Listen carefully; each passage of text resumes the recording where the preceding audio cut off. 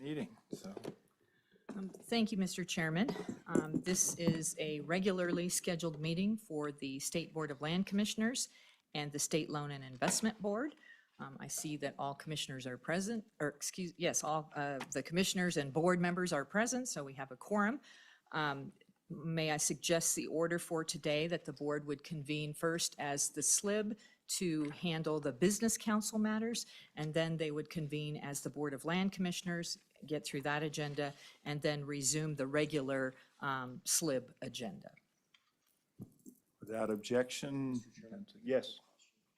Mr. Chairman, I'm just trying to understand the provenance on this and the thinking. I mean, we've had now, this is the second meeting where we've kind of had movement in the order beyond what was posted. I'm just trying to understand it because it makes it difficult when people are planning on testifying on something when you know, we go off the typical order. So I'm just trying to understand what's presaging this. Yeah, thank you, Mr. Secretary. Having served on this board for a number of years, it's my observation that there's often a lot of material that we cover when people are here to testify about matters that really matter to them, and they don't really have an opportunity. So I'm trying to figure out how to move the agenda in a way that when people come, they can have predictable time to be able to show up and testify on the issues that are important to them, and then we deal with the more routine matters later in the day. So, and if it doesn't seem to work, we'll change that. But today, I figured there are probably a number of people. We did have a scheduled hearing, and I wanted to make sure we got to that. But I also think that what's really important is when people come here to testify on matters that matter to them, that they not spend an entire morning and that they have the opportunity to be able to testify directly. That's exactly what we did the last time in Casper as well, which is why we moved the meeting to Casper to make it more convenient for people to get here. Well, you know, Mr. Chairman, I certainly appreciate the conclusion of what you want, which is more testimony. I guess in April, what happened was most people thought that the gravel pit testimony was going to be at the start, and then we're waiting until 3 p.m. Many had taken a half day off. And I just think in the future, certainty is really important on this. So, you know, providing an understanding of when this is going to, what the plan is, because I think maybe I'm sure the intent was the opposite, but in April at least, it ended up that it was the opposite, that the thought was that the gravel pit was going to go first, and then it ended up going at 3 p.m. So, yeah, I'd like to just know in the future a little bit the order. Thank you. Mr. Secretary, thank you for that. And Mr. Chairman, just to be clear too, that when we have some of these larger matters where we're anticipating quite a bit of public comment, we do reach out to the parties. Like in this particular case, the sand and gravel matter, there was a request to make a presentation. We've reached out to those folks to let them know the order that would be going today, as well as to the lessee so that they would know the order that as far as how things would be going today. We also encourage folks to tune in to the beginning of the meeting because sometimes things get moved around for the convenience of the board or for various other timing restrictions. So we try to do our best to be very transparent with respect to the agendas and how they will proceed. Very good. Mr. Chairman, with that, I would recommend that the board convene as the State Loan and Investment Board, and then I would yield to Mr. Durrell to take the board through those matters. Mr. Director. Good morning. Mr. Chairman, thank you very much. Members of the board, today the Wyoming Business Council has a few matters to bring before you. I think the first order of business is for you to consider the minutes from the last meeting and potentially move to approve those. Thank you, Director. Members of the board, have you had a chance to review? And if you have, are there changes or additions or additional comments for the minutes? If there are none, I would entertain a motion to accept the minutes as presented. Mr. Chairman. Madam Superintendent. Thank you, Mr. Chairman. Would move to approve the minutes as presented. So, and is there a second for that? It's been seconded by the auditor. All in favor signify by saying aye. Aye. Motion's carried. Thank you, Mr. Chairman. And now we have 4 planning grants to bring before you, and Ms. Noel Reed will go through those. We also have some testimony from members of the communities that are bringing those forth. Some of those are virtual and some will be in person. I just wanted to comment that planning is a really important thing for us in terms of the actions to create the plan and then really to develop the team to execute the plan. The plan itself is obviously useful, but at the same time, we really strongly believe that the active planning and the building of the team is what's really going to make that important. So we've paid close attention to that, and at this point, I'll turn it over to Ms. Reed. Ms. Reed, good to see you this morning. Good morning, Mr. Chairman, members of the board. Thank you for your time today. My name is Noel Reed. I am the Grants Portfolio Manager for the Wyoming Business Council. As Mr. Durrell said, we do have 4 planning grants today. 3 of them are full economic development plans and 1 is a feasibility study. Total requests equal $300,000 and we currently have almost $50 million in the BRC account. The first one comes from the town of Mountain View. The town of Mountain View is requesting a $75,000 planning grant for the purposes of developing a full economic development plan. Mountain View is a small rural community located in the southwest part of the state. The population is approximately 1,200, with the mining industry accounting for the major employers in that area, which include trona, coal plants, power plants, gas plants. Mountain View is located about 7 miles south of Interstate 80, and the community sees visitors driving directly through town to get to Flaming Gorge and the Uinta Mountains. The recommendation from the board is to fund as requested. The last I apologize. No, go ahead. Okay. I was just going to pause and see if there are any questions. But if there are none, please proceed. The last economic and community development plan for the town was developed in 2006. There is also new activity occurring in the southwest region of the state, and the community wants to be prepared for it. The upcoming nuclear power plant in Kemmerer is proposed to bring in approximately 2,000 jobs during the building phase and approximately 200 permanent jobs. Additionally, Genesis Alkali near Green River has finalized its expansion. There are 2 additional trona mines with Pacific Soda utilizing between 2,000 and 4,000 temporary workers and will employ 530 full-time workers at full operation in 2026, 2027. Finally, the Exxon gas plant near Kemmerer is moving toward carbon capture. These opportunities will mean an influx of population into the area, and Mountain View wants to prepare for the increased workforce, housing, and service needs. Because of these needs, the proposed scope of work will address job creation and workplace needs, population statistics and employment trends, and a business and industry analysis. Mountain View staff can correctly manage and administer these funds. They have successfully promoted several new businesses, including a dental office, coffee shop, car wash, a bank, 2 professional buildings, a credit union, a medical clinic, and a salon. They have also utilized and implemented other funding opportunities, including ARPA dollars, a state revolving fund loan, and Homeland Security grant funds. The community has also received several letters of support, and these can be found in your materials. The recommendation is to fund as requested. We do believe in planning and believe that it is foundational to economic and community development. A couple neat things with this community is that the Uinta County is addressing economic growth and increasing local capacity further by introducing a half-cent economic development tax that will be on the ballot this fall for them. So we thought that that was really great and that they're really looking at increasing their local capacity in their community. So I'm happy to answer any questions, and I do believe that we have people available that can answer questions from the community as well. Great. Any questions for the staff? If there are none, is there anyone from the community who would like to be here on either here or on Zoom? Thank you for making the trip.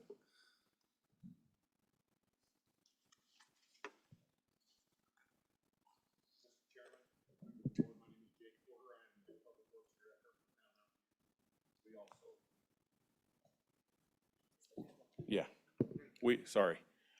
We also have our mayor, Brian Ayers, and our town clerk, Penny Robbins, on Zoom at the moment. I am grateful to be here and for your consideration for this grant. And, you know, like was said before, the town of Mountain View is a small community. However, we do see a future impact quite quickly, we assume, in our area. We also have a lot of recreation that comes through our area, and we're hoping for a plan to be able to capitalize on all of that. We are a thoroughfare for Flaming Gorge. We are from Utah and the Uinta Mountains, which is just south of us.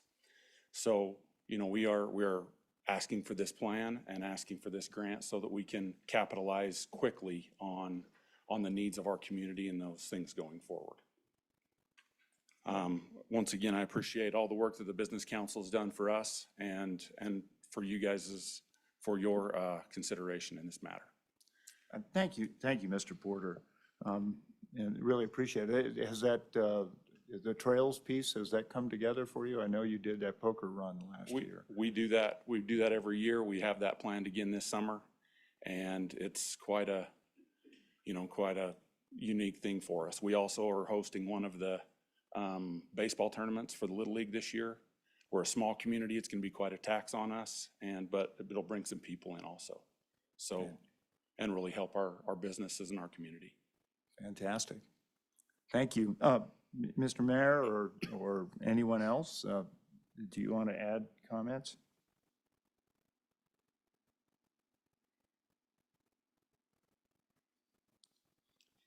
And you might be muted. I can't quite tell, but if you do, if not, no problems. Quickly. Nope. Looks like you're the only one. So thanks very, very much. What's the pleasure of the board? Mr. Chairman, Madam Auditor. he had me at Little League. I would move to approve a planning grant for the town of Mountain View for Economic Development Comprehensive Master Plan in the amount of $75,000. Second. Been moved by the auditor, seconded by the treasurer. All in favor signify by saying aye. Aye. Nays? Congratulations. Thanks for making the trip. Thank you very much. Ms. Reed. Thank you, Mr. Chairman. The second one comes from the Northern Arapaho Tribe. The Northern Arapaho Tribe is requesting a $50,000 planning grant for the purposes of developing the Wind River Indian Reservation Data Center feasibility study. The proposed location is across the road from the Wind River Casino. Through its enterprise, Northern Arapaho Tribal Industries, Northern Arapaho Tribe will develop a strategic plan for the creation of a large climate-controlled data center of Wind River Internet Reservation to house and traffic the critical applications and data of companies and corporations. The recommendation from the Business Council Board is to fund as requested. Wind River Indian Reservation is challenged by high poverty and unemployment, low incomes, and a lack of jobs and resources. According to the most recent U.S. Census American Community Survey 5-year estimates, the 3 largest towns on the reservation proper of Arapahoe, Ethity, and Fort Washakie have per capita incomes between $14,000 and $15,000, and the unemployment ranges between 16% and 23%. In contrast, the average U.S. per capita income is approximately $31,000 with an unemployment rate of 6.6%. Additionally, there is little private sector activity on the reservation, with the traditional employment sectors being mining, agriculture, and government, so there is a need for economic diversification in the area. Finally, the proposed location is prime for that industry. Northern Arapaho Tribal Industries and its internet company Wind River Internet are currently installing fiber optic cable for high-speed internet for the entire reservation. In addition to this, there is a lack of natural disasters and low humidity levels for this region, making it an ideal location for a data center. The goal in conducting this feasibility study is to understand what the potential is for a data center and to gauge the marketability, size, and scale for this project in the community. Specific items will include the identification of potential leaders and major partners in the tribal data center market, an analysis of the potential cost to build and manage, determination of potential funding sources, including new market tax credits, USDA, and/or the EDA. The Northern Arapaho Tribal Industries will take the lead on the feasibility study, and they have also identified other tribally owned data centers who may be able to assist in the process. Northern Arapaho Tribal Industries will also partner with the Northern Arapaho Economic Development Commission, and other key partners include the State of Wyoming, EDA, USDA, and the First Interstate Bank. The recommendation is to fund as requested. We have received the joint resolution. This does increase potential to activate Wyoming's new economic sectors in digital and technology, and there is potential to assist in delivering accessible services, tools, opportunities, and amenities to enable growth for the Wind River Indian Reservation. Happy to answer any questions, and I do believe that there are members from the reservation that can answer questions as well. Fantastic, fantastic. Ms. Reed, any questions for staff? No, Mr. Chairman, but Mr. Treasurer, then Mr. yeah, Secretary. just, and I talked to you guys about this when we had our meeting, but just to let you know that I do have knowledge of an organization that's got $1 billion worth of Indian or tribal tax credits. So I'll get that information to you so you can use that. And also say that, you know, if there's a need for private funding, private equity, or private credit, we've got partners in the Treasurer's office, and would certainly, when it gets to an appropriate time, would reach out and try to put some Wyoming money back into Wyoming, whether it's on the res or any other projects that you have. Thank you, Mr. Chairman. Thank you, Thank Mr. you, sir. Treasurer. Mr. Secretary. Well, thank you, Mr. Chairman.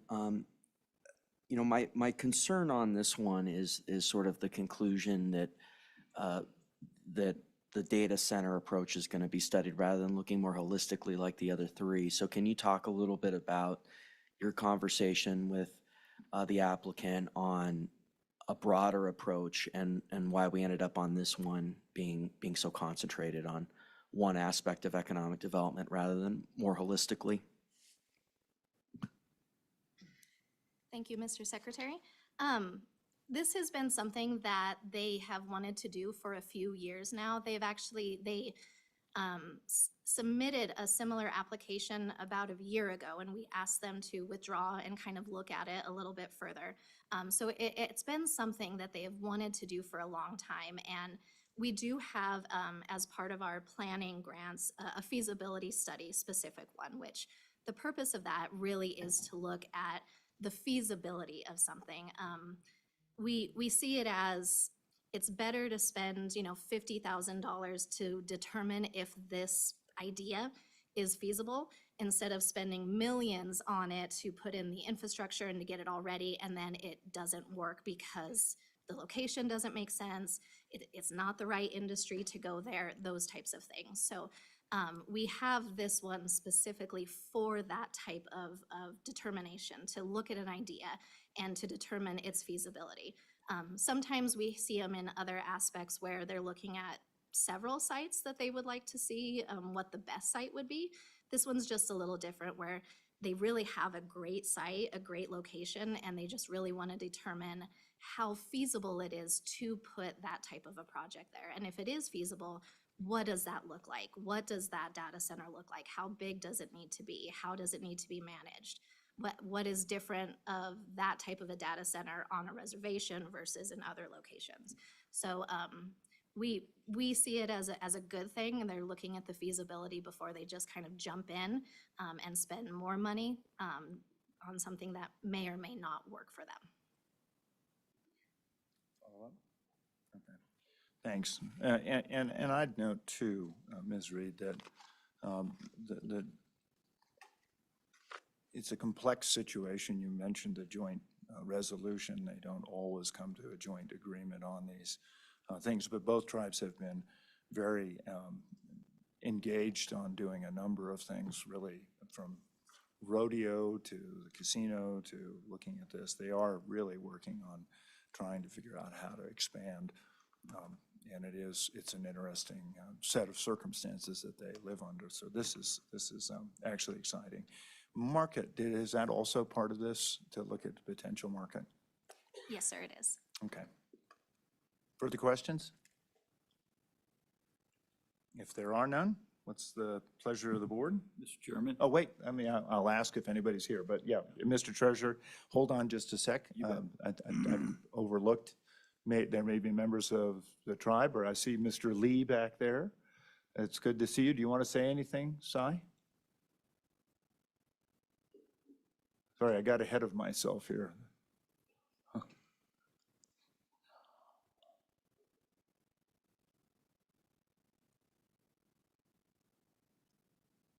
When it's red, it's on. A bit out of practice there, sir. Thank you, Mr. Chairman, as members of the board.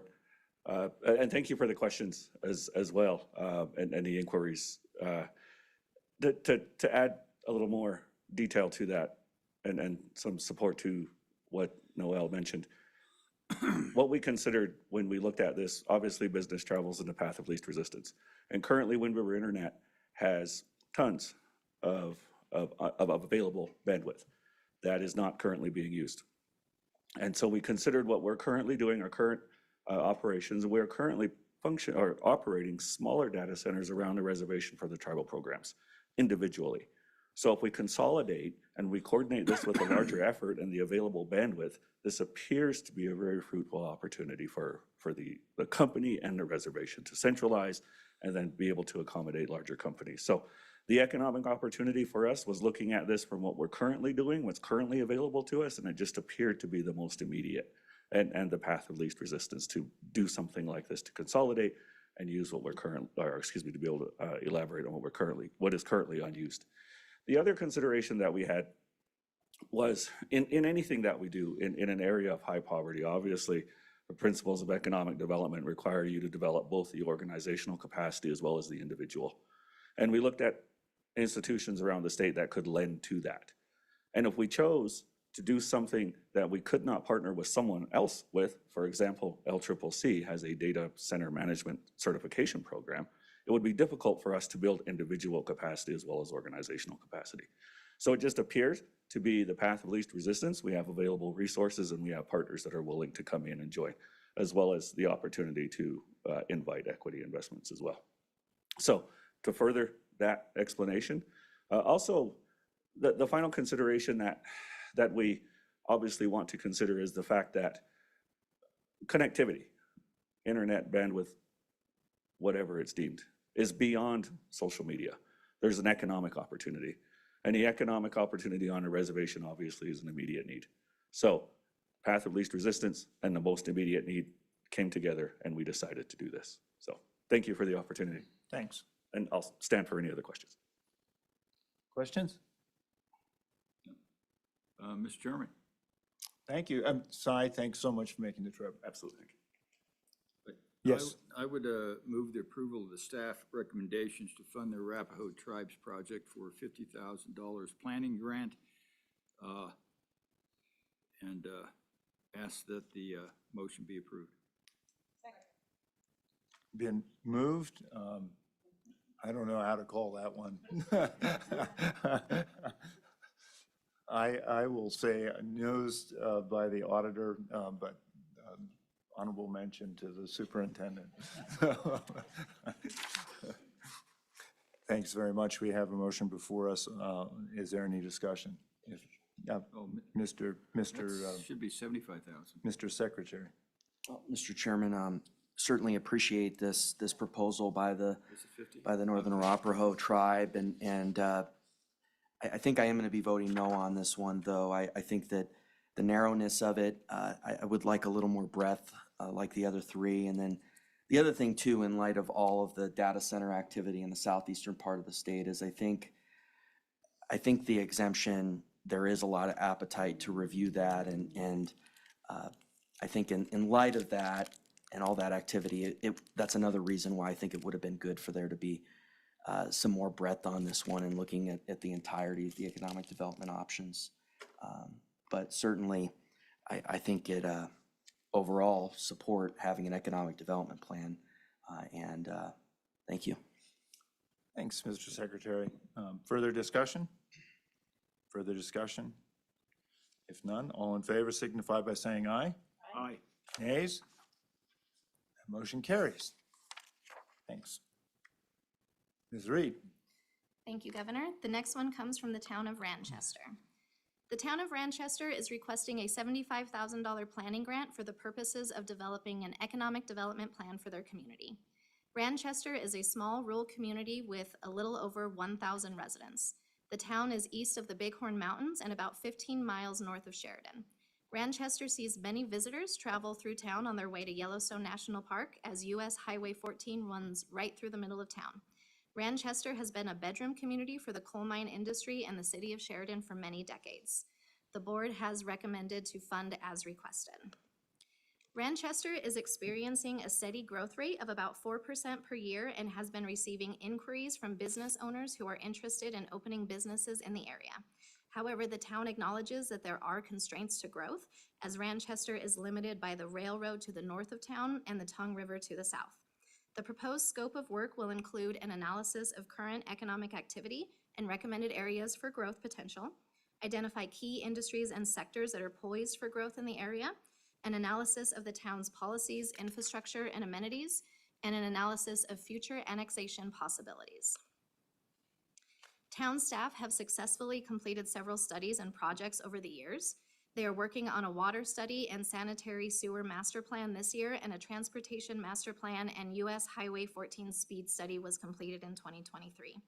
The town has an opportunity to leverage local economic development by fostering a relationship with Ramaco and the future Brook Mine development. Other potential partners include the city of Sheridan, Sheridan County Chamber of Commerce, and CEDA, the local economic development agency. You will find letters of support in your packet. The board recommendation is to fund as requested. The town is experiencing that growth rate of about 4% per year, and the proposed scope of work is well thought out and aligns with the concerns and the potential that the community has. So I'm happy to answer any questions, and I believe that there are community members as well that can answer questions. Thank you, Ms. Reed. Any questions for staff?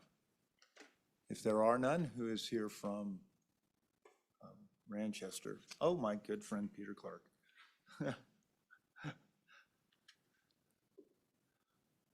Good to see you, Mr. Mayor. Thank you. Mr. Chair, members of the board, yes, that's pretty much a good synopsis of what we're doing. I've been mayor for about 9 years now, a little over 9 years. And the three things that I look at is economic development, quality of life, and infrastructure. And we've been looking at all of those in light of the sudden growth we've had basically since the pandemic and the continued growth. We just annexed, we are developing a 30-acre subdivision with 50 lots on it, 59 lots. And they're already being built on. We just annexed another 23 acres into town for potential development, which includes a 300-foot strip of B1 business property, which is what we're lacking. So those are things we're looking at. We're going to run out of, as you've heard, during all of our master plans and stuff like that, stuff we haven't done in 25 years. So we need to look out another 25 years because we're going to run out of capacity and run out of land. So this is all part of it. And the last piece that we have not really funded seriously is the economic development part of it. We kind of do it, amateur, it's been kind of, they come to us and we can't do anything with it. So we need a longer term look at stuff. We have in the past we have 2 buildings that the town owns that were part of development for improvement of our entryway. Those are being rented out now. So we've got businesses in those. We just had a walk-in medical clinic, which is something that we've been looking at. We've been approached by the Memorial Hospital to also put in a clinic out there. We'll see how that pans out between 2 clinics, but that's not happening. I think right now they've put that on hold. So everything happens at once. So that's kind of what we're looking at. And the future is bright up there. I mean, we're really, it's nice to grow for towns. Not everybody likes it, but it's one of those things. So. Thanks, Mr. Mayor. Any questions for Mr. Clark? Well, thank you for making the trip down. Well, thank you. It's always good to see you. Yeah, good to see you. So what's the pleasure of the board? Mr. Chairman, I would move to approve a planning grant in the amount of $75,000 to the town of Ranchester. It's been moved by the auditor, seconded by the superintendent. All in favor signify by saying aye. Aye. Nays? Well, congratulations. Thank you very That much. motion carries. Thank you very, very much for being here. Ms. Reed? Thank you, Governor. The final one is from the town of Wright. The town of Wright is requesting a $100,000 planning grant for the purposes of developing a full economic development plan. Wright is located 40 miles south of Gillette on Highway 59 with a population of about 1,600 people. Wright was originally established as a mining town and still depends heavily on the energy industry. The town anticipates that this planning process will help identify value-added opportunities for current and new industries that will fit in the region, and the Business Council Board's recommendation is to fund as requested. The last economic development and comprehensive plan the town completed was in 2014.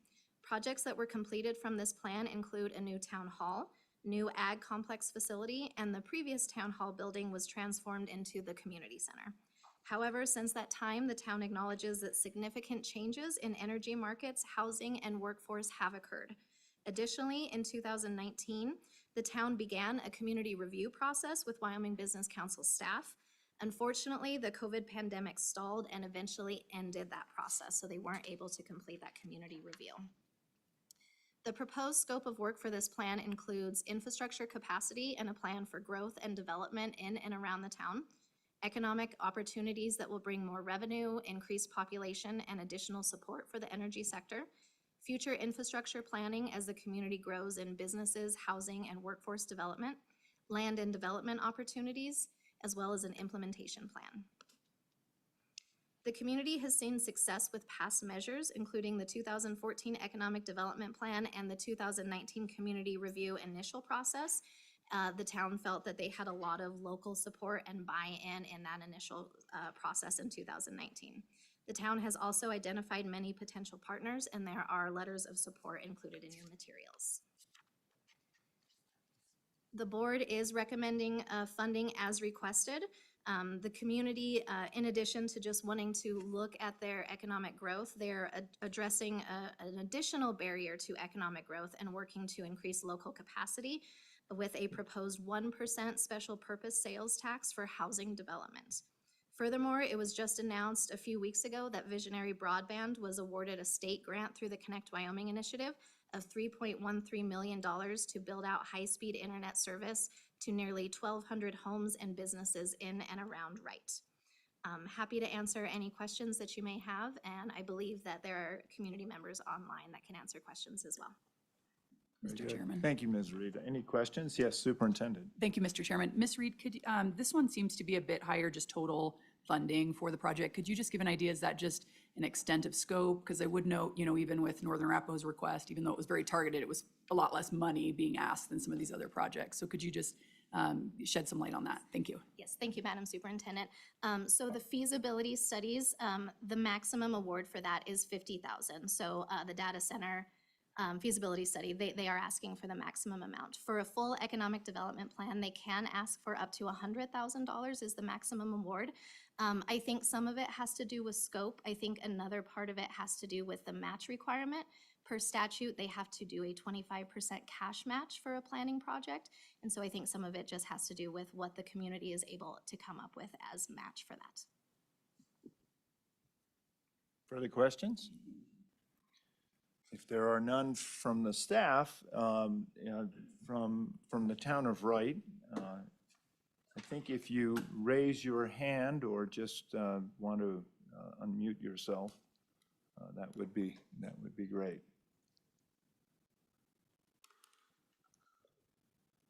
And I think. Can you hear us? Can you hear us?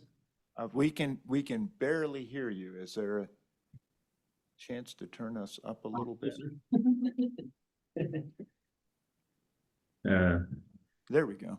Thank you, Chairman. Thank you, Board. This is Councilman Jason Lemke. I'm in with Clerk Barb Craig and Deputy Clerk Paula Stroshine. And we're here to answer any questions about our scope here. We want to get a game plan put together for the next steps for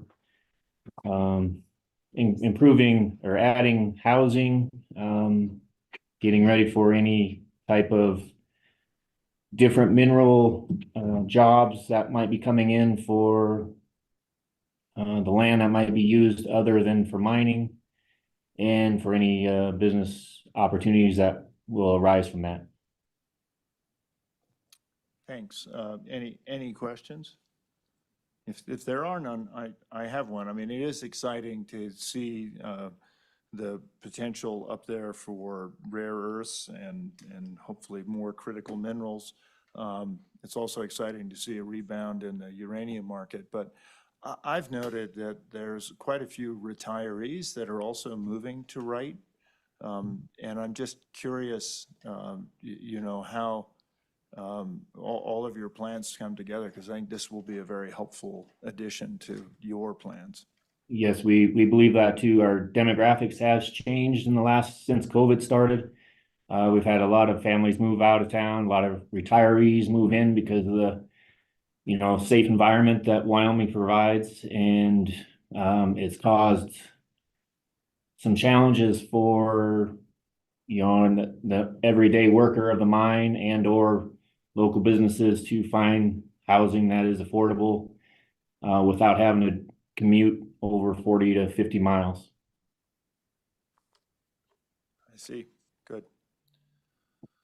All right. If there are no further questions, pleasure of the board. Mr. Chairman, Mr. Treasurer. I would move that we approve the staff recommendation to fund the town of Wright's project for $100,000 for a economic development planning grant. It's been moved by the treasurer, seconded by the secretary. Is there any discussion? Hearing none, all in favor signify by saying aye. Aye. Nays? That motion carries as well. Mr. Director, thank you. Ms. Reed, thank you. Thank you, Mr. Chairman. That concludes the Wyoming Business Council's items for today, and we appreciate your consideration and your help in this. Thank you. Thanks very much. Mr. Chairman, if you'll give us just a minute to gather the group up here for the land commissioners, we'll proceed with that agenda Okay, next. and for the record, I'll point out that we're recessing until later in the day. Thanks.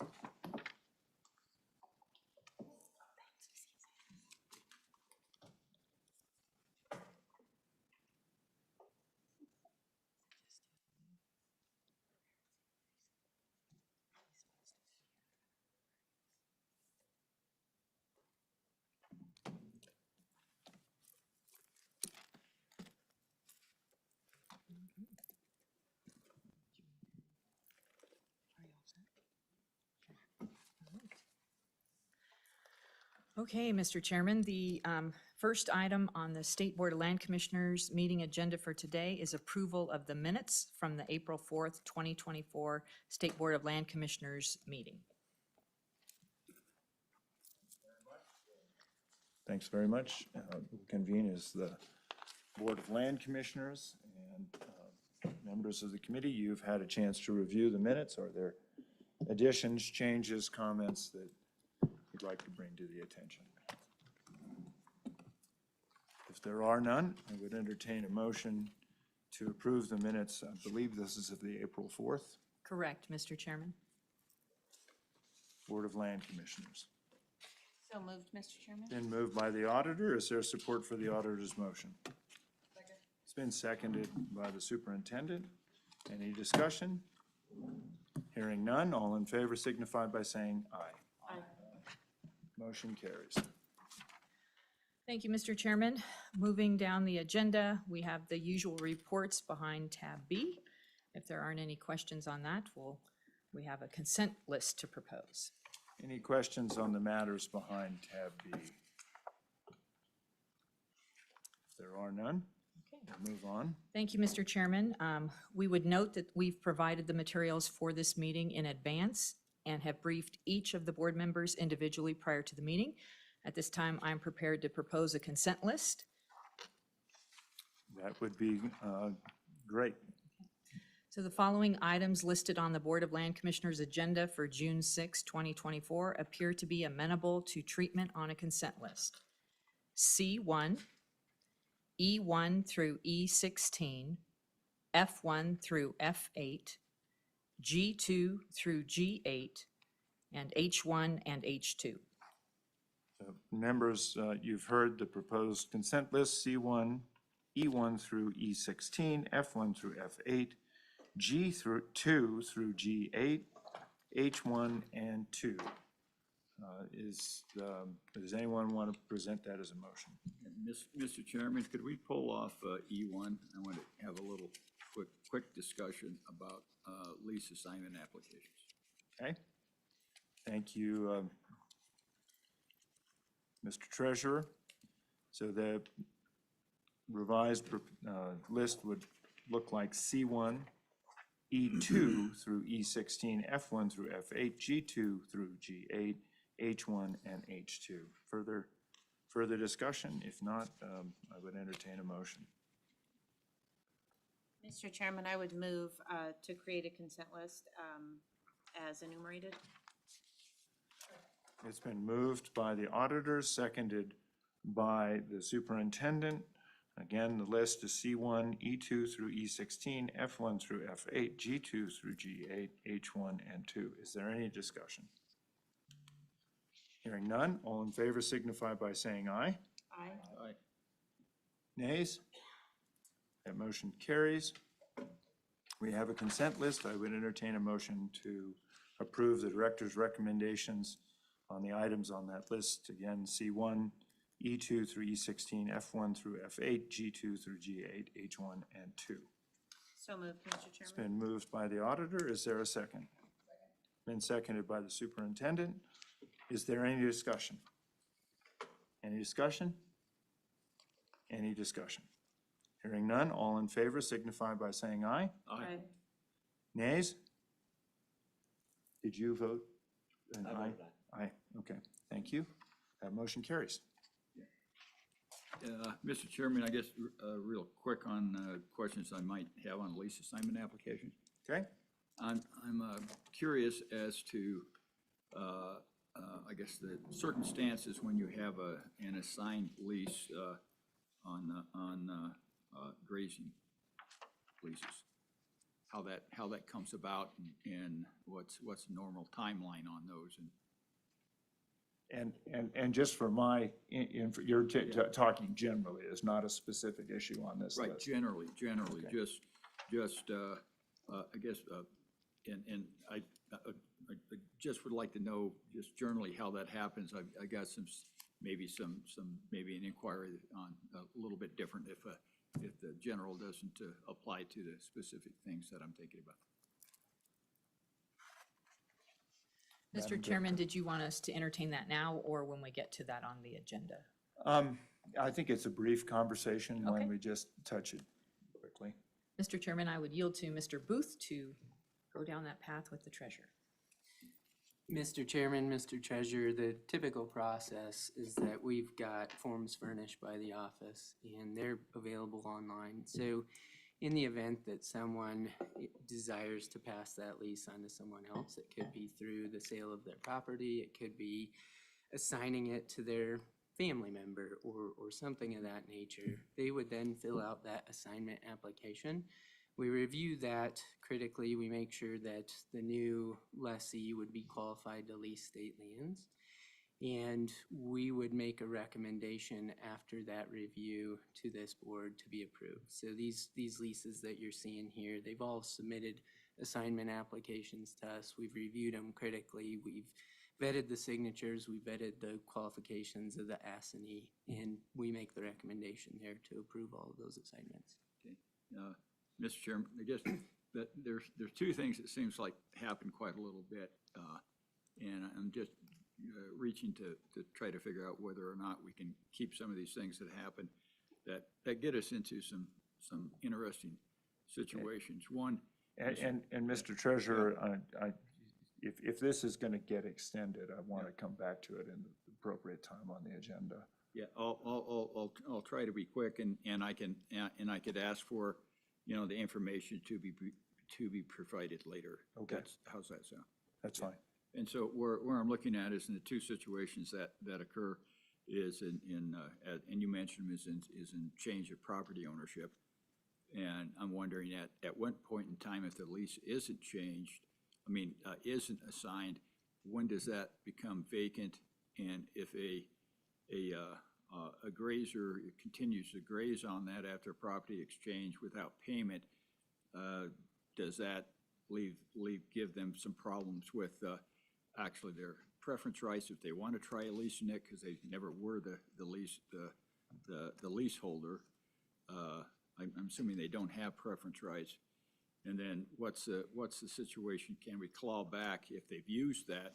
Can we claw back any of the I guess I would say delinquent lease payments that weren't paid had it been done in a timely manner? Whether we got a provision in rules or otherwise to claw that back. And if there's any, I think there may be a cure now with the new legislation that we've had in that they may have an opportunity to cure, but I'm not sure I can understand that opportunity to cure. And then the other one is that, and this is going to be a hard one because I think it's administratively almost impossible for you to, look at obituaries to find out whether or not somebody died and the lease is in the wrong name. But just, I guess, roll it around, try to give us an answer about how we might be able to I guess, affect some clarity in those situations that exist when subleasings come up because of those particular instances. So, and I'd be fine just to have you send it back to us in writing so we know. I hope we can claw back those funds and then understanding that, my understanding is that probably the people wouldn't even be, in the current language, wouldn't even, unless it was a cure, would not even be able to lease that. Otherwise, it'd be a disqualified leasee if they wanted to lease that, had they grazed on it and not paid the fee. So just some clarification about some of those questions. Thank you, Mr. Chairman. Thank you. And Madam Director, I think we'll move on, but if there's a point in revisiting this when we get to this matter, we can. Okay, Mr. Chairman. Yeah, so, it's the week or two, however, I don't want to stress you guys out on it, but because this is a long-term problem, it deserves some thought. Thank you, Mr. Chairman. Thank you. Mr. Chairman, we'd be happy to provide a memo answering the questions of the treasurers. We can distribute that to the board or however you wish for us to address that. Perfect, fine. Thank you. All right. Okay, Mr. Chairman, the next item on the agenda is C3, which is the State Forester's Forestry and Fire Report. I believe Forester Norris is here.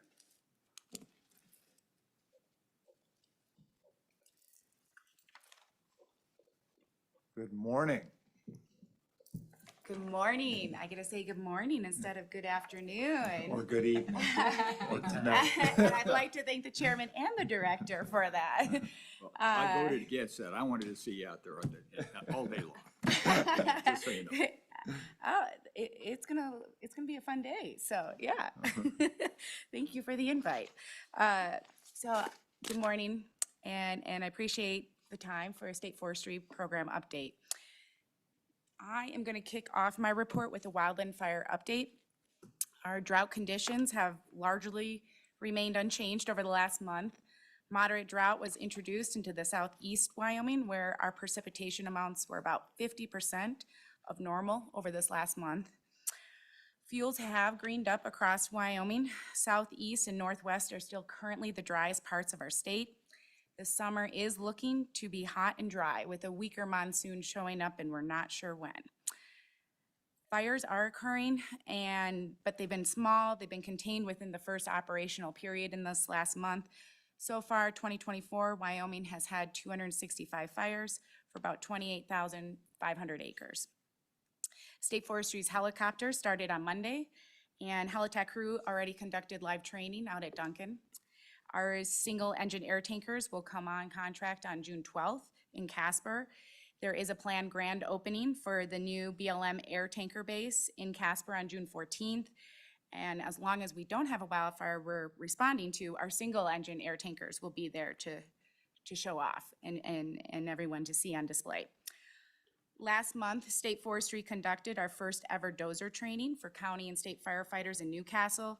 After the success of the training, we were approached by our federal partners and are now planning to expand the training to include them and do an annual interagency training event in different areas across the state.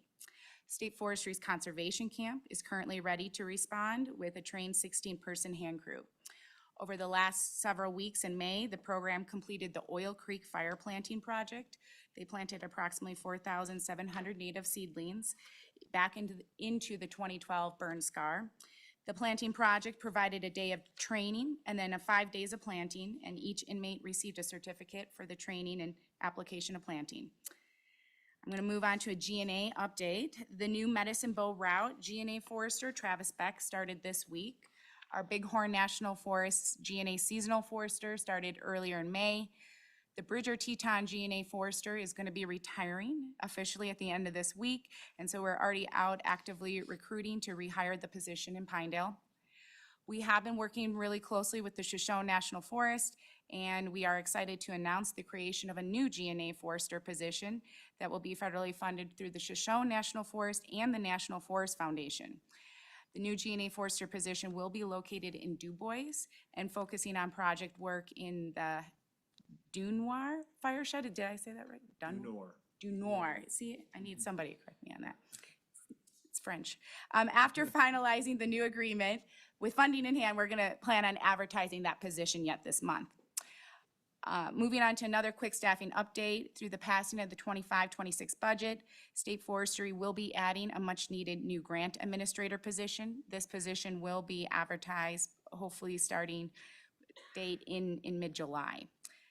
Recently, State Forestry did receive $1.7 million in grant funding from the U.S. Forest Service for large-scale fuels projects and mitigation planning across Wyoming. We were awarded $1 million in funding for 3 community assistant funds adjacent to National Forest Service lands, grants for hazardous fuels projects, and we also received an additional $760,000 in funding through the Community Wildfire Defense Program grant, and that's for 6 community wildfire protection plans in Wyoming. Over the last 3 years, Wyoming has been awarded $5 million in competitive fire grants offered by the U.S. Forest Service. We've for 19 fuels mitigation projects across 13 different counties, and this work will be done on 2,585 acres of private and state lands. Lastly, I'm going to give the board a National Forest Plan update. We'll start with the Bridger Teton National Forest. They have recently announced their notice of intent to prepare an assessment and begin the forest plan revision process.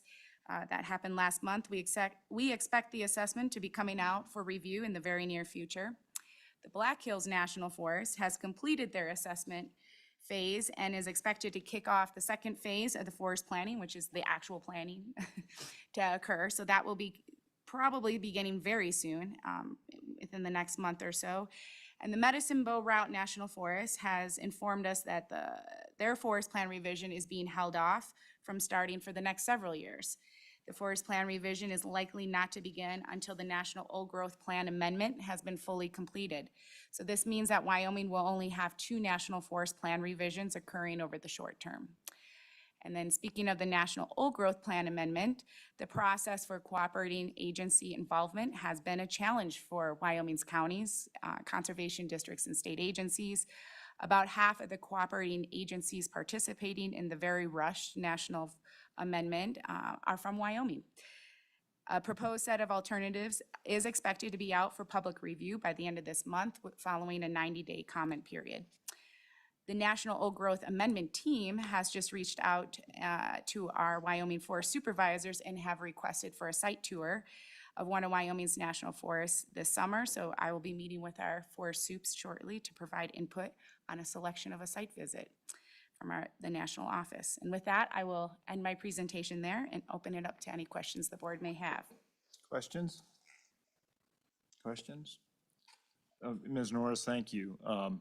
On the old growth, I want to thank you for your help in putting together a pretty stern letter for the fact that they have not allowed for cooperation for cooperating agencies and kind of have seemed to steamroll the whole process in NFMA.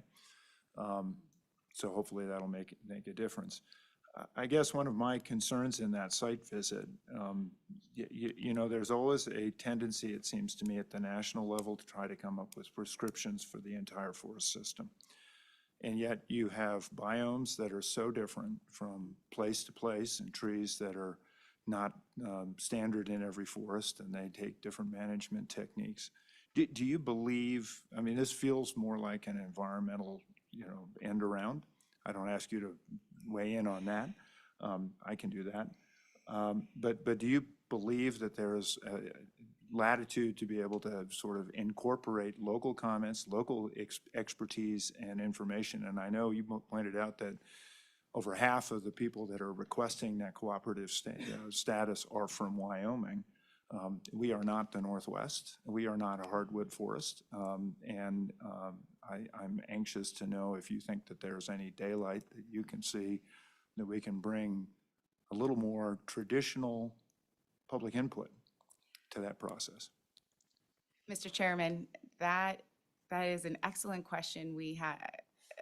I have been struggling with how do we proceed and make sure Wyoming's voice is heard and the forests that we have in our state are represented correctly and with national prescriptions. So the site visit is going to be an interesting dynamic, and if we're only going to one forest, we're going to have to showcase all of the different types of biomes that we can showcase.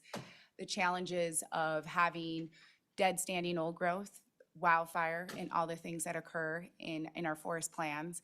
And so we're specifically going to be focusing on how we can incorporate adaptive management and adaptive language into those forest plans and into whatever is proposed. We have some pretty significant concerns in the notice of intent. It says that commercial logging will not be involved in old growth.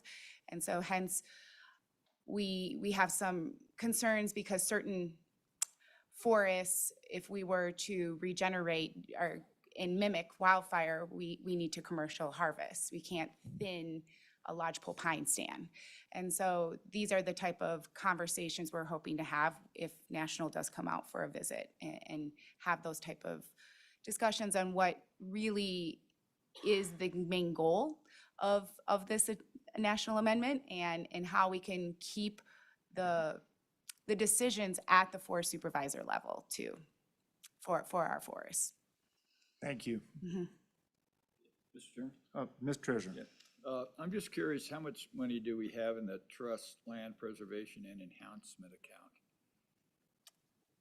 Because we're looking at spending $15,000 and it seems like we have some nice little projects, but if we've got a substantial amount of funds available for more projects, just seeing how we can try to move to a larger scale. I know it's almost impossible, but I didn't know if you had any ideas.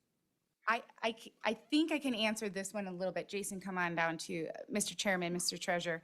So the reason that's only 15,000 is we are using up we're at the end of the biennium. Okay. And so this is all we have left at the end of the biennium. So we're using it. Okay. And we're gonna match some of our state forestry fuels mitigation funds with it because it's obviously, as you saw in the project proposal, I think it's 54,000 for the cost and we're only using 15. Yeah. So that's why you will see larger projects coming your way starting July 1st. Unless Jason wants to add anything to that. And I guess a follow-up, where's that money come from? Is that federal, is it state, or just where I'm not aware of the details of the program? Mr. Chairman, Mr. Treasurer, so the trust preservation enhancement, that is ours. That's the state's funds. We tend to match quite a significant of funds when state forestry does projects on forested lands with our federal grants. And so we receive Western bark beetle funds, and those funds are it's a cost share, it's a 50-50 match. So it's a great way to unite this funding with that funding and leverage both of them. This thinning it, for example, is, I believe, up in that Esterbrook area. It's up in the Laramies. And so that we received a pretty large grant, fuels mitigation grant. And so we're gonna actually utilize those funds in addition to the funds of the TP&E on this specific project. Yeah, okay. Thank you. Yeah, Mr. Chairman, Mr. just to Kraft. add a little bit to that, we knew we were coming up to the end of the biennium. This happens every biennial year. So in March, February, we started doing a lot of planning of what the end of the biennium or what the end of the fiscal year looks like. And in April, we brought you some projects that really did clean up the whole pot of money. And what we're spending now is what's not been spent out of projects or projects that came in under budget is this last $15,000. It's the intent always to drop this account down to zero as much as possible to get as much utilization and benefit on the ground as possible with them. As the state forester mentioned in her forestry projects, they are matched with federal funds, but for the state part, it's split. It comes from the school foundation account, which is probably 95% of the funds, so that it just goes back to work on school lands. And the legislature determined that school money should be used to do work on school lands. And then the last 5% comes from the general fund, so we could do other beneficiary lands at that time. But like she said, starting July 1st, that account will be replenished, and I believe they've replenished it back to the $750,000 amount and had talked about adding more money in there for invasive species work. Did that through other avenues, not through TP&E specifically, but. Mr. Chairman, could I have one more question? That's Sure. another one of those don't answer today, but maybe get back to us, is that, do we have a overall plan that says we want a healthy forest in the next 20 years, and what would that cost type of a thing, and whether it's 20, 30, or 50, but it'd be nice to be able to wrap our hands around a definitive goal and what it actually is. And I know that you may have a lot of that information, you may be short information that you need to make some kind of a plan like that, but it would be nice to actually know that it's possible, feasible, and what we'd have to do to do it. Okay, Mr. Chairman, Mr. Treasurer, that's a great question and great concept. We are, when it comes to state trust lands, we are actually utilizing some grant funding. We don't have a good inventory of private lands, and so we're going to use some grant funding to get a better inventory of private lands, and a part of that is going to include state trust lands. Obviously, a significant amount of our state trust lands have changed since the last time we inventoried them. I think it's been about 15 to 19 years ago. We've had fires, we've had mountain pine beetle. The challenge with state trust lands is they're not all just one forest. And so we want to manage them, but I would say a majority of them are through private lands or through maybe some public lands. So the challenge that we tend to have is access, and then the ability to do the work we may or may not want to be doing at that time. And so we tend to work very closely with our private landowners adjacent to those. And that hence why we're looking at that inventory specifically for the private lands and with state together so that we can better manage holistically. But it's a great question, and it is something we are starting to work towards. Thanks. Further questions? Hearing none. Thank you. Hopefully you don't have a busy day. I have 2 old growth meetings today. It'll be great. Okay, well, no fires. No fires, yes. Yes, thank you. Thank you. Mr. Chairman, would it be appropriate at this time to make a recommendation on that money? Sure. Okay, so, Mr. Chairman, I would move the Director Rec, subject to funding available, that the Board of Land Commissioners grant approval to expend $15,000 from the Trust Land Preservation and Enhancement Account for the Forest Value Enhancement Project described above, and that's the Antler Pond Phase 2 of the timber stand improvement to Section 16, Township 28, Range 69 of Platte County. Thank you, Mr. Treasurer. I think that project was approved. Was it? Correct, Was Mr. that on Chairman, that? that was on the consent list. That was on the consent C1. list? Okay, Yes, but great. thank you for following Okay, up. yeah, All Yeah. right. All right, done and done. Thank you very much. Okay, Mr. Chairman, the next items on the agenda are the D policy matters. We have a couple of proposed rule changes. We'll start with D1. And these are proposed rule changes to Chapter 4, the grazing and agricultural leasing, and Chapter 28, the weed and pest control programs. It's necessary to adopt amendments to these two chapters as regular rules to incorporate recently enacted legislative changes to the renewal process for leasing state lands for grazing and agricultural purposes and the administration of the weed and pest functions on state lands. The recent legislative changes include a transfer, it transfers management and administration of the weed and pest control functions on state lands from OSLI to the Department of Ag. They provide that state land lease renewal applications and rental payments are considered filed on the date of the postmark on the envelope. And they authorize the director to grant grazing and agricultural lessees up to 30 days past the expiration of the lease to renew the lease upon good cause shown. I'm going to yield to Mr. Booth now to kind of take you specifically through those proposed changes. But at the end of his presentation, we are looking for authorization from the board to begin the regular rulemaking process to enact these legislative changes as described by Mr. Booth. So, Thank you, Madam Director. Mr. Booth. Mr. Chairman, members of the board, I'd like to walk you through the strike and add copy that we'd given you. So where that's at, you've got the first page, which is board matter D1, second page, which is statement of principal reasons, and then the next 10 are going to be the clean copy, so it's not going to be readily apparent the changes that we're making. So I'd have you go to that second copy. And the first change is going to be on page 2. Everyone following along? Have I lost anyone yet? All right. So the first change is on page 2, and that's section 5, letter D, Romanet I. And that reads, all renewal applications are considered filed on the date of the postmark. Mr. Chairman, could we repeat where we are again? Yeah, absolutely. So this is the second copy within that packet that we've given you. The first one is a clean copy, and it doesn't include any underscores. Is that helpful? we're on page 4-2 of the underscore copy of the rules.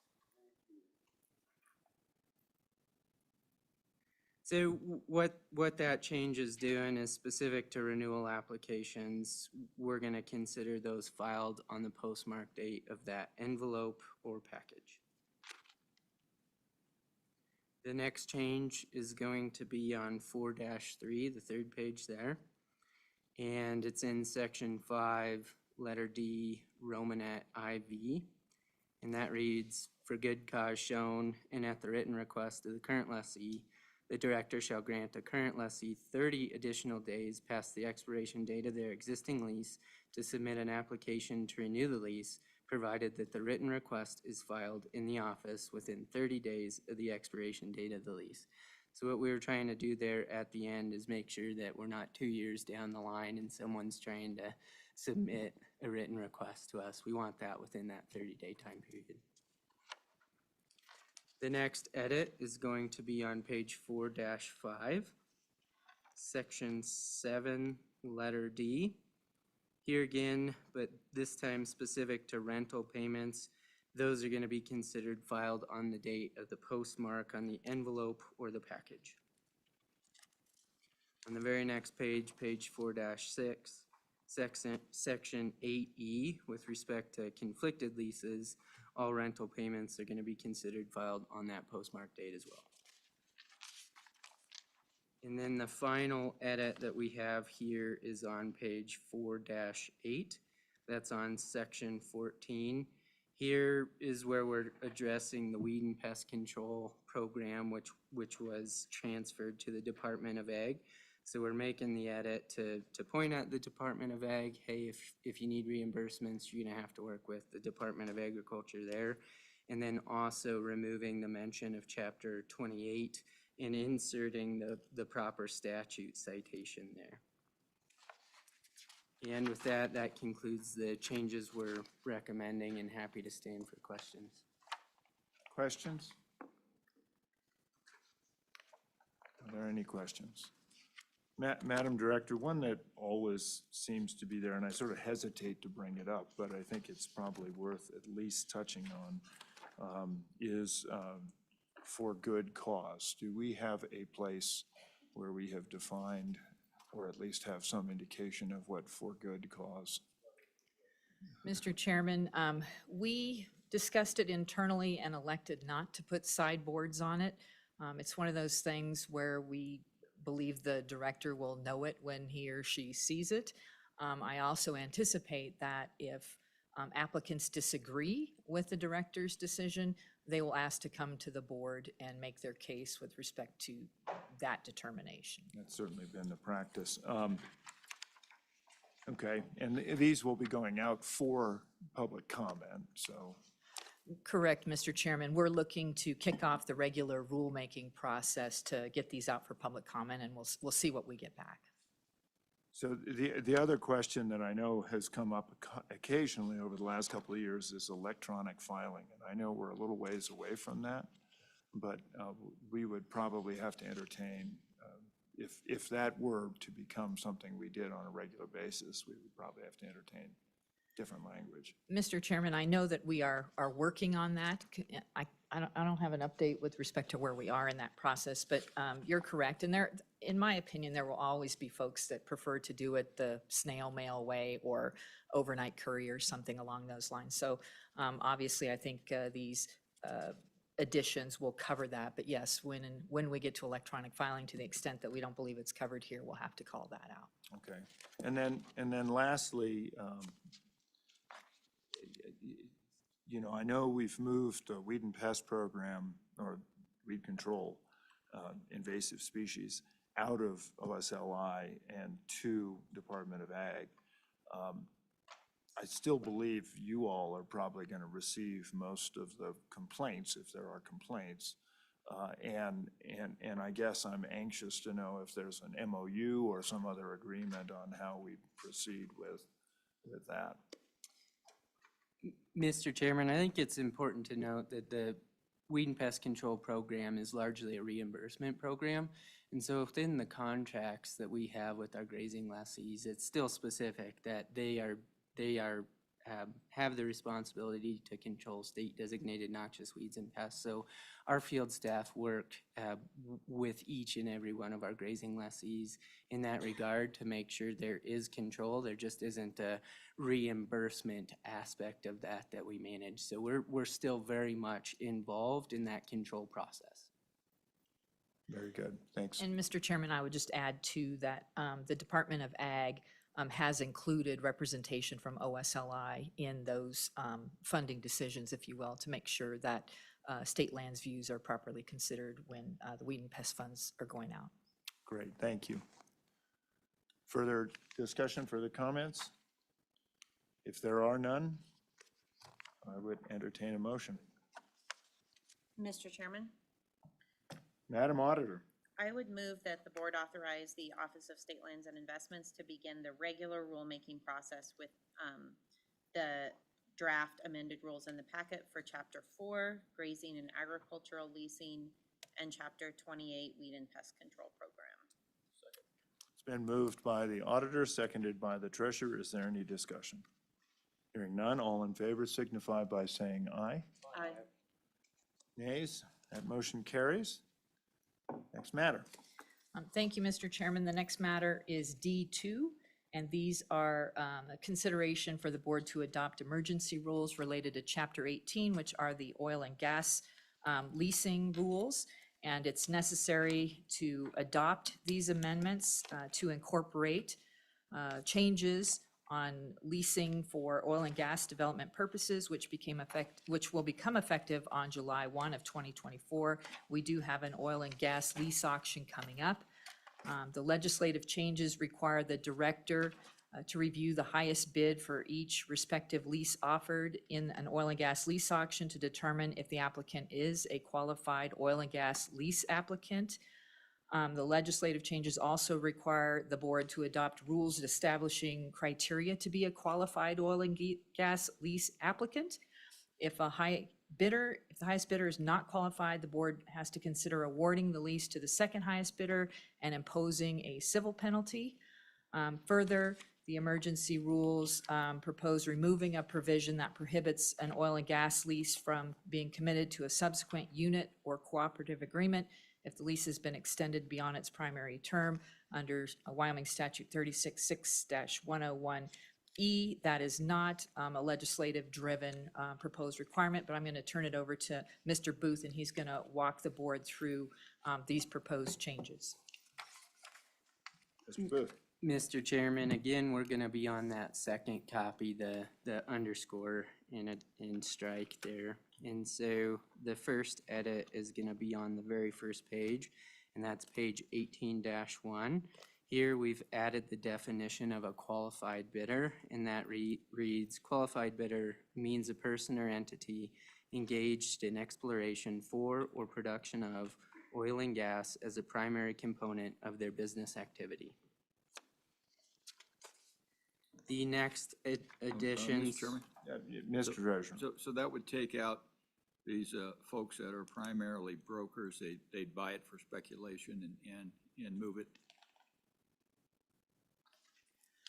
Mr. Chairman, Mr. Treasurer, I don't believe it does that. You'll see that oil and gas is a defined term within the section 2, right above that. We did collaborate with Mr. Obermueller and the Petroleum Association in at least coming up with this initial definition of qualified bidder, and it's complicated because there are a lot of different types of folks out there who are involved in oil and gas leasing, and we specifically are trying not to exclude folks as you've described there. I believe the legislature's concern was over NGOs, environmental groups, trying to get in the process in order to preserve the surface. And so that's really what we're trying to do. But we had to have a starting place with this definition, and this is for emergency rules so we can operate our oil and gas lease. But in the next matter, you'll see that we're seeking to do regular rulemaking, and hopefully we'll get some additional comments from folks to further improve that definition. But again, we did work with PAW on this initial stab. Just one quick follow-up. Treasurer, then the It Secretary. seems like if you're gonna try to do that, I think you could be, to get around it, I think you could be an NGO and you could say your primary business is buying oil and gas leases, you know, for the purpose of taking them out of production. Because your business is in oil and gas, but it's to ruin the industry. So, I mean, I think that we ought to give that some thought just to make sure that we don't establish a loophole, because I think that could happen. I believe you don't want to get rid of the oil and gas brokerage business, but you want to make sure that an NGO can't do it. That's going to, you know, operate in a way that's not intended in the intent of the statute. Yeah, and thank you, Mr. Treasurer. I appreciate that. Mr. Secretary. Mr. Chairman, I also think the definition, you know, was in the briefing that we're not quite there on it. I think that a little more discretion, I mean, I think that's why the legislature initially had it, so that there would be a rule coming from your office that the director would have more discretion, because it is difficult to get language that is going to pin down these sorts of NGOs that just want to lock up the land and prevent us from reaching our full potential. So I have an amendment in a minute I think that might help in getting some discretion there, because I think I have the same concern the treasurer is. I think this, where it's at right now, is too broad, and I think NGOs could make an argument that they fit. I worry they could make an argument that they fit into the box. So. And the only question I'd bring to that as I read it, if they're not planning to produce or explore, I mean, that production piece seems to be pretty clear. But Mr. Chairman.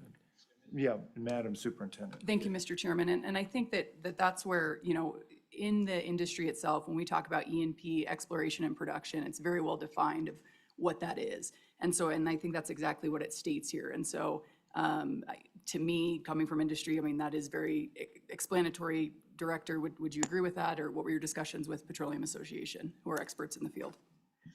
Mr. Chairman, Madam Superintendent, that's exactly the discussion we had, was how to put sideboards on it.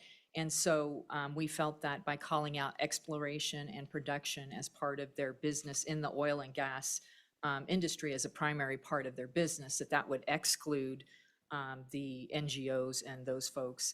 And of course, you know, it's going to take a little bit of experimentation too, because we may not know out of the box and whether or not somebody who's applying to enter into an oil and gas lease is in fact an NGO. They can form an LLC, they can do whatever, and we may never know the nature of their business until we have an experience with them. However, once we do know, there is the civil penalty that is imposed, so they do so at their own risk. But yes, Madam Superintendent, that was, I think, the discussion with PAW was to limit it to those in the E&P. And this discussion is exactly what Deputy Director Crowder and I tried to have with the legislature about. This is a very difficult task to define a qualified bidder because we didn't want to leave anybody out. And so this was our best attempt. And Mr. Obermueller indicated while, you know, he had talked to some folks within PAW, it had not been fully vetted and circulated. And so we would expect when we kick off the regular rulemaking process that this may be further refined. We just need somewhere to start for the emergency rules so that we can operate the oil and gas lease auction that's coming up. Yeah, Mr. Chairman, I got a quick fix, I think, but, I mean, at least, Well, let's let Mr. Booth go through Okay. the others and then come back to that, because I have a suggestion there as well. So, yep, no, I agree. That's exactly where I was. So please, Mr. Booth. Thank you, Mr. Chairman. The next edit that we have here is on page 18-3, and that's section 5, letters B through C, and that reads, "The director shall review the highest bid offered by an applicant to determine if the applicant is a qualified bidder. If the highest bidder is a qualified bidder, the director may recommend awarding the lease to the highest bidder. If the highest bidder is not a qualified bidder, as determined by the director, the applicant shall be disqualified. The director shall then determine if the second highest bidder is a qualified bidder. If the director determines the second highest bidder is a qualified bidder, the director may recommend issuing the lease to the second highest bidder at the lower of the following: the highest amount bid before the disqualified applicant entered the lease auction, or the amount bid by the second highest bidder. Any applicant whose bid is rejected because the applicant is not a qualified bidder shall be subject to a civil penalty in the amount of the applicant's highest bid." Moving along, the next. Questions on that? Okay. Moving along. The next and final edit that you'll see is on 18-7, and that's section 9D. Here we strike out the language, "An oil and gas lease which has once been extended beyond its primary term under Wyoming Statute 36.6.101E will not be committed to a subsequent unit or cooperative agreement." Do you want to discuss the reasons for that? Absolutely. So the reasons for that is over the course of the past several years, we've had a couple of scenarios where we feel it would have benefited our trust beneficiaries had they had the ability to commit a lease to a unit or a cooperative agreement.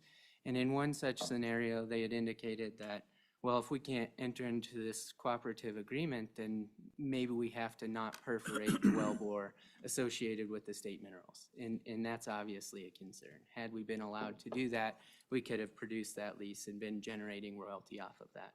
Another situation we have before us now is there's a wellbore that exists. It's been drilled. It has the capability of production right now. And they could produce that lease and start paying us royalty, but we don't have the ability to commit that to a pooling agreement. So in an effort to get more leases under production and earn the appropriate royalty, we're making this recommendation. Thanks very much. Okay, Mr. Treasurer, I want to come back to your. yeah, what I do is here is I strike the "or." I insert brokerage of lease property, production of oil, comma, add an "and," that comma before the "and" is an Oxford comma, which means everything in all of it applies. Oil and gas is a primary component of their business activity.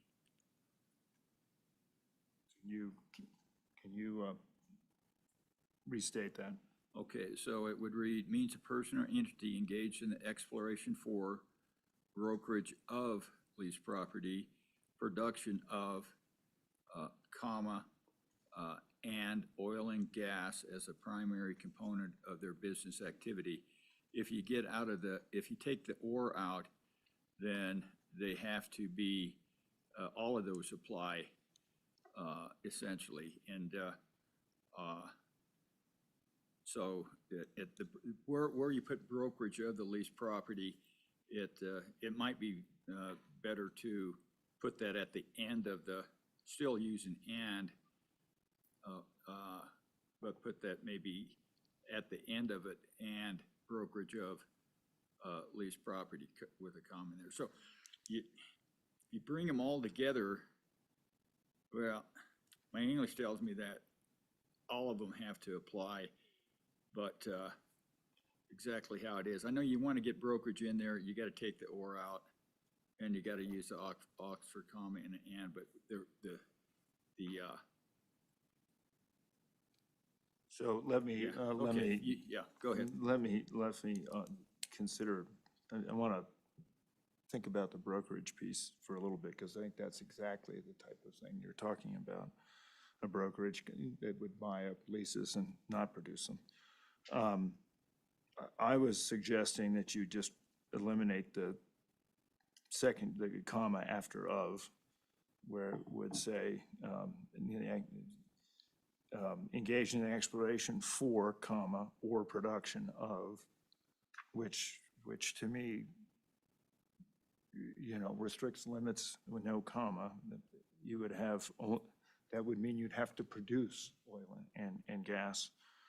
The or is there because an entity could include a brokerage, and that would be the other possibility, including brokerages. But I'm a little bit hesitant to go too far. I think if you remove that one comma, it becomes pretty clear, and then you have in the subsequent 18.3 language, the director's discretion.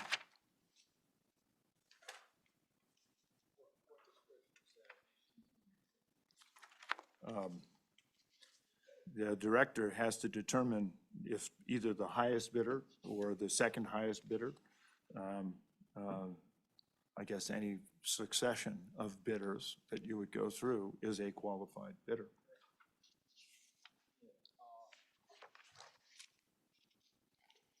Well, that does it, but it takes out brokerage, and I think that's an important part of the industry where you have brokers basically make a market. So I think you have to leave them in there. Maybe if you put them at the end, then, and if you take the comma out, then they're the primary, that they're in the exploration and production of oil, the component of their business. And then you might say, or a broker whose primary business is the brokerage of leases for exploration and production of oil. So you parse out where broker is, but then you add it on the back and allow for brokerage only if it's in the exploration and production of oil and gas. Madam Auditor. Mr. Chairman, given the situation that we're in where these emergency rules will likely apply to one auction, we have a definition from industry, and they're happy with it. My concern about, I totally understand the treasurer's concern.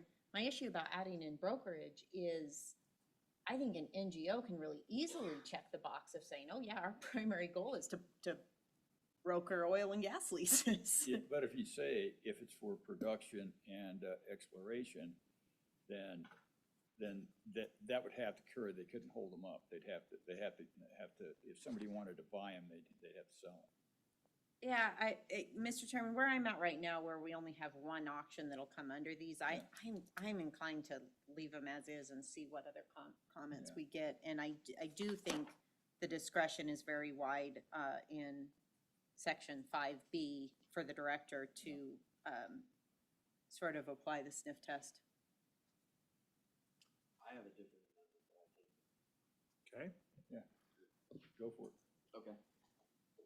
Mr. Chairman, I think all we need to do on this is just put good faith before exploration. And I think that gives a little more discretion. You know, just seeing some of these contested cases, how the rules get if they're too prescriptive, it becomes very difficult for the director to take action. So I just think you put good faith before exploration, and I think that gives a little more discretion. And I think we all know where we're trying to get. And so I think just having that phrase, that stylistic phrase, trying to give some more discretion into the definition, that's what we need. So I think good faith before exploration does that. That's my motion. And I would still argue to remove the comma if there's no objection. I think the comma has to go. I think good faith gives it more discretion, but necessarily, I don't know if it gives it too much, but at least it gives the ability to make the call. And then maybe we get back with the oil and gas folks and say, you know, I think we're leaving brokerage out of it. How important is that business in this? I think it's pretty important, and that's something that we come back to the oil and gas people and say, give us your recommendations to make sure that you can still have this in it. Madam Superintendent, both of these areas, education and oil and gas, seem to be in your toolkit. What do you say, Madam Secretary? Your thoughts? No, I thank you, Mr. Chairman. I think, you know, at the end of the day, to the auditor's point, you know, we'll go through the rulemaking, and this is at least just one sale. And I think this is a huge step because I've seen firsthand the issues we've been having with this. So I think, I mean, good faith that is fine to add in there, and I agree of removal of that comma. And then I think we go through the process and make sure that we have it ironclad for the next sale. So because we want to be careful of, I mean, all these words are important. You could, you know, with exploration versus production, but then E and P are one and the same with most companies. But anyway, there's just a lot of unintended consequences. So I think let's keep it simple. I think the good faith provision and removal of that comma, if that would be amenable to the secretary's motion. So I'd second that motion then. Madam Auditor? Mr. Chairman, just, is this a motion to go ahead and approve the emergency rules as drafted with those changes? Or is it? Yeah, we don't have a motion yet. Oh, okay. I think we can either state the motion with this language, or we could make the motion and then amend it, but I'm happy with either process. We don't have anything in front of us right now. Mr. Chairman, I'd make the motion with that amendment, including removal of the comma and good faith before exploration. And I believe that's the only place that the definition appears in this packet, but if it does appear somewhere else, then make it conforming. I think in the next packet, we'll have to do the same thing. Very good. That motion has been made by the secretary. It's been seconded by the superintendent. Is there any discussion? Just that I think it's a good start in getting this tightened up a bit, but I think we're going to have to go back in and definitely take some guidance about the brokerage part of this industry. Because if what we did left them out, I think the possibility you're going to have a pretty poor auction next time. Yeah. And Mr. Chairman, Madam Director. could I have somebody just read it to me so I make sure we have the exact wording that the board is wanting here? Sure. Mr. Chairman. Mr. Secretary. Qualified bidder means a person or entity engaged in good faith exploration for or production of, without a comma, oil and gas as a primary component of their business activity.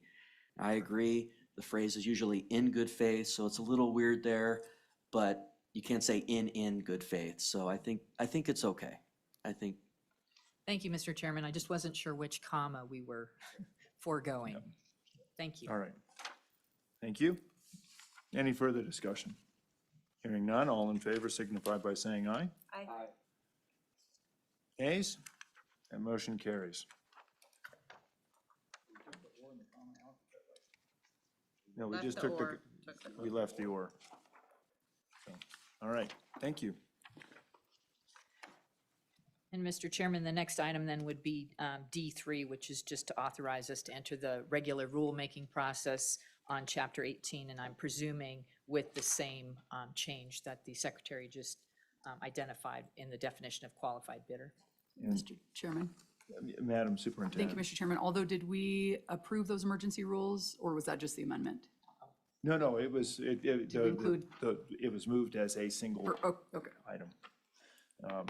So this one has that same opportunity with the same language under Section 2F. These will be the regular rules, so they would stand for public comment for 45 days at a minimum. So I would entertain a motion, either a motion to move these as is or a motion with the amended language. Might be more elegant, the latter. Mr. Chairman, I would move that the board authorize the Office of State Lands and Investments to begin the regular rulemaking process with the draft amended rules as amended by our last motion for Chapter 18, leasing of oil and gas. Second. Okay, it's been moved by the auditor and seconded. Everybody understand? All right, very good. Any discussion? If there is none, all in favor signify by saying aye. Aye. Nays? Motion carries. Mr. Chairman, the next item on the agenda is that E1. We did have a discussion with the treasurer with respect to information that he wanted from the office, but I think since we pulled it off the consent list, we still need to approve those assignments. Very good. Mr. Chairman. Madam Superintendent. Mr. Chairman, I would move that we accept director's recommendation and approve the assignments of grazing agricultural leases and special use leases. It's been moved and seconded. Is there any discussion? Any discussion? Hearing none, all in favor signify by saying aye. Aye. That motion carries.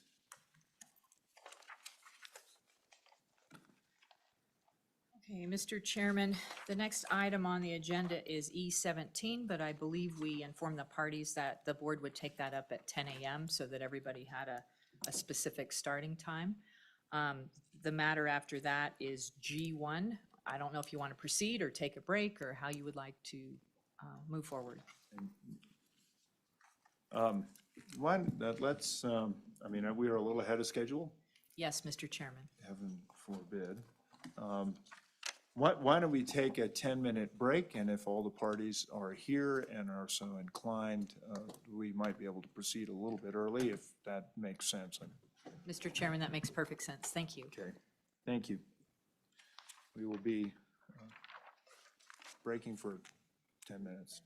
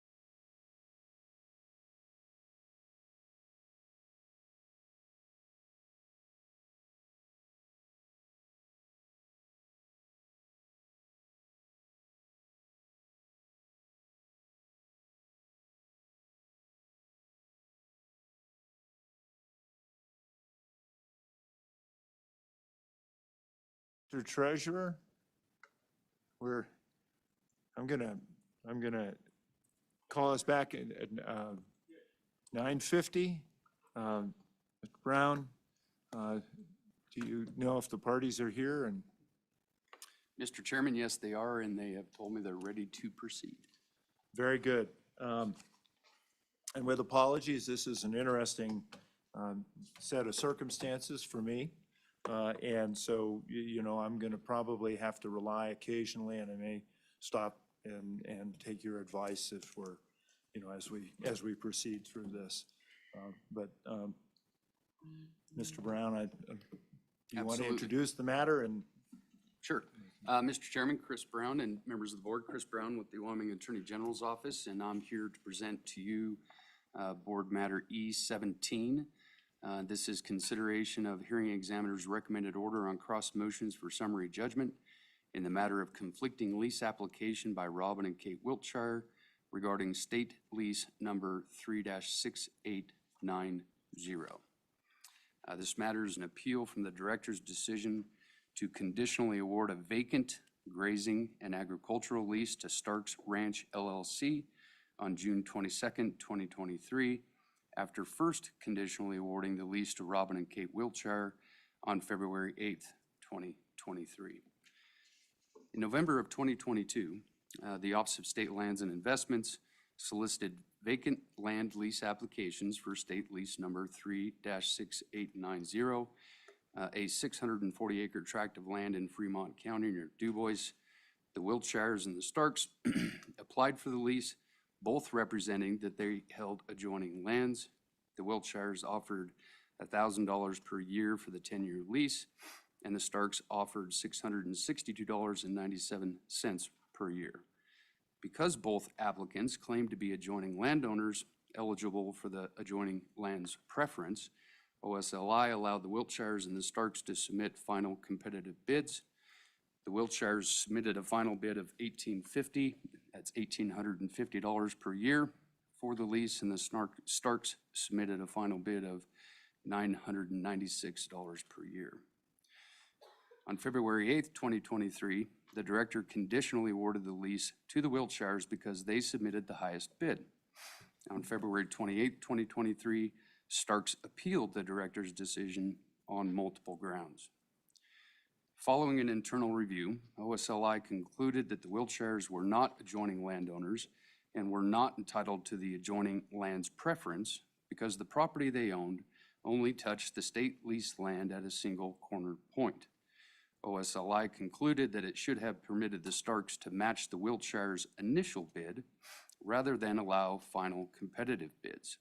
To correct the error, OSLI allowed Starks to match the Wiltshires' original $1,000 bid. On June 22nd, 2023, OSLI rescinded the February 8th, 2023 conditional award to the Wiltshires and conditionally awarded the lease to the Starks. The Wiltshires appealed this decision on July 18th, 2023. OSLI referred to the matter to the Office of Administrative Hearings to conduct contested case proceedings. OSLI, Starks, and the Wiltshires all filed motions for summary judgment. On March 11th, 2024, the hearing examiner issued his recommended order on cross motions for summary judgment. Generally, the hearing examiner's recommended order finds that the director's February 8th, 2023 decision that the Wiltshires were eligible for the adjoining land preference was correct. Conversely, the premise for the director's June 22nd, 2023 decision rescinding the conditional award of the lease to the Wiltshires and awarding it to the Starks was incorrect as a matter of law. Both Starks and OSLI subsequently filed exceptions to the recommended order. Starks filed the following exceptions. The hearing examiner failed to acknowledge that the Wiltshires have never filed an accurate vacant lease application. 2, the hearing examiner failed to acknowledge that OSLI was not able to properly use its discretion and ignores the board's discretion to interpret the phrase adjoining lands consistent with the purposes set out by Wyoming law. The hearing examiner misconstrued the law in determining the issue of good cause is not before the board. And number 4, the hearing examiner relied upon facts not before him to determine the Wiltshires have access to leased lands. OSLI filed the following exceptions. Number 1, the recommended order cites case law and statutes that do not apply to the vacant land leasing preference applicable in this case. Number 2, the recommended order incorrectly interpreted the requirement in Wyoming statute 36-5-105B that an applicant has or can gain access to the land. Number 3, the recommended order incorrectly characterizes the OSLI's consideration of the bids. And number 4, the recommended order incorrectly concludes that the Wiltshires own land that adjoins the land subject to the lease. On March 21st, 2024, Starks filed a request for hearing on exceptions to recommended order on cross motions for summary judgment, requesting that the board schedule a date and time for a hearing on its exceptions to the recommended order. On April 22nd, 2024, the board issued its order granting the request for oral arguments, which set the arguments for the board's meeting today and reserved 15 minutes to each party to make those arguments.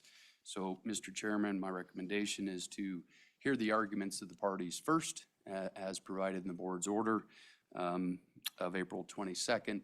The parties have agreed to an order of their argument, with the Wiltshires going first, followed by the Office of State Lands, followed by the Starks, and then if the Wiltshires have reserved any of their 15 minutes, they could have a rebuttal. So I would recommend hearing the parties' oral arguments at this time. Very good. Well, thank you, Mr. Brown. Are there any questions as to procedure or issues here before we begin? Mr. Treasurer? Yeah, I guess, so are we gonna hear from both parties, and will there be any opportunity to ask questions for clarification in anything that they say, or not? Mr. Chairman and Mr. Treasurer, yes, all 3 parties, being the Wiltshires, the Starks, and OSLI, I believe will all present argument, and certainly members of the board can ask questions. And Mr. Treasurer, I think just in order to try to preserve timing appropriate for each person, I'd appreciate it if we can let the whole presentation proceed. All 3? Well, no, I was going to say one per, and Chris, I'm looking at you, but it seems to me if there are pertinent questions at the end of a particular presentation, and I'm trying to figure out exactly how this would go. Maybe it's best to wait till everybody's made their presentations and then ask questions. Mr. Chairman, there are no specific rules with regard to how the board might want to do that. It's really up to the board. I can tell you it's typical for questions to come as a particular subject comes up in an argument. I think it might be a little unwieldy to let all 3 arguments happen and then ask questions, because then people have to come back up.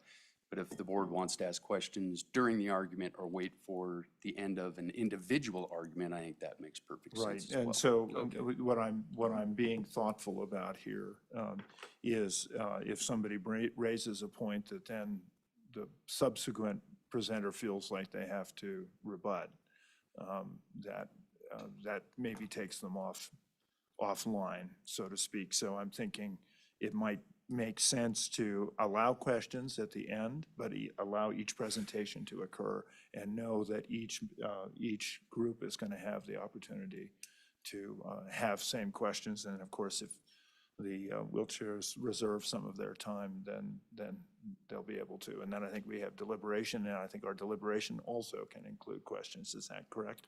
Yeah, Mr. Chairman, as to the first part, again, there are no strict rules. The board reserved 15 minutes for each party, but I think probably the overriding equitable consideration is trying to provide equal time. If the board's questions takes the parties off task, that's kind of the risk of an oral argument. That is what it is. But certainly I think the overriding consideration is equal time. I think if during the board's deliberations after the oral arguments, if a question comes up subject to potential objections from the parties, I think it would be appropriate, if there are no objections, to ask additional questions. Okay. We'll try to do that, and again, if there are objections that are raised, I probably will look to you. And I think we have to stay on the matters that are before us presented in these arguments. Mr. Chairman, absolutely. The record is before you. You each have a complete copy of the record. I would just counsel that any factual matters are limited to those that are in the record that the parties supplied for the record, and your questions should be focused on the issues as the parties have brought them before you. Very good. Well, with that, if that order makes sense to every party, we are ready to proceed. And my 15-minute degree in judgeship I've just been awarded a degree. So, thanks.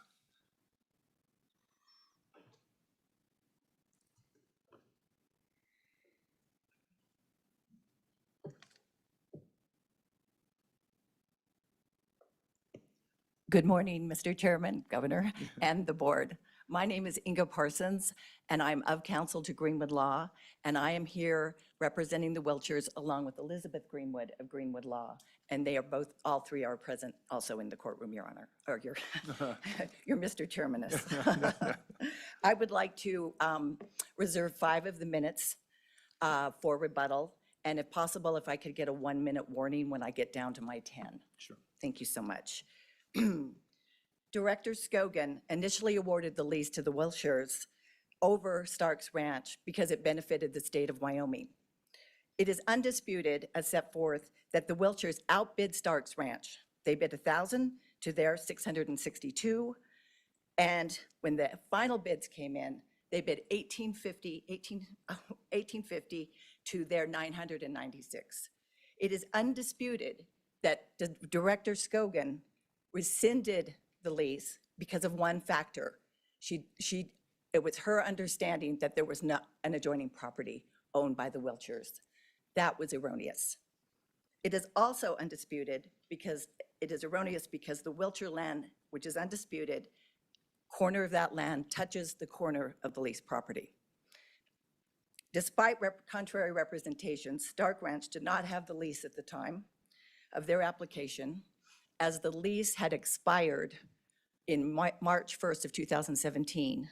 They purchased the ranch in May of 2017. They, by their own admission, considered it the heart of their ranch and continued to use it without payment and without a proper lease. This board referred the case to an administrative law judge, Judge Eric Lundgren, and you should accept his recommendation. As he advised, it is his scope of authority to conduct a fair and impartial contested case hearing. And that's what he did in this case. All parties filed summary judgment motions. There was oral argument on the motions. There was hearing on the motions. And he found that the property was adjoining and that the Wiltshires could gain access. Now, the Starks complained that there's no final application, but there is. The application requires you to show that there's adjoining. That mark is checked in the Wiltshires. And the ALJ found that that application was proper. In the words of ALJ Lundgren, with respect to adjoining, which really is the heart of this matter, is under all the definitions, and he cites them in his opinion, lands that touch at a point are adjoining lands. Moreover, and I think this is really essential, it would be an error to say that lands that touch each other do not adjoin. The ALJ thoughtfully, analytically, and reasonably rejected the positions of Stark's Ranch and the OSLI. He used the correct statute in effect at the time, and he rejected the argument that the statutes require more than touching and require direct or unfettered access. That's not what the statutes say. And here's why that's not just a matter of interpretation. If you look at the arguments, especially of the OSLI, with all due respect, it's not about the spirit of the law. It's about the law. And it is not a matter of intent, because if you accept their definition, you will render part of that statute meaningless.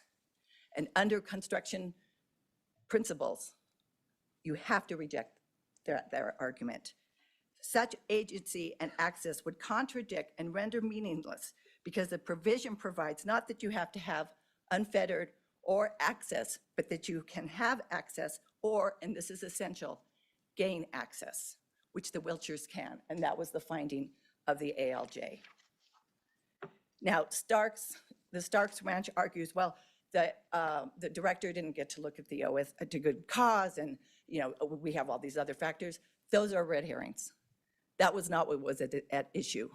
The director made a finding that it was in the best interest of the state of Wyoming, and that the only reason that it was rescinded was because of a legal analysis of whether or not it was adjoining, which the ALJ found that it was.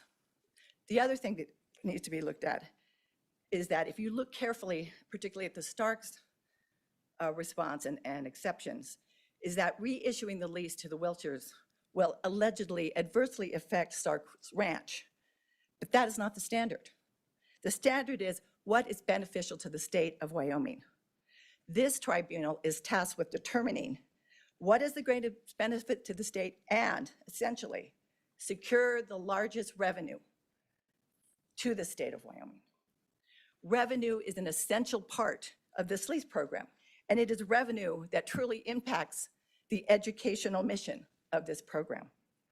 Rescinding the Starks lease and reissuing the Wiltshire lease was most beneficial to the state and will nearly double the lease revenue. Such a decision would also comport with the director's initial decision that the Wilshire's bid benefits the state more than the Starks when she was comparing those bids at the outset and initially awarded the lease to the Wiltshires. To uphold the rescission, it would be to evade and essentially eviscerate the blind bid process. Put simply, the Wilshires outbid the Starks by nearly double, and the Starks' request to start from square one is frankly an attempt to see the other party's poker hand in advance. Indeed, we submit that the fact that the Wiltshires nearly doubled the Stark Ranch bid is evidence of the Wilshires' deep appreciation and understanding of the value of this leased land to working Wyoming ranchers like the Wiltshires. Although this board has broad discretion, it is not unlimited. The actions of this board must be reasonable and not violate the law or be an abuse of discretion. Abuse of discretion occurs when a tribunal acts in a manner which exceeds the bounds of reason under the circumstances. The board's exercise of judgment and discretion must be judicial in character, meaning not a political decision, but a judicial decision based on the law, not politics. Although the board has the final say, it is subject to the limitations contained in the Wyoming Constitution and the laws enacted by the legislature. And I would just say that in terms of what law was being relied on by the ALJ with respect to whether or not it was about renewals or whether it was about bidding processes, that is somewhat of a red herring as well, because the real issue is whether or not the statute that was relied on in determining adjoining and in determining access was properly interpreted. And if you read that ALJ opinion, and I urge you, if you have not done so, it is worth reading. It is so carefully analyzed. It so carefully takes into consideration the positions of all the parties and thoughtfully looks at really what is going on with this, the leases, and does so without any injustice or violence to the intent of the state. And I found it interesting, actually, when I was reading through this again, when we had said, well, my clients got a mailing which is given to adjoining landowners. And the opposing party, I believe it was the Starks, may have submitted an email that said, well, we send it to people we think might have an interest in it in order to broaden the number of applications. If you accept the definition of the OSLI and the Starks, you will so narrowly have no bidding process.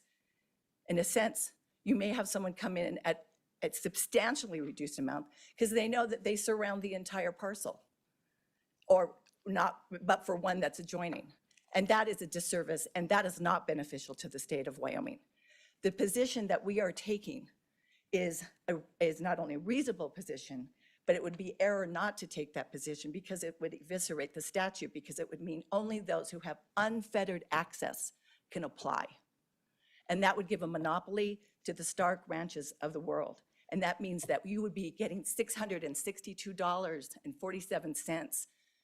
You, meaning the state of Wyoming, meaning the children and educational recipients. And we urge you to reject that. Awarding the bid to the Starks would also be an injustice because it's so contrary to those positions. Okay, thank you.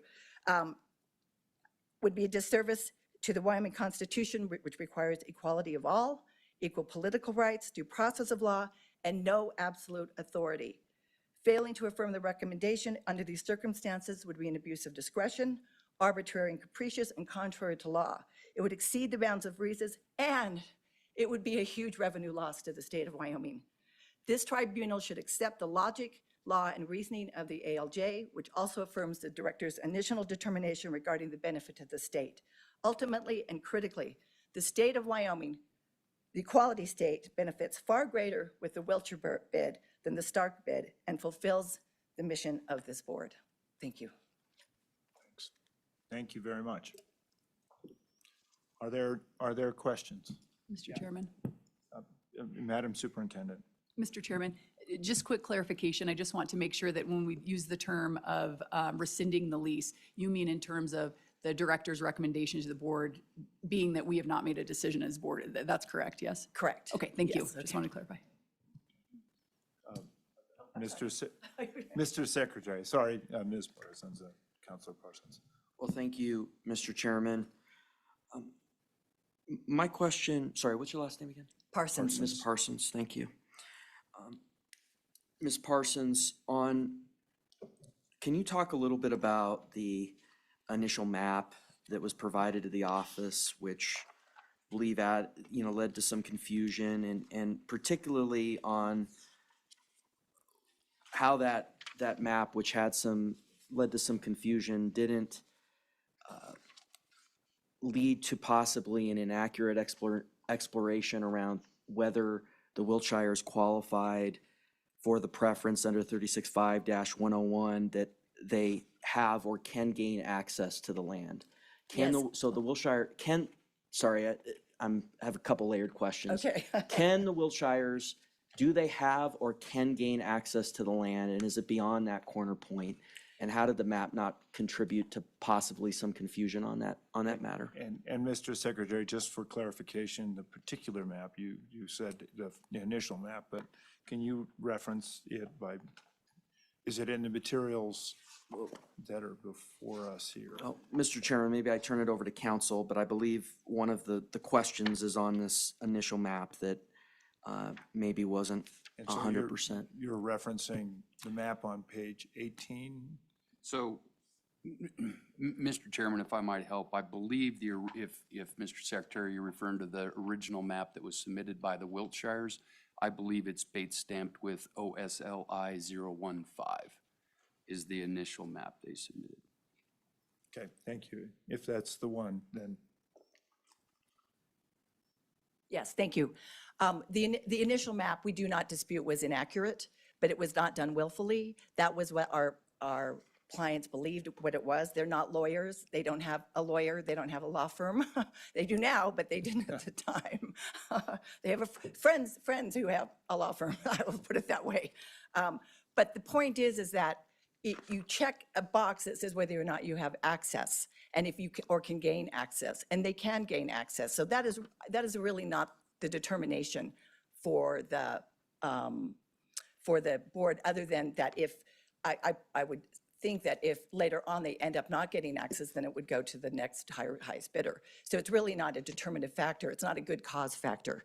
It's a checkmark factor, just as adjoining is. It's a checkmark factor. Because at the end of the day, it was the fact that it was, if you look at Director Scogan's decision, it wasn't because he didn't have access. It was because they didn't have adjoining land. Mr. Chairman, just to further dig into that, your position, and I think I understand your position, and is that attestation, that checking of the box and that attestation tied to checking that box is sufficient to qualify under that statutory provision? Provided you can get, they had every assurance that they would get, and that email is also included in the materials, that is really, part of it is that they want use of these lands. They want the money to go to the state, and the feds want to help accommodate it, and the state wants to help accommodate it. So it's not an issue. I think the Starks Ranch seemed to indicate that they would do everything in their power to try to preclude that access, which is sort of unfortunate, because if the lease is the highest and it's most beneficial to Wyoming, we would hope there would be cooperation toward that end. But there is also the roads that were indicated, the North Horse Creek and the Pony Creek Road. So it doesn't seem to be really the issue. The really only issue, in our view, and actually we are joined in this by the OSLI, is that this is about whether or not it's adjoining. We disagree, and the ALJ disagrees very much with what they believe should be the definition of adjoining. The ALJ has found that it is adjoining and that it would be error not to find that adjoining, and therefore it meets the two criteria that could have precluded them and allowed, as a preference, and allowed the Starks to match their bid. Thank you. And Councilor Parsons and Chris, I think that we must be referring, and I just want to make sure we know which email we're referring to. Is it the one that's forwarded?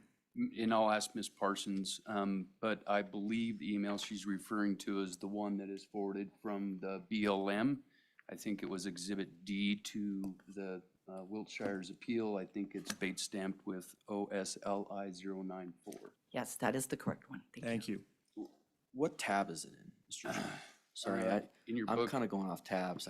it's in tab 12, Mr. Secretary, and if you look at the bottom right-hand corner of the exhibits that were attached to that particular motion, you're looking for OSLI 094.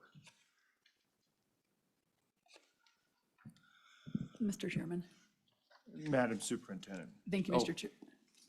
I apologize, Madam Superintendent. My book's got a different numbering, so I've got everything. Yours doesn't have some of the procedural pleadings in it. That'd be tab 10 in your book.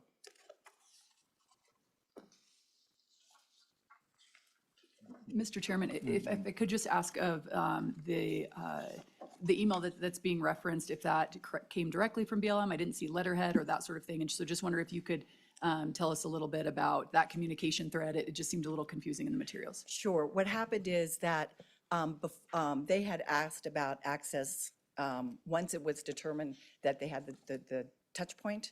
They had asked about whether that they could get access, and they may have done that before. And I think they may have done it before actually, just to see what the access rights, because they would prefer to go through that BLM. And they went and spoke to the BLM office, and that they said, yeah, that should not be a problem. They routinely grant those. It's particularly because it's access as opposed to any other use. And then when this became an issue and they raised the issue of whether or not they could in fact get access, my clients went to the BLM and asked them if they could send an email to that effect as to what they had been told, and that's the email that we referenced. Mr. Chairman. Mr. Secretary, then I'm going to go to the auditor. Mr. Chairman, you know, digging into that BLM process a little bit, if Starks objects, do you know what that process looks like? I mean, I understand that the BLM official says that, you know, what happens if Starks objects? Okay. In that I process? don't profess to be an expert, but what my understanding is that there could be a comment period, and then there may be a hearing, and that would be up to the BLM. I don't think it's, I think that there is some sort of a process. I don't know what that is.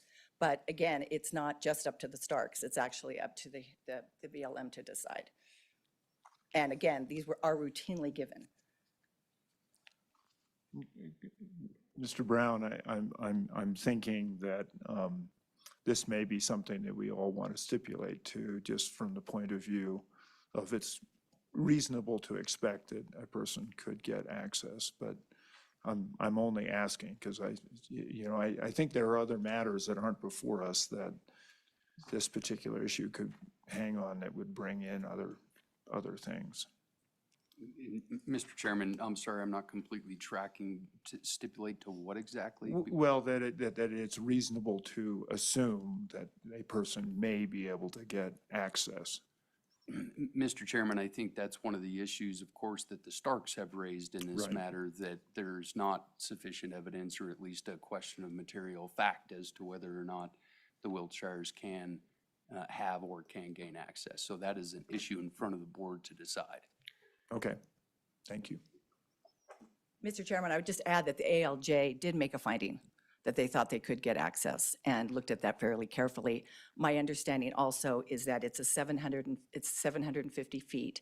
It goes on both sides of it touches both Wiltshires, it touches the Starks, and it would be, and the BLM. So, it would be somewhat difficult to imagine why they wouldn't give the access. I think that's, again, more of a threat than really a reality. And honestly, if that happens, then, you guys get $1,000 instead of $1,850. Yeah. Madam Auditor. Mr. Chairman, I just want to say a couple things out loud and maybe give you the opportunity to respond. A few of the things you've said, you talk about sort of the all-encompassing question is the adjoining, and then we worry about access later. Adjoining first, we have to make that determination first and then talk about access. But in fact, that's not how the statutes or our leasing program work at all. Not having access is an immediate disqualifier. You don't get to bid on anything or lease anything, whether you are adjoining or not, unless you have access. It's one of the basic qualifications to even be able to bid whether you're adjoining or not. So I just want to sort of say that out loud and make sure I have that straight in my head. The other sort of Do you want me to question- respond to that first? Sure. With all due respect, that's not what the statute says. It says has access or can gain access. So, and that's on the application. So at the time you apply and bid, can get access is the operative words. And our position is they can get access. Mr. Chairman, I get that, has or can gain access, but I'm saying that is, you have to check that box before you can really talk about any other preferences or adjoining. Yes, and they did check that box. So the other thing, and the secretary got into this a little bit, the first map submitted identified the wrong lease. But the second map submitted, has an indication by the Wiltshires saying, here's our lease and it borders the state land. And that is, in fact, is not their lease. So the second map was also, wrong. And again, I'm not implying intent or anything, but that's real material when it comes to our, it's the main thrust of what we're doing. Like, you have to get the land right. And you had mentioned there was a complete and accurate application in submitted and in the hands. And I just, can you point to where that is in the record? And Madam Auditor, just for reference, the second map, can you? Yes, absolutely. So the first map is the one the secretary referenced, and that is, oh,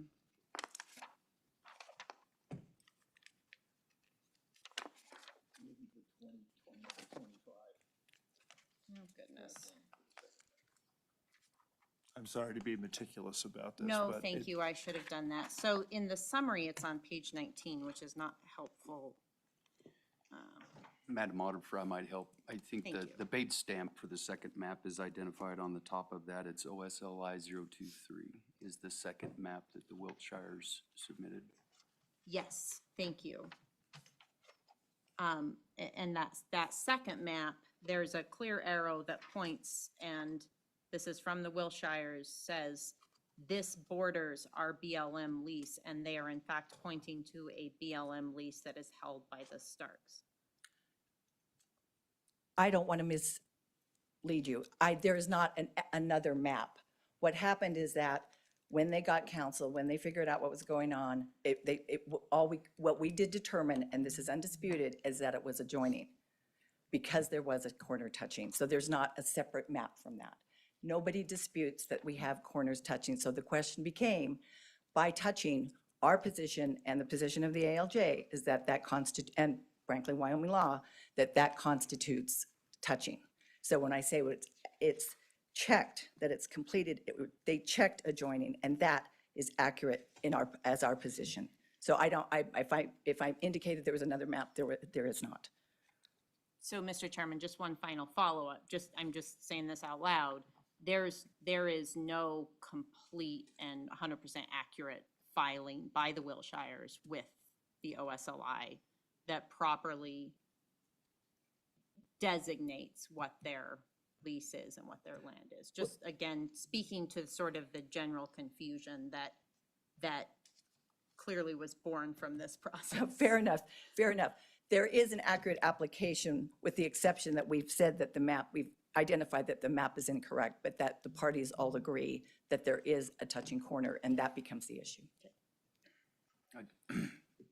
Mr. Chair, if I might, and I don't want to contradict anybody, but I think in the process, after the Starks appealed the original conditional award to the Wiltshires when doing their work to take a look at the appeal or put the record together for the appeal, I do believe the Wiltshires did file another map after that, and I think that's identified as OSLI 061. But that was after that original conditional award. And I do think that that particular map after that original award does identify the fact that the Starks lease is directly to the west of this state land. Thank you. Mr. Treasurer. So I'm not, I guess I'd ask council whether it's appropriate to contemplate the motion that the chairman alluded to as far as a stipulation that that these are adjoining, and the stipulation that there's access through the BLM land, or maybe to a standard of more likely than not at this time. And Mr. Treasurer, I think I was probably out of line when I brought that up. I think properly, Mr. Brown pointed out that is a central matter for this. Mr. Chair and Mr. Treasurer, if I just might, I think that particular question is in front of the board, but I think it may be more appropriate to let all the parties argue first. Do it while everybody has a bite at the apple. Yes. I just want a clarification there of a statement that you said about the Starks, that for a period of some 6 or 7 years, they enjoyed the pleasure of the lease of the state lands without, or the previous owner's lease of the state lands, which was essentially would have had to been assigned for them to lawfully, without trespass, enter the state lands for the purpose of grazing. Correct.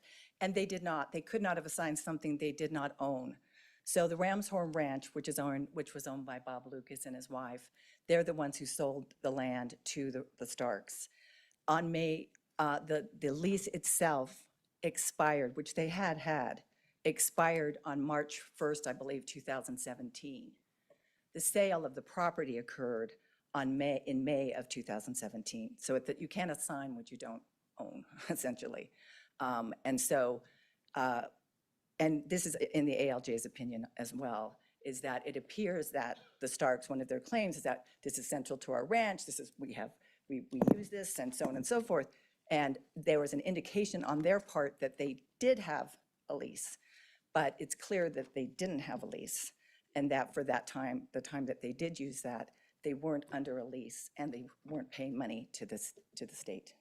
Yeah, I guess that's why it was a vacant lease. Yeah, yes. So nobody had possession. Right, that's of why it. they didn't have the right of renewal. Had they had the assignment, then it would be a whole different picture because it would have been a renewal and they would have had a higher preference.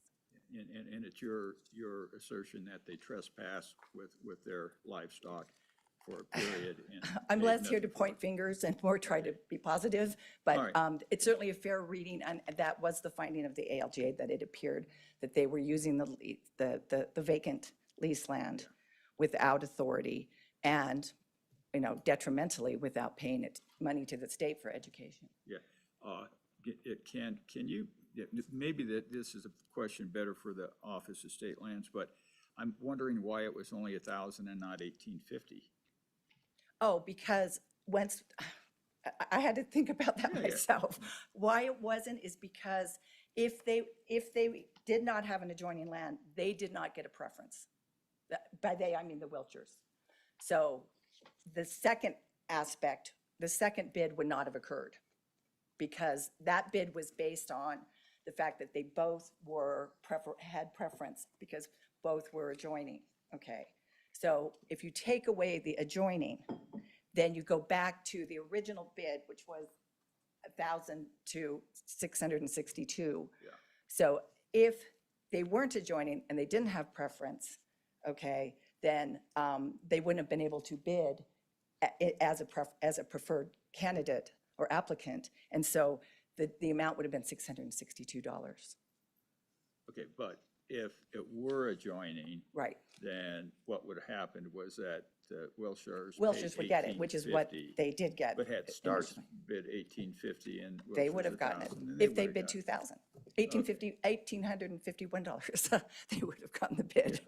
Oh, okay, that clarifies it a little bit. And if I've got that wrong, then the OSLI lawyer can clarify me. Right. Further questions? Thank you. Thank you Counselor very Parsons. much. Thank you for the opportunity. Now, Chris, I think you're doing timekeeping. I saw you doing that, so I stopped. Absolutely, I'm happy to do that, Governor. Okay, great, thanks. Well, now it is OSLI. OSLI, Mr. Peters.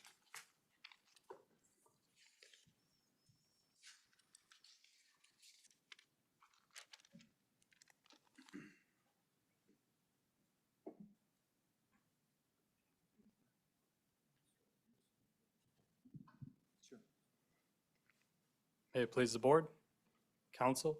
My name is Jim Peters. I'm here from the Wyoming Attorney General's office here on behalf of the Office of State Lands and Investments in this matter. There was quite a bit of factual questions, so I want to try to walk through this at a high level to make sure that everybody has a good understanding of the facts in this case. In November of 2022, the Office of State Lands and Investments advertised the vacant land subject to lease 3-6890 as vacant land available for grazing and agricultural lease. There were two bids in response to that solicitation. The first bid submitted by the Wiltshires for $1,000. In that bid, they indicated that they owned, leased, or was the lawful occupant of land adjoining the vacant land subject to the lease. It's a little bit of a question about a map. The first map that was submitted with the bid referenced a parcel of state land that was not the vacant land subject to the lease. After discovering that, OSLI reached out to the Wiltshires and they submitted a revised map. That revised map was the map that Madam Auditor referenced, where the Wiltshires said their BLM leased bordered the vacant land subject to this lease. The second bid submitted at that time was by the Starks Ranch, and that was for a minimum annual rental of $662.97. And the Starks Ranch also represented that they owned, leased, or lawfully occupied land adjoining the leased land. Under Wyoming Statute 36-5-105 subsection B, that's a statute that grants a preference in leasing vacant lands. It establishes a process that the director is required to follow. If, after the director reviews the leases, only one applicant is determined to be qualified for the vacant land leasing preference, and they are not the high bidder, the statute allows that entity to match the highest bid submitted. If, however, there are multiple bids submitted, in this case, where there's a determination that the preference applies, then the process dictates that there's a final round of bidding. Based on the representations in the applications, the office conducted a final round of bidding, where the Wiltshires bid $1,850 and the Starks Ranch bid $1,000. And it's that final round of bidding that led to the first conditional award to the Wiltshires. Starks Ranch appealed that director's decision. It was never presented to the board because it was making its way through the contested case process. But prior to transmitting the record to the Office of Administrative Hearings to conduct a contested case, the issue was asserted that that map, that second map that referenced what purported to be the Wiltshires BLM lease, was actually a BLM lease that was held by the Starks Ranch. After receiving that allegation, the Office of State Lands and Investments reached out to the Wiltshires and asked for a revised map. And that's the third map at issue here, in which the issue became whether parcels that share a corner are considered adjoining. The director reviewed that map, and again, all prior to transmitting this matter to the Office of Administrative Hearings, the director issued a decision vacating or rescinding her previous director's decision and also conditionally awarding the lease to the Starks Ranch. Now, this is important because, as I mentioned at the beginning, the statute dictates a process. In this director's decision, she concluded that there was only one applicant in the initial round of bidding that was eligible for the vacant land leasing preference. That applicant was a Starks Ranch who had initially submitted a lower bid. So the office allowed Starks Ranch the opportunity, as required by statute, to match the highest bid of $1,000. It's important that we're talking about the highest bid in the first round, because you only ever get to the second round if there's a conclusion that there are multiple applicants that are qualified for the preference. And that's the decision that was appealed by the Wiltshires, and that's the decision that's before this board today. And I would largely agree that the issue comes down to whether two parcels that share a corner point are adjoining for purposes of the statute. To our knowledge, this issue has never been determined or decided or even presented to this board for consideration. Looking at the statute prior to 2022, the Office of State Lands and Investments and this board applied the preference as a tiebreaker when all other things were equal. However, that changed in 2020 by this board's emergency rules and by statute in 2022. And it was those statutory changes that created this additional process that was in effect at the time bids were solicited and ultimately awarded. Ultimately, before this board, it's a matter of statutory interpretation.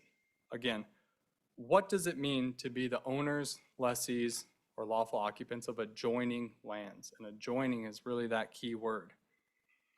Our definitions say that touching or sharing a common boundary demonstrates adjoining.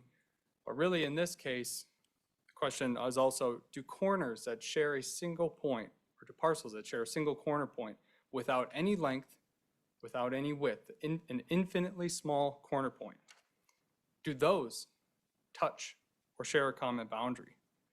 And we believe applying that plain and ordinary meaning, the definition, it may be susceptible to multiple interpretations in this case. And so what we need to do is look at the history behind and the policies behind granting adjoining landowners a preference. We've outlined this a little bit in our memorandum in support of our motion for summary judgment, but I just want to spend a little bit of time walking through that policy for the board. The preference, the vacant land leasing preference, was initially granted to landowners holding quote, title in the vicinity of the land applied for in 1929. So when this preference was initially granted by the legislature, it was not simply just to adjoining landowners. It was more broad than that. If you held land in the vicinity of the land applied for, that was good enough for the vacant land leasing preference. That changed in 1943 to adjoining. That legislative change, well, we don't have legislative history or audio to support that. It signals that nearby ownership was not enough. Needed to be something more.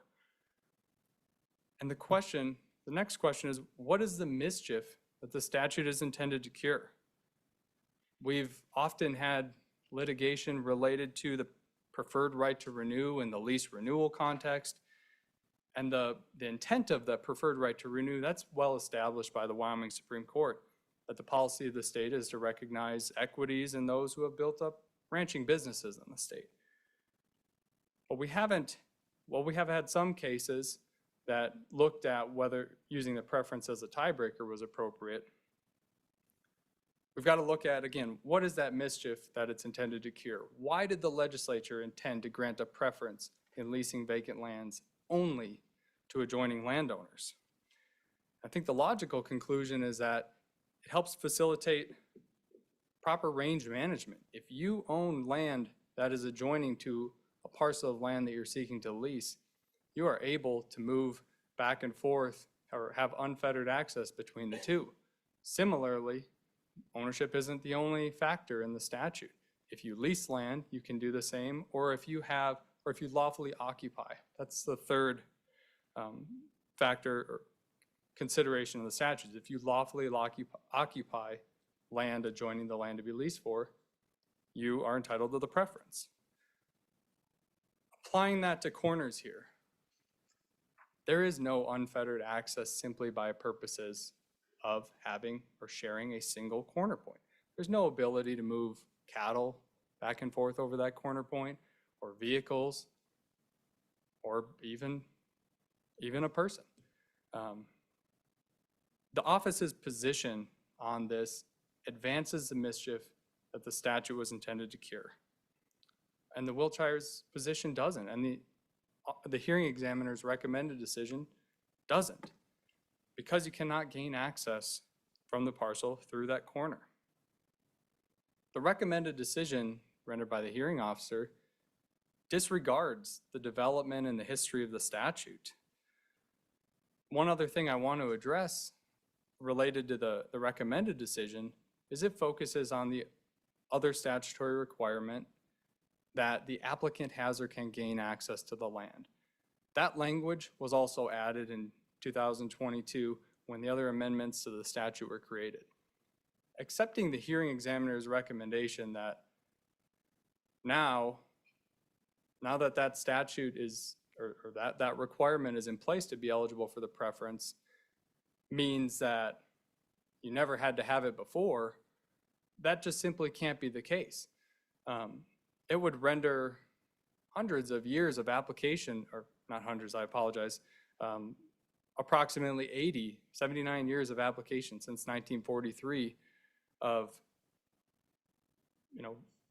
adjoining, meaning have or can gain access, meaningless. Simply because the legislature expressly added that in 2022 didn't mean that it wasn't required before by virtue of the requirement that an applicant have or can gain access to the land. Your Honor, or I apologize, board members,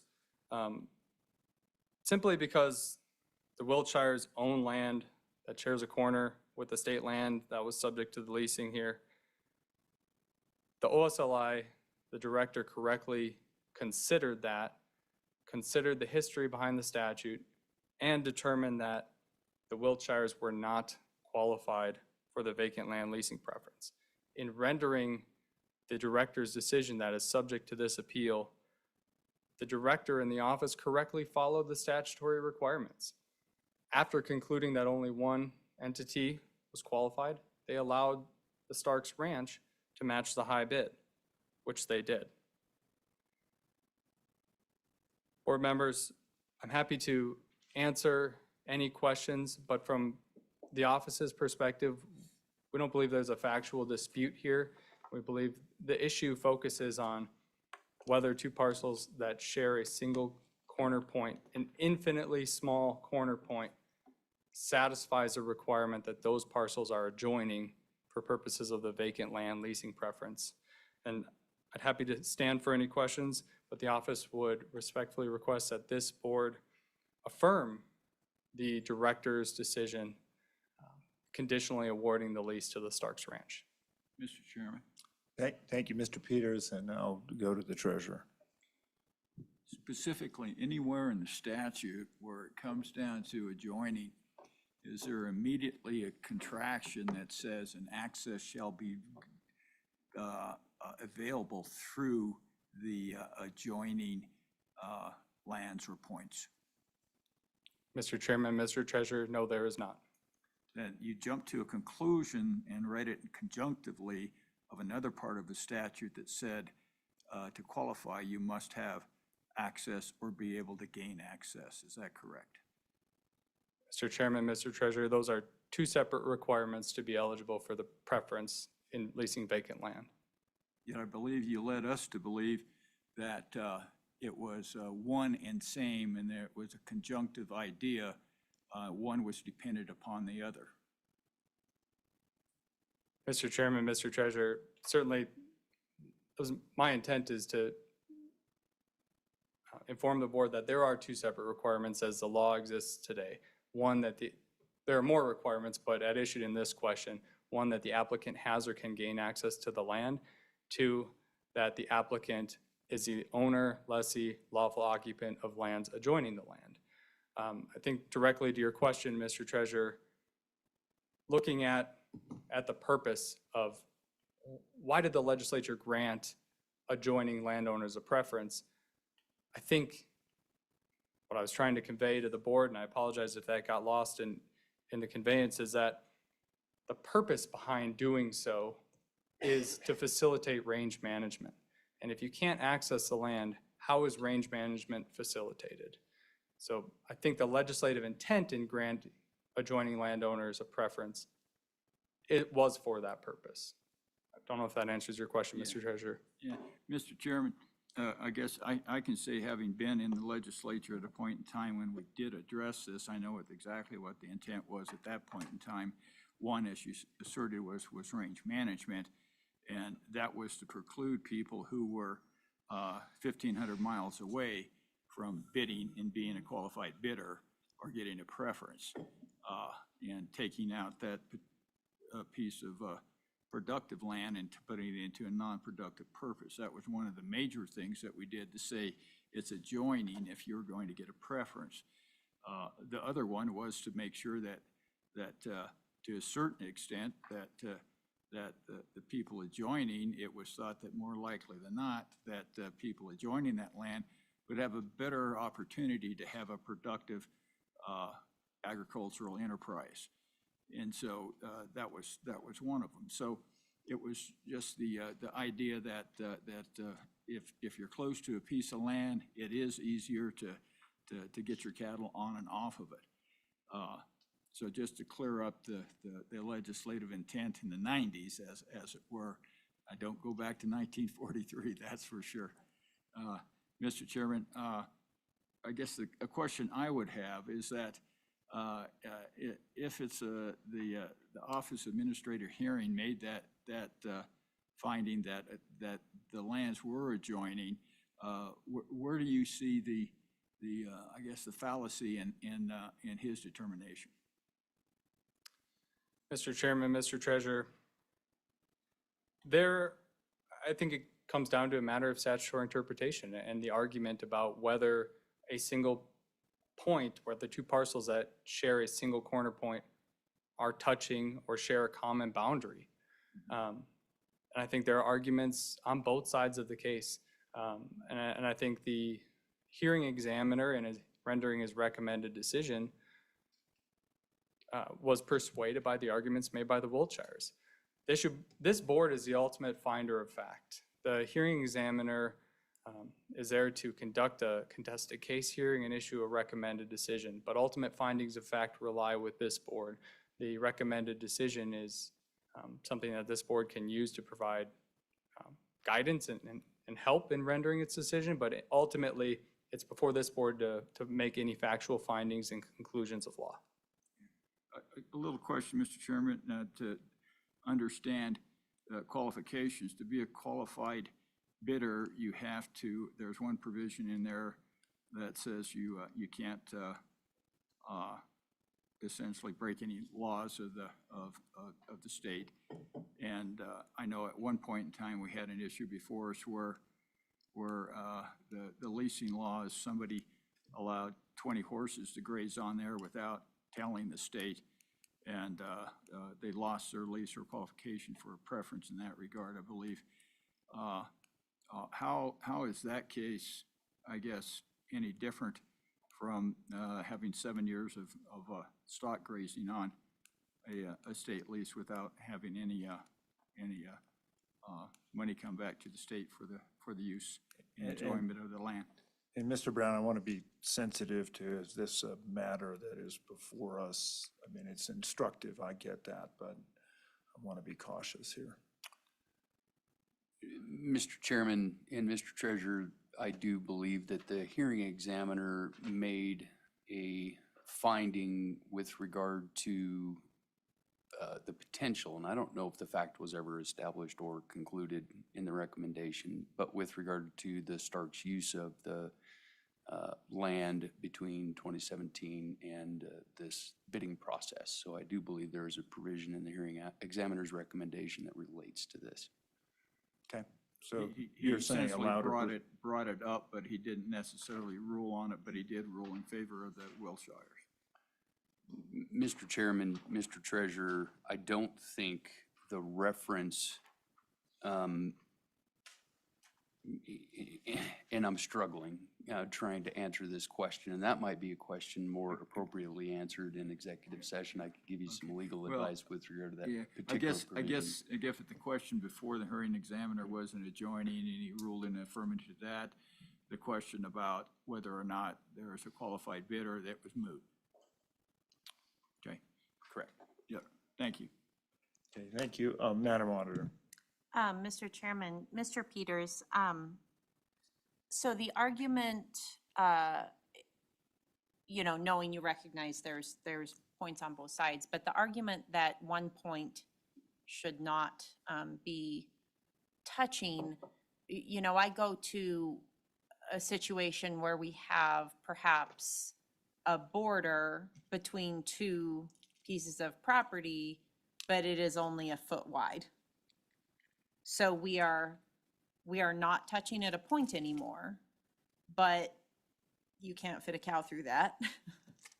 So I guess under your position on the, a point is not adjoining, how would we interpret things like that where there was more than just a point, but it's maybe only this big, or it's not, it's not meaningful in the turn, it doesn't provide meaningful access? Mr. Chairman, Madam Auditor, that's a great question. I don't know that we've had the opportunity to think about that particular set of facts and circumstances, or that we've had that before the director in determining whether a specific parcel was adjoining or not. There are a handful of different words that sometimes are used interchangeably, but sometimes provided with different definitions: contiguous, adjacent, adjoining. Sometimes contiguous is defined as sharing a meaningful boundary. If we have to contrast that with adjoining, it's hard to say what exactly meets adjoining and not. I think that's ultimately the question that's before this board today with respect to the very specific factual circumstance of corners. Now, whether sharing a boundary of 1 foot, 10 feet, where that line is drawn, I don't know that I have a great answer, but related to corners and the specific issue today, I think the office looked at that and the director determined that that does not meet the requirement to be adjoining for purposes of the vacant land leasing preference. Okay, thank you. Mr. Peters, I do have a question, and it's one that's sort of troubling to me. let's set aside these issues now, I'm hypothesizing, but let's say there's a lease that's been granted. And there are instances where there is an isolated lease that's been granted, but the adjacent landowner doesn't have access to it. I think there's a difference between public land and private land, and that really goes to my question. If a person has a lease and if he is denied or she is denied access to that lease, do they have recourse to be able to access that lease across private land?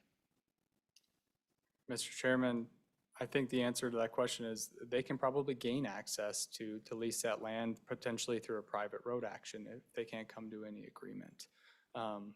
Assuming again that adjoining land is private land. I think that they probably could access that land or go through a process to be able to obtain some sort of access to that land. Okay, thank you.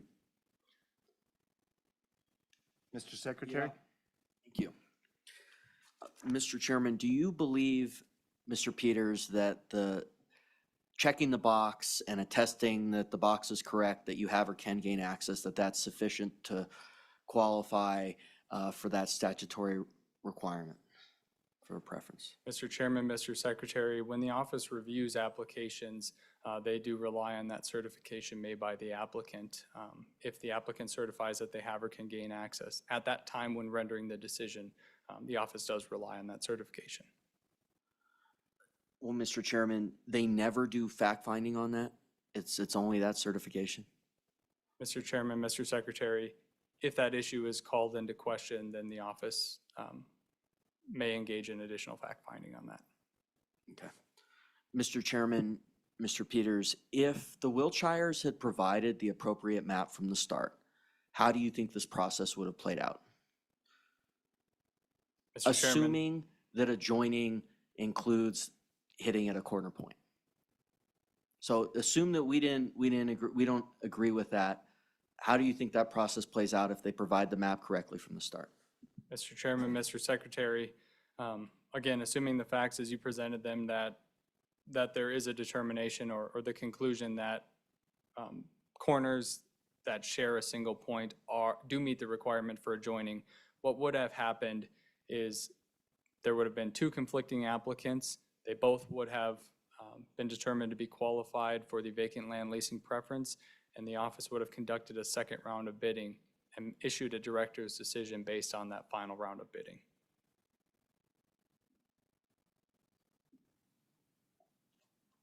And so bottom line, in that final round of bidding, both parties would have known that that's their last shot. Whoever's higher at that point wins, correct?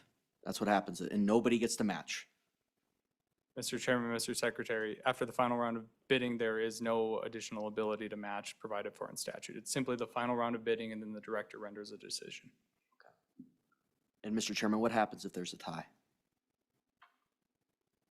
Mr. Chairman, Mr. Secretary, the director would still be able to render a decision. She would weigh all of the facts that she believes are that inure to the greatest benefit of the trust beneficiaries in rendering that decision. I don't know that we've ever had a situation since 2022 where there has been a tie and what would happen. So I'm speculating a little bit and I don't want to get too far outside of that, but I know the director would look at it on a case-by-case basis and decide how to proceed forward. Mr. Peters, just a point of a question for me.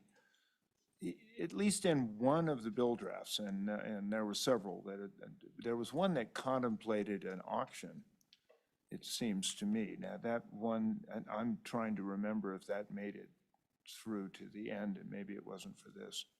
Mr. Chairman, the legislation effective in 2022 says that the director shall accept final bids. It doesn't establish the form or the process that must be handled. It's up to the director and her discretion at what process to follow. Certainly an auction could be the method that the director decides to proceed on.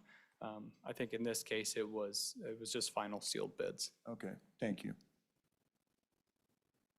Madam Superintendent, any questions? Okay, Mr. Peters, thank you.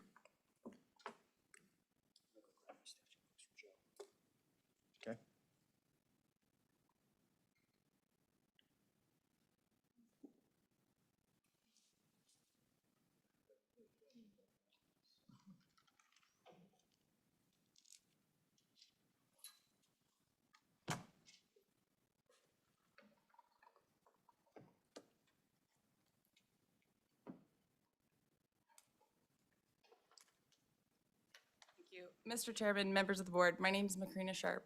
I'm an attorney with Holland and Hart, and I represent Starks Ranch LLC. Dan Starks is the sole member of Starks Ranch LLC, and he can't be here today because he had a prior obligation with the Army War College, but he wanted to be here because this is an incredibly important case to him. And when we look at the particular location of this lease, it's pretty easy to see why. What Starks Ranch is asking from the board today is to do one of two things. Either agree with the arguments that Mr. Peters just made about the term adjoining and find that touching at a mathematical point does not qualify someone within the meaning of Wyoming statute as being a preferred bidder. But in the alternative, if this board doesn't find that and if they disagree, what we're asking is for you to remand this case back to the Office of State Lands to consider all of the facts.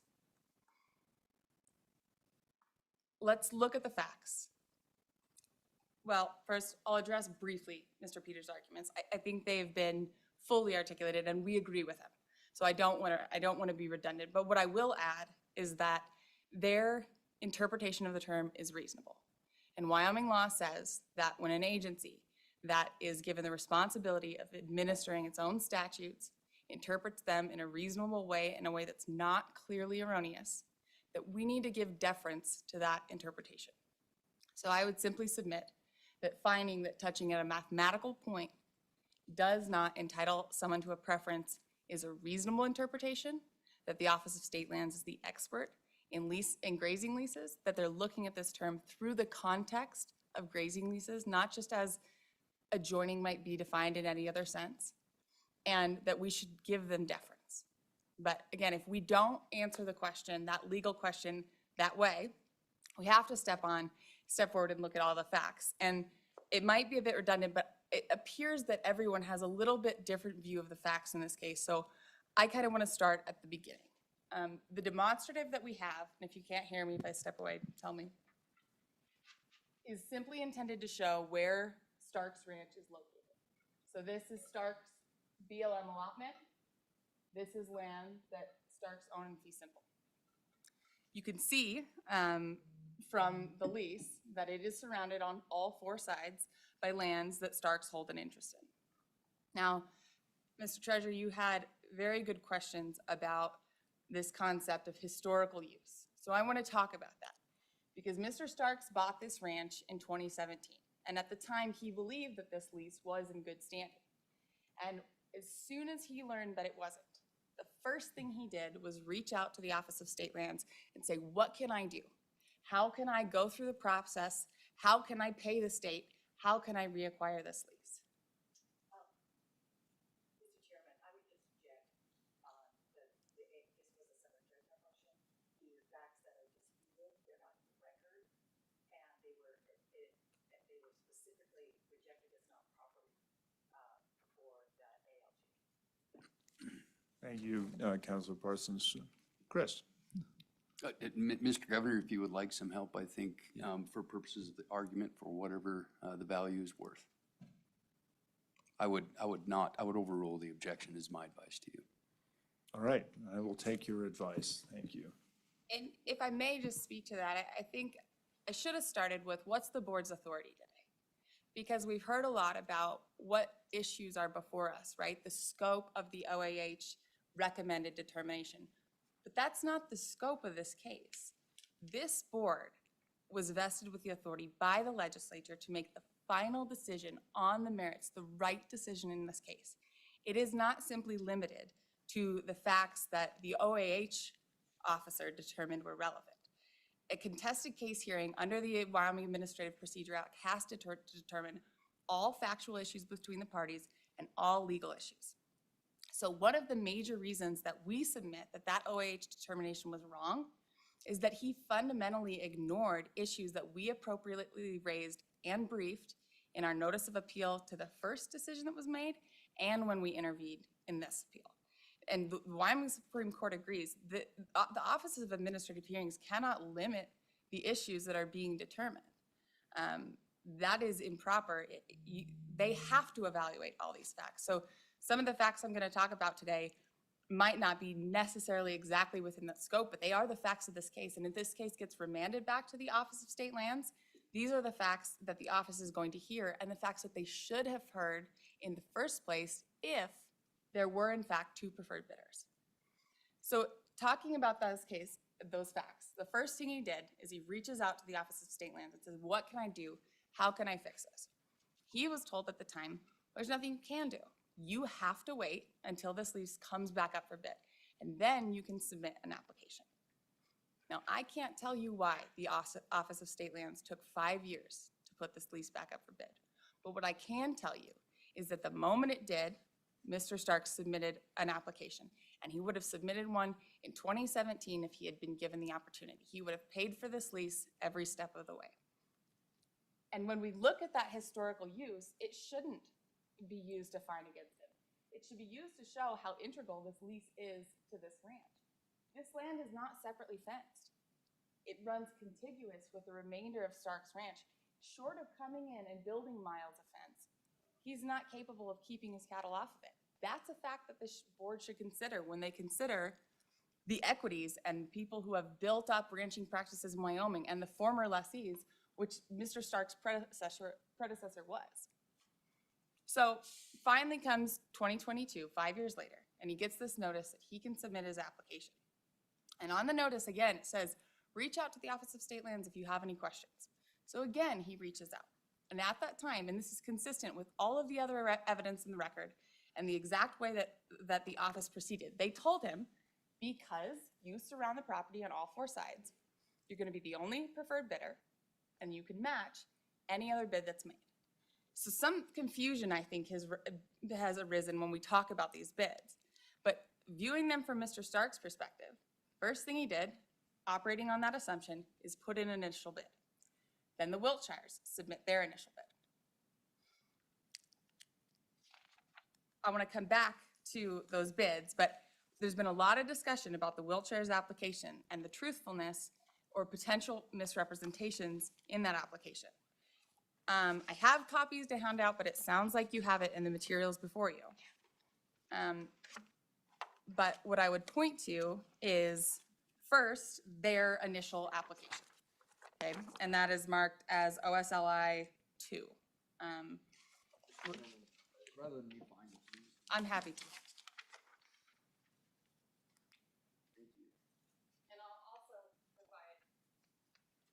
So, Chris, I believe we'll have to admit this as part of the record, correct? Mr. Chairman, I believe. I know it's in here, but I'm just saying. Mr. Chairman, I believe counsel is referring to documents that are already in the record, so there would be no need to admit them. She's just provided them as convenience. Okay, thanks. I mean, we can locate it in the binder. Yeah, no, I understand that. They're a handout during the course of the proceeding. That's why I'm being cautious. Mr. Chairman, Mr. Treasurer, I believe it's in your book under tab 10. It's part of the material that was submitted with the office's motion for summary judgment.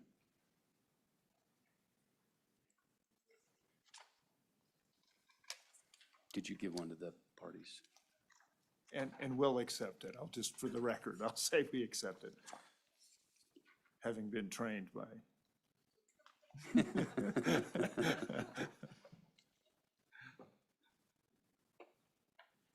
So I've handed Mr. Secretary, I only had one copy of that. So let me explain what I've handed out. I handed Mr. Secretary what is their original application, and you all have that in your booklets. I believe it is Bates stamped OSLI 02.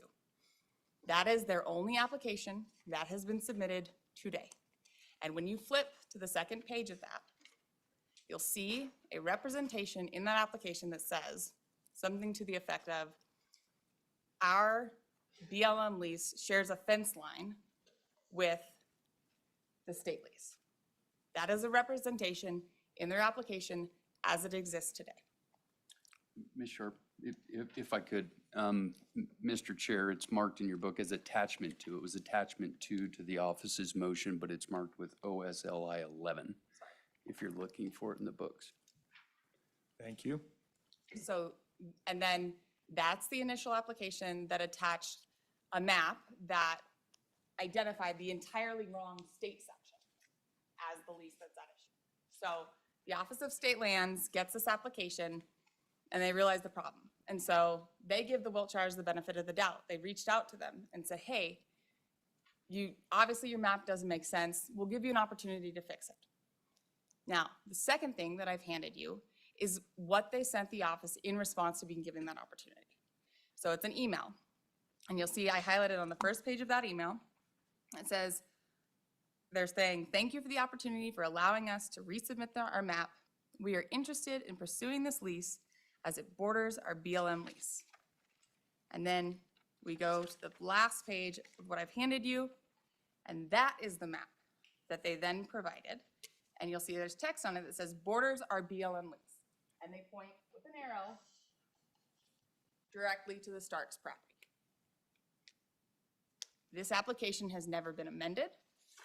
Throughout the course of this appeal, and I believe Mr. Brown referenced that earlier, subsequently, this Wiltshires provided, I do believe, another map. This is, again, during the course of this appeal, and it wasn't amended in application. But it doesn't matter, because their current application, as it sits, contains that material misrepresentation that they hold an interest in land that shares a fence line with the lease that's at issue. These applications have to mean something, right? The public has to have confidence that when someone submits an application, it's going to be honest and it's going to be accurate. And if it's not, the Office of State Lands isn't going to accept it. And that's why in the office's own rules and regulations, they provide that any false or incomplete statement willfully made that materially affects the application will be considered as fraud and shall be cause for rejection of the application.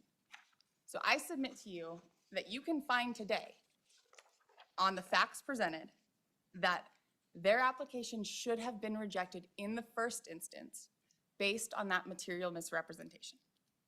But at the time, the Office of State Lands didn't reject it because they didn't know it was a material misrepresentation. They accepted it. And this is where we get to Mr. Secretary's question of what had happened otherwise. Because if at that time they hadn't made that representation, the only bids that would have ever existed in this case were Mr. Stark's initial bid, the Wiltshires' initial bid, and then we would have been given the opportunity to match that bid as the only preferred bidder under the Office of State Lands interpretation. And then this appeal would have started, and we'd be here today. And that's a huge significant difference because there would be nothing to default back to. What the Office of Administrative Hearings is asking you to do is that if they're right, we're going to automatically default back to giving the Wiltshires the lease. But that's fundamentally unfair because they should never have had the opportunity to go to those second rounds of bids under the Office of State Lands interpretation of the term of adjoining if they hadn't made this material misrepresentation. That's huge because and that's where this concept of good cause comes in. And that's our position that we brought up before the OAH that they've completely ignored, which is another reason why that decision is wrong as a matter of law.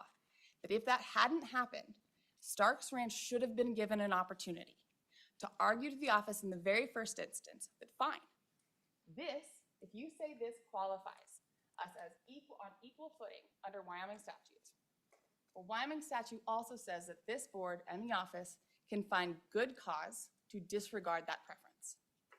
Now, we talked about, earlier today, I think the question was posed to the director, what does good cause mean? That's a tough one. They haven't defined it. They haven't put parameters on it. Opposing counsel will tell you that she doesn't know, but surely not this case. But that's not true. If this misrepresentation hadn't been made, we should have been given the opportunity to tackle that question and argue to the director, well, good cause exists because if they were awarded a lease, they'd have to build miles of fence and create an island in our ranch. Okay.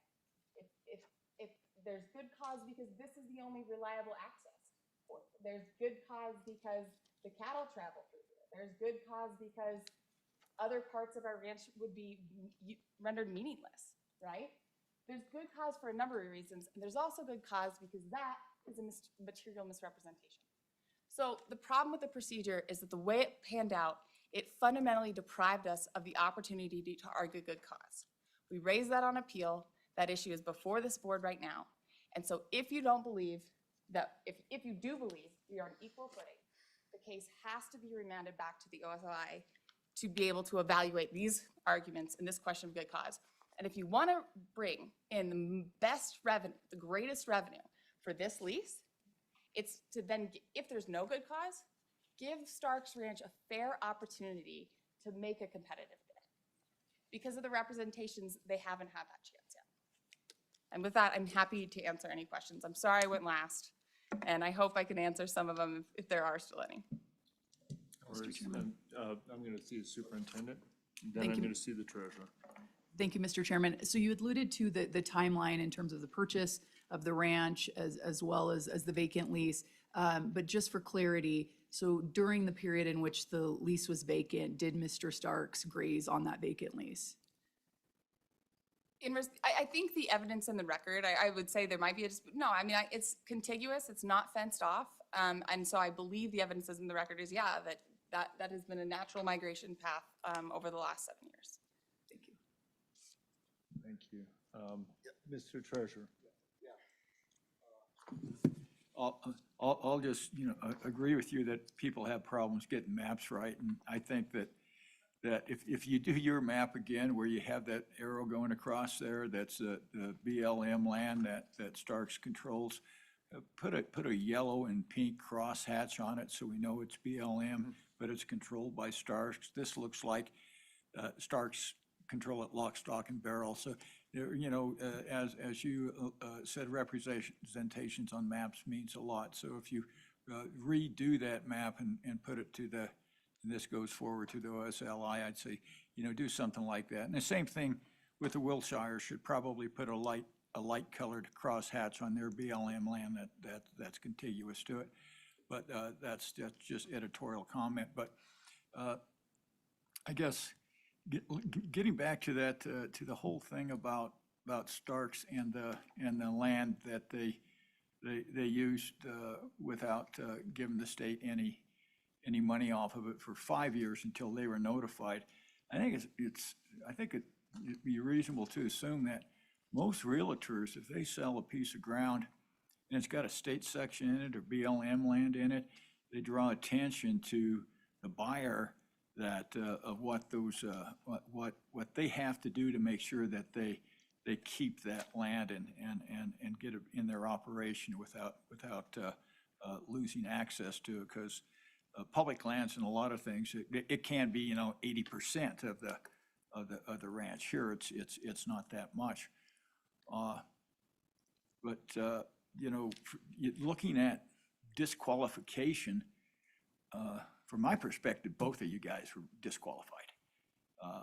One, because the Starks didn't pay any money, and the Office of State Lands, probably should have went back in and said, hey, wow, these guys haven't paid, they're disqualified because they've broken the law. And then in the area with Wilshires, they probably gave them, I think a lot of leeway in that regard, in their maps and their processes. And, from my perspective, the Wilshires could get access across that federal land. But, that's just my opinion. So, I agree with you that it probably should go back to the OSLI, and we should take this up. But I think it should be without prejudice, because I think there's enough prejudice to go by in every cans. But I think to at least the one thing that the State Office of State Lands has a duty to do is to get the most money out. But that means they got to have two people, and so it would have been counterproductive to disqualify both of you for reasons that were enumerated by both parties. So I think if we're going to put the toothpaste back in the tube, we just start all over, tell you guys, go back to the Office of State Lands and put your boxing gloves on and bring out your checkbooks. Mr. Chairman, Mr. Treasurer, I think that's spot on, frankly. I also think legally it's supportable, because we have to remember this was decided on a motion for summary judgment, which means that there are no disputed material facts. Every single thing we just talked about is a disputed material fact. Problem with, and this will have to be addressed by of the Office of State Lands when it's remanded back is that this question of who is an adjoining landowner, which is the only legal question that could have been resolved on summary judgment, right? It's still going to be at issue when we go back. And so I would suggest to that effect that perhaps, as this board has done in other circumstances in previously when dealing specifically with these preferences, is that perhaps it goes back with an instruction to the Office of State Lands to promulgate rules and regulations that define adjoining. And I only offer that because I have a feeling that it should go back. It has to go back as a matter of fundamental fairness, but we're still going to have that issue when it goes back, and I don't know how they're going to tackle it. And thank you. And I know the treasurer meant to say, wouldn't you agree, to make it a question? But with that, Mr. Secretary and Auditor, do you have questions as well? Okay, Mr. Secretary. Well, Mr. Chairman, do you believe the Wiltshires have or can gain access to the land in question? Mr. Chairman, Mr. Secretary, I think it's a great question. I think the closest I can say is that the OAH hearing officer made a fundamental error when he found that there was access through the Pony Creek Road. That's in his decision. That's wrong. It was never, that's a private road held by Starks Ranch, so they can't get access that way. So I would say that the record reflects that the only possible way they could get access is through a BLM trailing permit. And that's a question of material fact. They never proved that they could, or maybe they did. Maybe the hearing officer would find that sufficient to prove it. I suppose I would just say it doesn't really matter as much to me because it's a qualification to bid. I'd love it if it precluded them from bidding, right? Because that would answer our question. But it still doesn't really address the preference because once we get to the preference, the question is just, are they adjoining? So I think it matters. I don't think I have an answer, but I'm not gonna, I wouldn't concede or stipulate to a fact that they weren't able to prove throughout the course, at least where the case stands today at summary judgment. Well, Mr. Chairman, I'm just confused why Starks didn't raise that question. And we just had Mr. Peters up here and he says, well, first he kind of says, well, they go off the out of station, and then he gives a little more meat on the bone and says, well, if someone complains, then they look into it. And I guess Starks, and this gets to the second bid, he thought that they were not adjoining, and it was either told that, or was he told that they were, that the office's view was that they're not adjoining? I mean, why? I'm just confused why that would not have been challenged from your client's end, and wonder whether that, I wonder why it wasn't challenged. What was in his thought process? Mr. Chairman, Mr. Secretary, that's a great question, but that's exactly right. So he called in 2022 when they finally put the lease back up for bid. He was made, the person was listed in the notice. The office represented to him, you're the only preferred bidder. And so, if anyone else matches, you'll get the opportunity to bid. So he puts in his bid, the Wiltshires put in their bid, right? And then we have this whole issue with the material representation. So the office is now operating on the assumption that the Wiltshires have an interest in this land. So then we get to the second bid, but Mr. Starks at that point is still believing, based on the representation from the office and clearly the way that they do interpret the statute, that he's the only preferred bidder. And that's why that second bid was only $1,000. No one in their right mind, if they knew it was their best and final, would just have matched the first bid. If you believed it was best and final, you'd see two much greater bids. So that's why, and when you look at it, it makes sense. He always believed he was the only preferred bidder. And if he had known differently, he would have done a lot of different things in the case.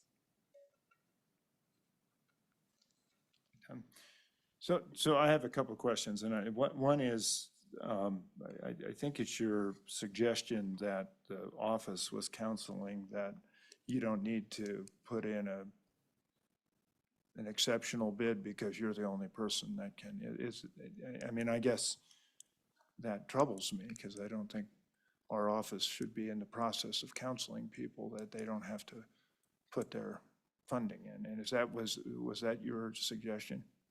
Mr. Chairman, I'm not trying to throw anyone under the bus. That's the testimony that Mr. Starks would give if he gave testimony in cases, that's what they told him, because he called in response to the notice that said, hey, if you have questions, reach out. If someone's overstepped their authority or said something they shouldn't have, I don't know that that's a practice. I don't know, I'm not criticizing the Office of State Lands, but it happened in this case and it impacted the sequence of events. Okay. So then the second question I have just goes to having occasionally had the opportunity to purchase a ranch myself, just diligence, you know, with trailing leases, whether they be a BLM or Forest Service allotment or state leases, there usually is, and I think this is a little bit what the treasurer was kind of getting at, just that due diligence. And was Mr. Lucas unable to be reached to try to work a way to transfer the lease? Or either transfer or sublease or do something? Mr. Chairman, so the facts as I understand them that OSLI would hear if it's remanded back are that he closed on the ranch in May of 2017. The lease had expired in March of 2017. Mr. Lucas made the representation to him that the lease was still in good standing to the extent that he should have done his own due diligence, ensured that, probably not wrong, but his good faith understanding of the situation when he closed was that it was still in good standing. As soon as he learned it wasn't, he reached out to the office to see if he could reacquire the lease. Told him there's nothing he could do. Yeah, and I understand that. I just wanted to establish that one piece, so thank you. All right, Mr. Treasurer. I have a hard time, you know, thinking that somebody runs on it for 5 years and doesn't write a lease check, that they're not curious why they're not paying for something that they're using. You know, I guess I'd ask Chris, you know, we've got a lot of different options here, but it seems like that there's going to be a cloud that Starks is even qualified because they haven't, because of the tardiness of that. So can we have a motion that sets aside any previous? And Mr. Treasurer, I only want to make sure that we do have the Wilshire's rebuttal.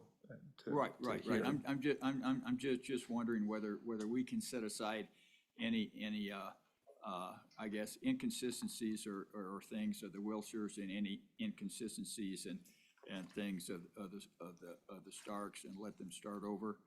I'd like to say that Starks should probably pay their back rent to do that, but I don't know if we got any, that would probably just be their goodwill to do that. But I don't know, because I think if we remand it back to the Office of State Lands and we're creating a new record, then all these different things are going to come up, and we're just going to end up at the administrative hearings things. But I don't know what stipulations we would have to make to kind of wipe the slate clean and get to qualified bidders, or whether we just stipulate that both bidders going forward, you know, are qualified bidders for the purpose of this section, notwithstanding any previous record or something. I don't know how to do that. Mr. Chair, Mr. Treasurer, I do believe there's some evidence in the record with regard to some of the facts that council has referred to, but I do not think that the record has been very well developed to the point where, as I understand what you're asking me about, that there would be enough for the board to make that kind of a predetermination. It's almost what it sounds like to me. I would have to think about that some more, and if the board was wanting to consider that kind of approach, I would also recommend that we have that conversation in executive session so we can perhaps work through some legal issues that may or may not be associated with that when I've got more than a minute to think about it. Mr. Brown, I think that's probably in order. Madam Auditor. And Mr. Chairman, this may not add value. I don't disagree with anything the good treasurer has said. I would note that I think about every contested case we've had before us has some component of someone was running some critter on the land without a lease. So I'm not saying it's right, but I'm saying this has been the standard of course. And I would also note, and this question is not for Ms. Sharp, but it seems that the timing of this, that OSLI was suffering from an extreme backlog and short-staffed, and this, what we're hearing in this case where they were catching up, sort of aligns with what my understanding was and what we've been told by the office over the past 5 years, that they, you know, he could have written a check and there's no legal method to cash that. And at the risk of just opining for opining's sake, as the person who suggests the budget, we have to be cautious about, how much we have in field people, personnel. And it is something that has bedeviled our efforts in oil and gas leasing, in, being able to enforce things. And I think it is a standard, and, Mr. Brown, maybe you have an opinion on this, but it feels to me like our state agencies rely a lot on our lessees to be able to bring forward issues of concern. Mr. Chairman, and I think counsel for the office also indicated that they rely on the representations that are made on the applications in order to work these through the process. And I forget how many thousands of these that come in, both renewals or vacant land, and I would to fully understand why that would be necessary. Yeah. Any further questions from Ms. Sharp? Thank you very much.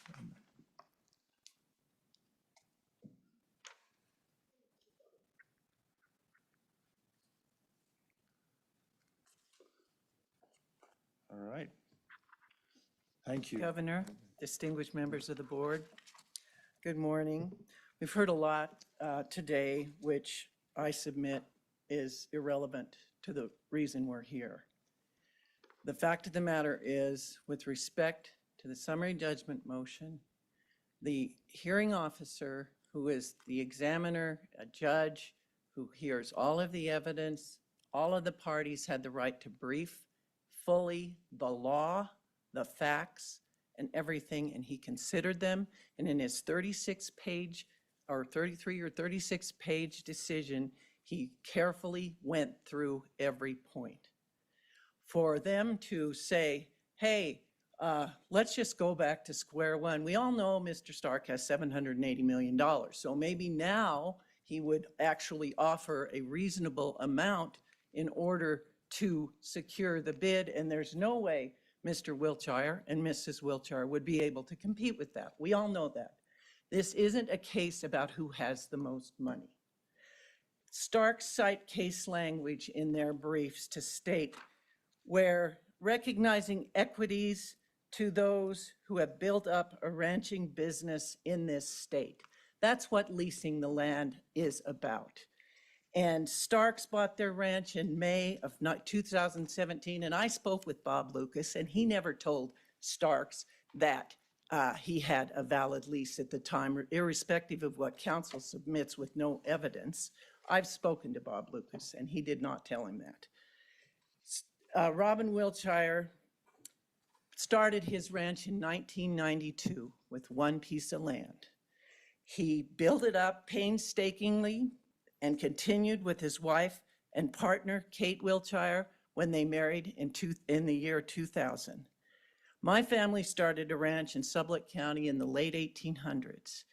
And if you understand what it takes to build a ranch in Wyoming and suffer through the winters, the government, the wind, the vagaries of the market, and the fluctuations of the business, it is a way of life that you love, and that's why you do it.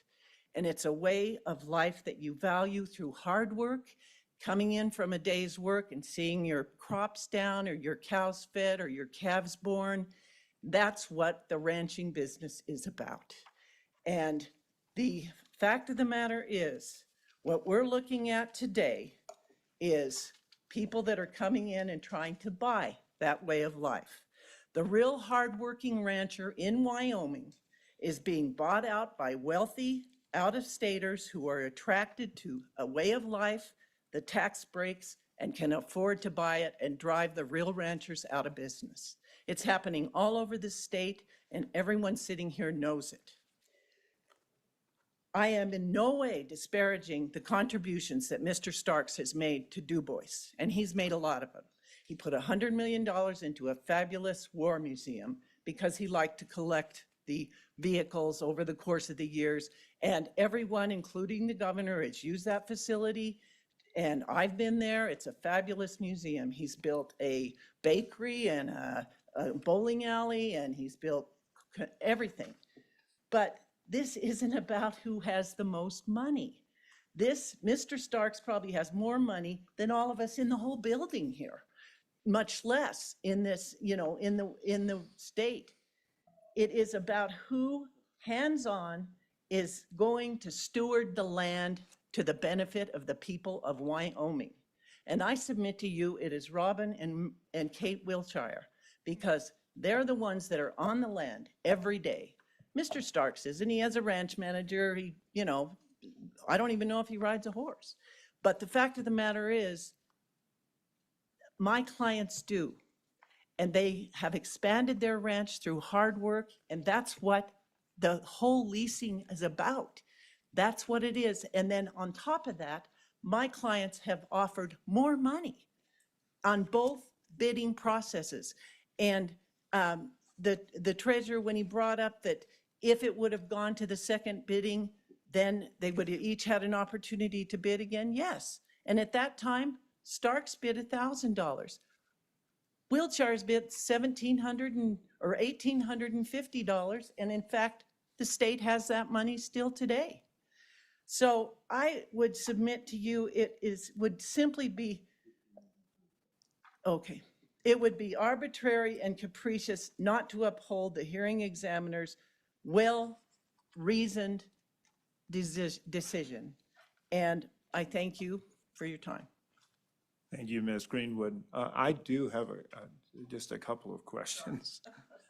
I was leaving. And I apologize. And thank you very much for your summation.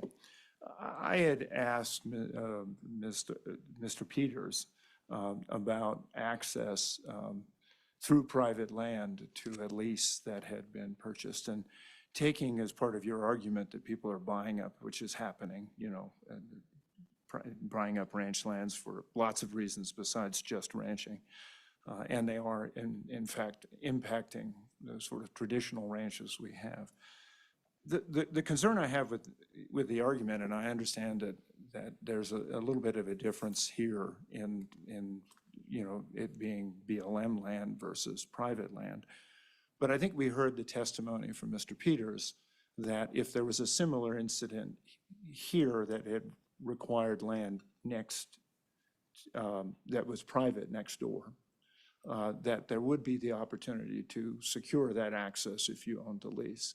I just wanted your thoughts on that. This is the precedent I'm really concerned about. Absolutely, you can access land. And in fact, I believe that I was involved in a case one time in Sblc County where we had to get access, or and we had to file a private, you know, against a private owner up in the upper green to get to a cabin that was, you know, past his land. And yes, you can get access if you're landlocked.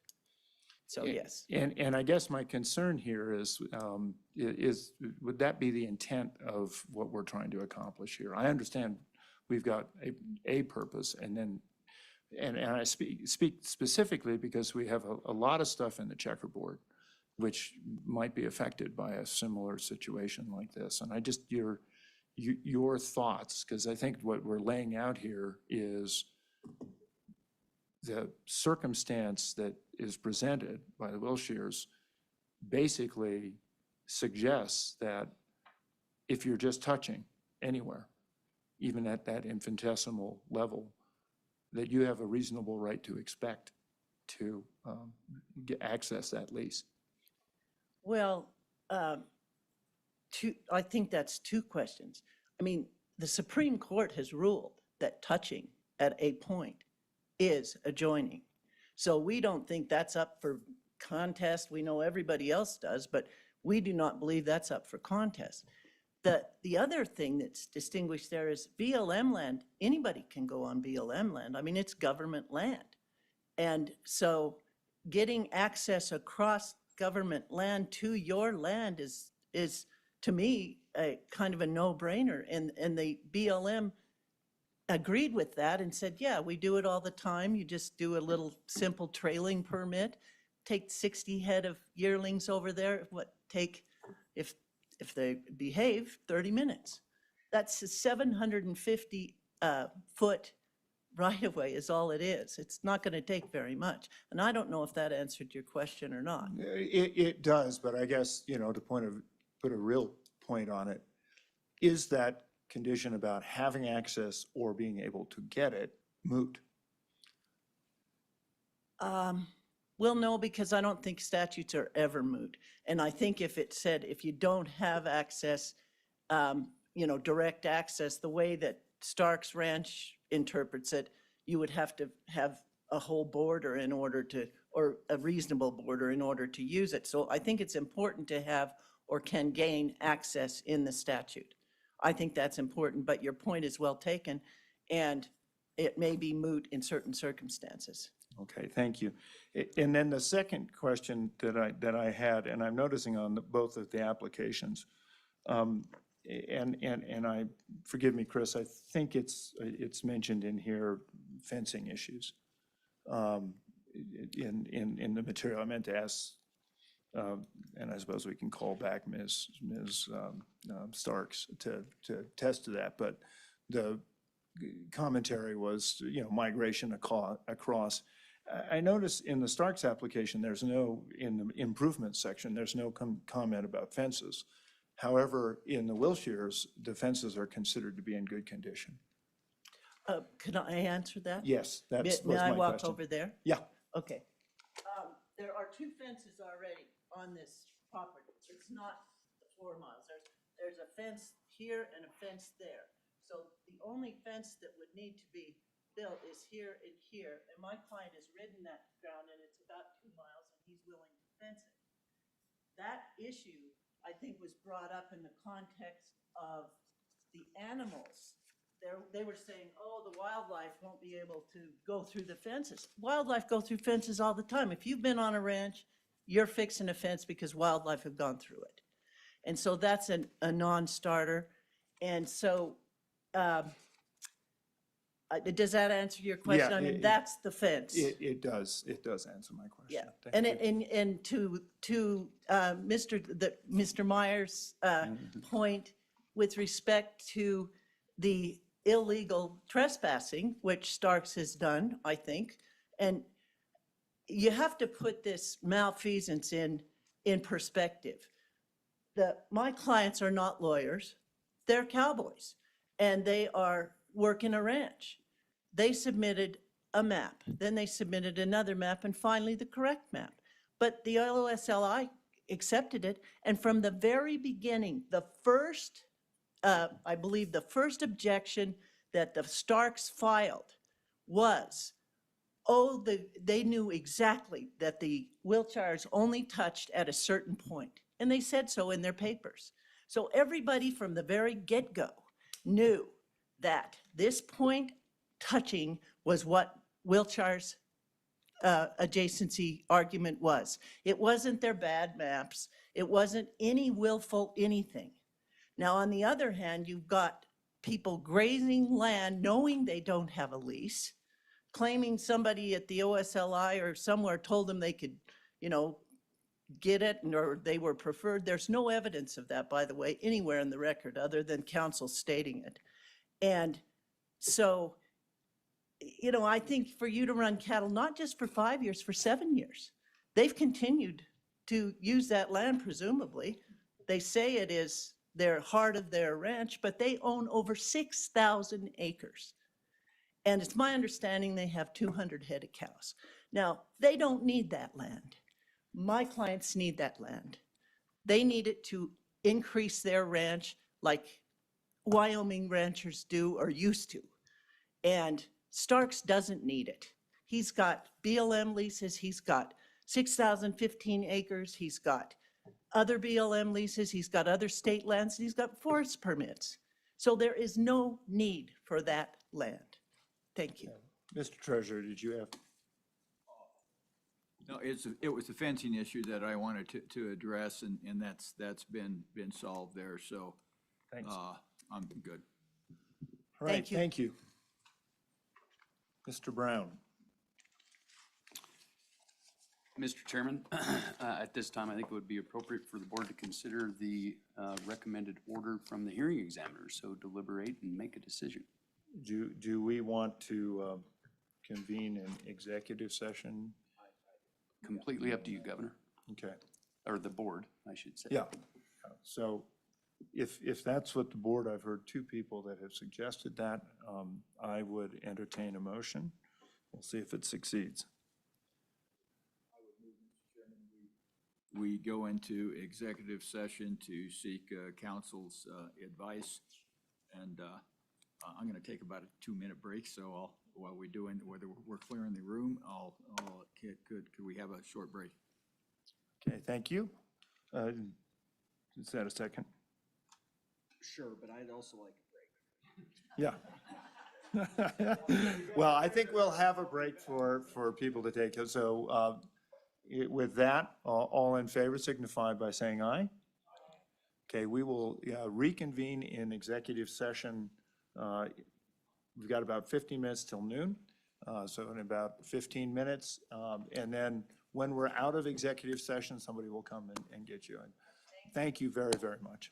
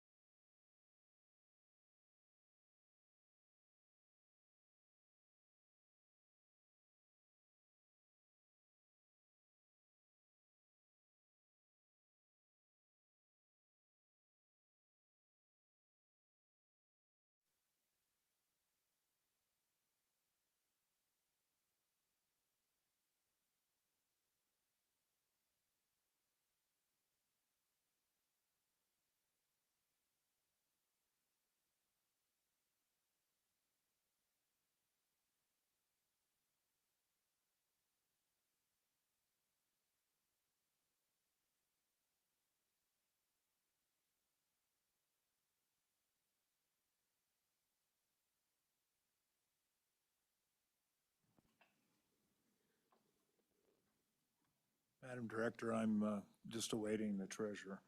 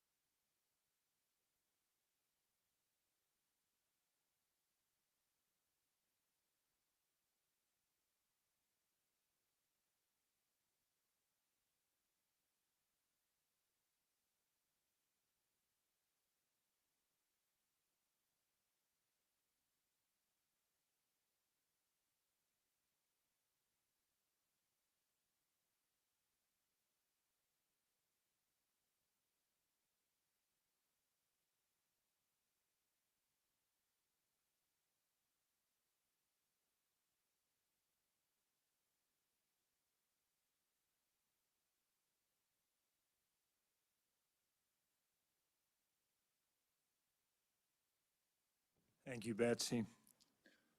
Thank you, Mr. Treasurer. Madam Director, I'll call us back in. By my watch, it is 12:26, 36, I'm sorry.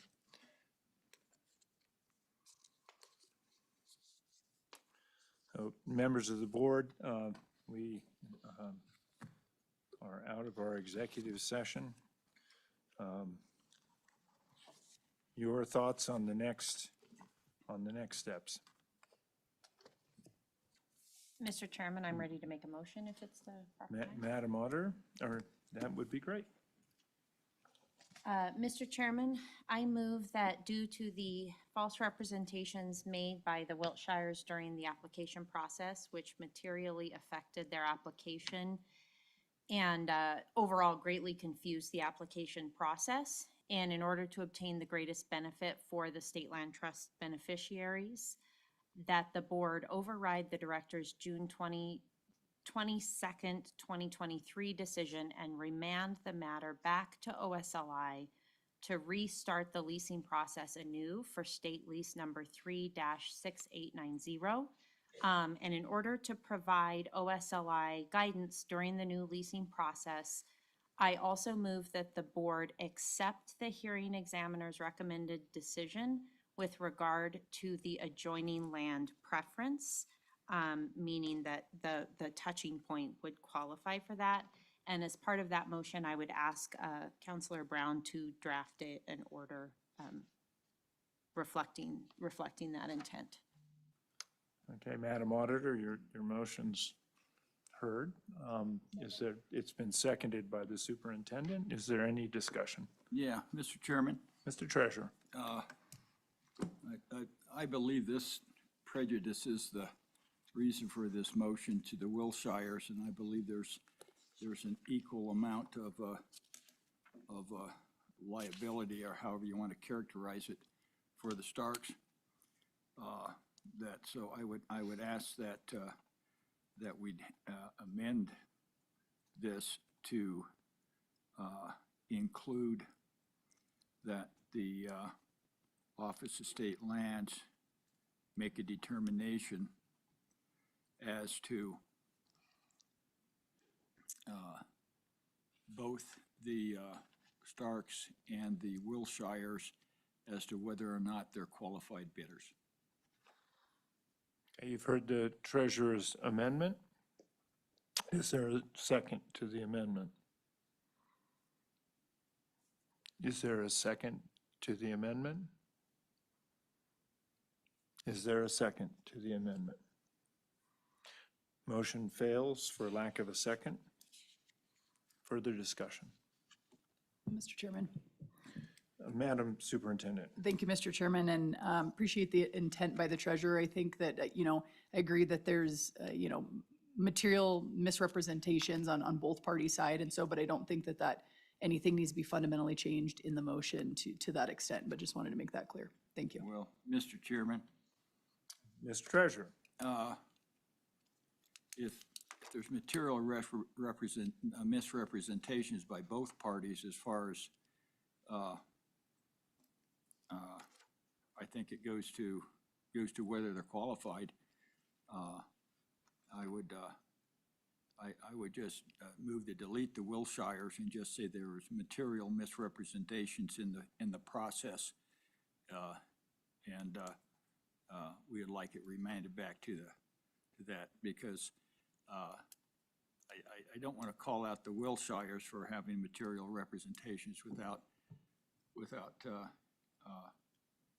stating the Starks, but if you don't want to name names, then don't name names and just say there's material misrepresentations in the process, and but we believe that the hearing officer was right with his call, and I think that was the mathematical point being adjoining. So I don't know if the auditor in the second would consider removing the Wilshire's name in the process and just state the blanket reality that there were material misrepresentations. Madam Auditor? Mr. Chairman, I don't know that I agree that during the application process, in reviewing the record, I don't see any, I wasn't aware of any material false representation by the Starks during the application process, so I would not consider that a friendly amendment. Again, I get what the treasurer's trying to get at, but I think what we do have in front of us is at least two maps that it's clear had everyone in the room pretty confused. Madam Superintendent, I just wanted to use the same, okay. Well, Mr. Chairman, Mr. Treasurer, then I'll have the I Secretary. think we had some discussion today about those two representations were cleared in the final process. The final map is there, and I guess I'd call your guys' attention to the map that Starks brought forward that essentially to me was a material misrepresentation, of the orange patch all the way along the side, when definitely that was not. It might have been under Starks' control, but it was public lands, and to me that was a misrepresentation. That was material as far as misleading to that standpoint, where the Wilshires had maps that were misleading, and so we have misleading maps, whether one was put forth today by the Starks or several were put forth previously by the Wilshires. So I don't know where you want to be misled. Everybody wants to lead us down the path of least resistance for their point, but I'll leave it at that. If you folks want to call the Wilshires out and be the only reason for this moving back to the Office of State Lands and say it's a mathematical point, I guess that's your will. Mr. Secretary. Mr. Chairman,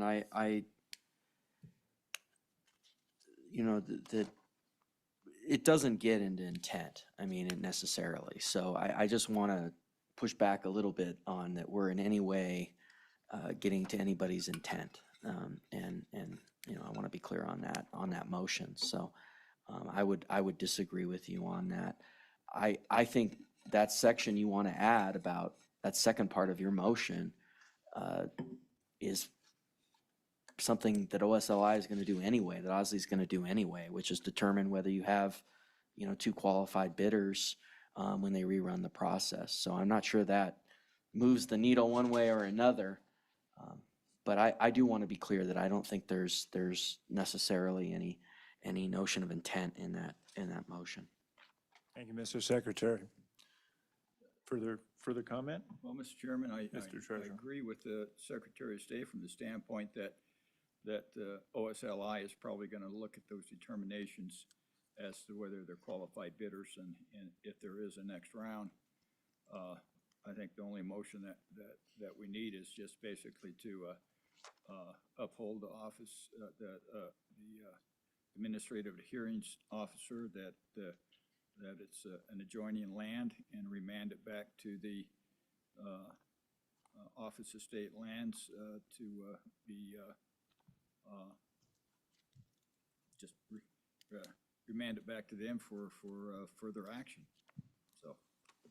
Thank you, Mr. Treasurer. Further discussion? Further discussion? Further discussion? Hearing none. Do we have a representation of that motion? Do you want to read it one more time?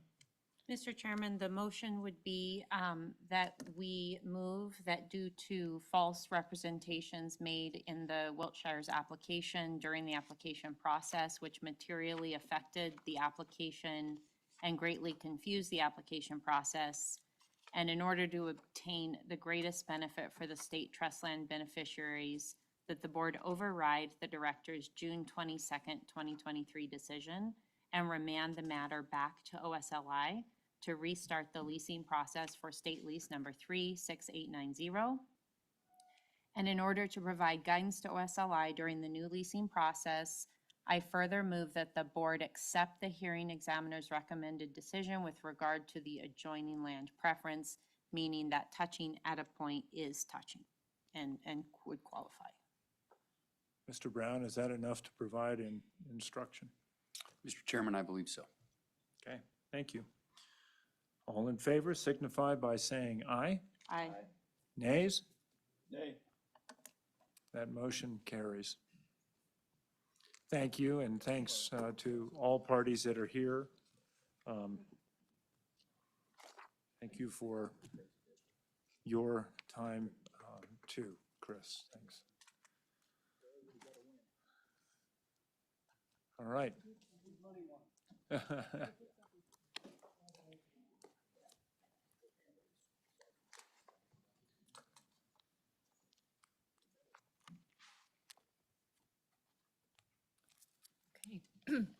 Mr. Chairman, the next item is G1, which are sand, gravel, borrow material, and riprap rock lease renewal applications. I believe the secretary had asked me during his briefing if we would pull that off the consent list, so we have done so. Okay.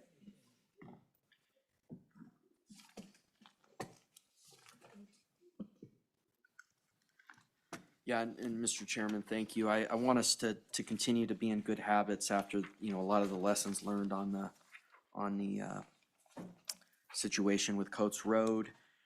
So I'd like to go through those three, and again, go through those and talk about their relationship in relation to population centers. It's three, right? Three leases that are up for renewal in G1. That is correct, sir. Yes. Okay. It's the first question. Mr. Chairman, Mr. Secretary, the first lease is 18.8 miles northwest of the town of Green River.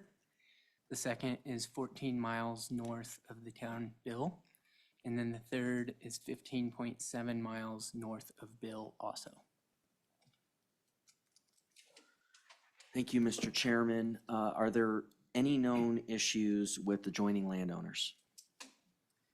Mr. Chairman, Mr. Secretary, there have been no complaints, allegations, or otherwise to OSLI that I'm aware of,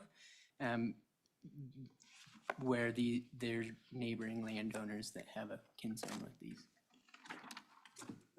Mr. Chairman, any issues in relation to water? Mr. Chairman, Mr. Secretary, again, no complaints, allegations, or otherwise that I am aware of. Okay, thank you.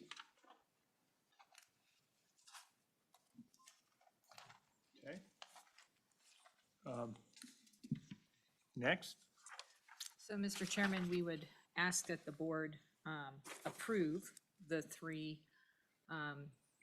applications in board matter G1 pursuant to that described in the board matter.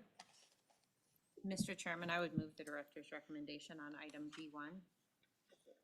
It's been moved by the auditor, seconded by the treasurer.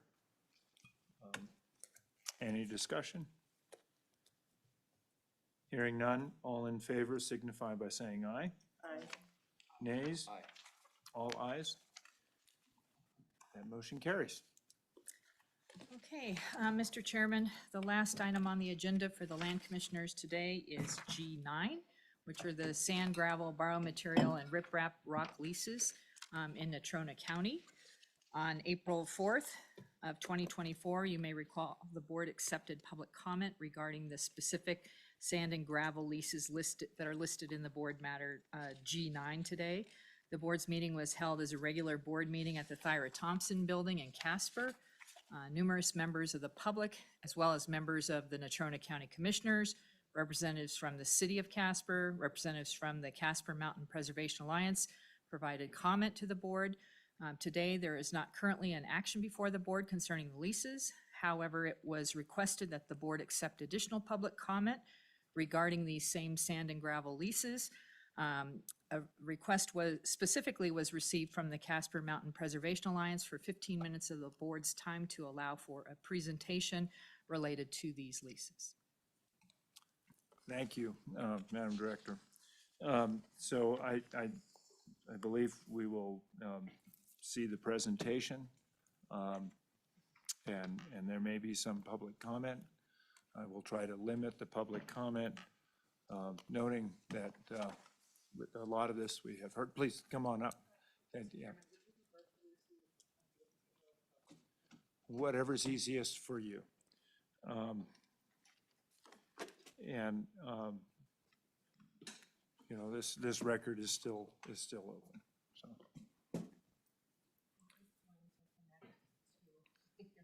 Sure. And when you're prepared, please identify yourself and for the record.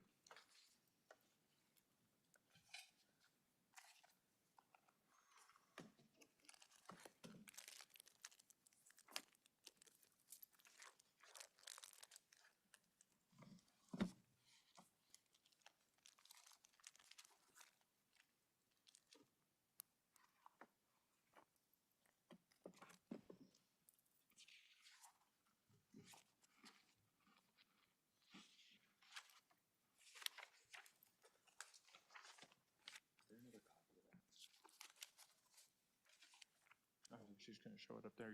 It's all right. She may have copies too, I don't know. Do we have any more copies of the? Do you have one? We have one.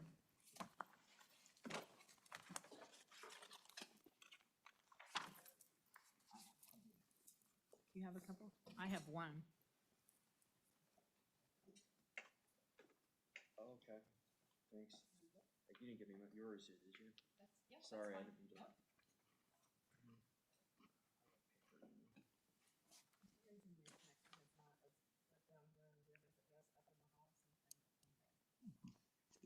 Niobrara River, capital N, capital R.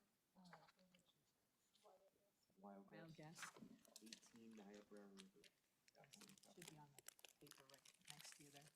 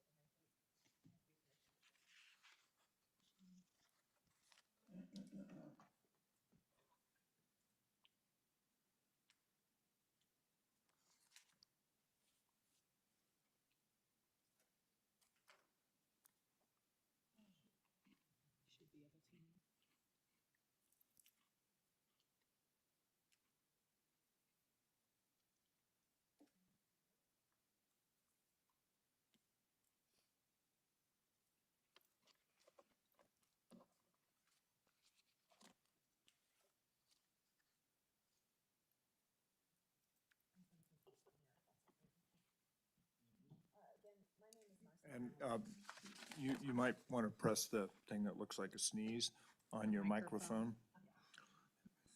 How are we now? That's much better. Okay, Yeah. great, thank you. Appreciate that. Good afternoon to the board, Chairman. My name is Marcy Bramlett. I'm the attorney for Casper Mountain Preservation Alliance along with my partner, John Robinson.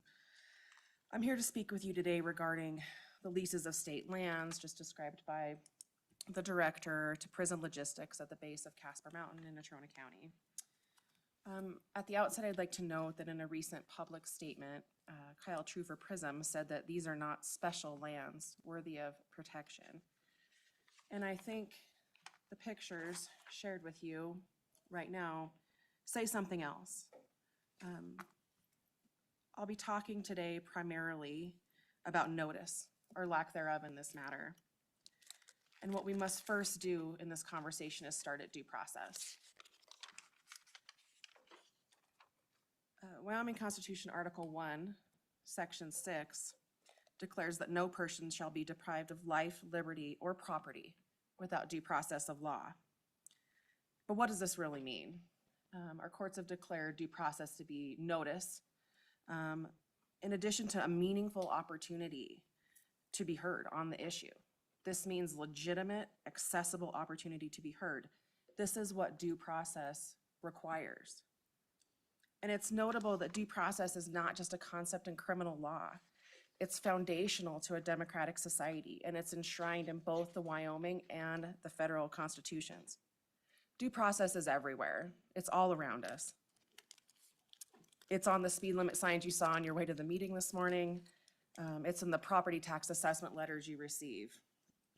It's an increase in your mortgage interest in a letter from the bank. It's literally woven into the fabric of our society, and it's essential to its operation. And when we think about due process, I urge you to consider the big three: life, liberty, and property. And what due process clauses do is they identify property and land as among our most sacred values. And so this board is called to follow both Article 1, Section 6, but another constitutional provision with which I know you are familiar. But it obligates the board and the state legislature to act not just for financial gain pertaining to state lands, but for the care of state lands. Lands are a precious resource in this state. They are finite, and the stakeholders are not limited to those of wealth, status, or power. It's undeniable that extractive industries are a foundation of our state's economy. But failure to protect the very lands which we extract from and the people who depend on them is a failure of the care required by the Constitution.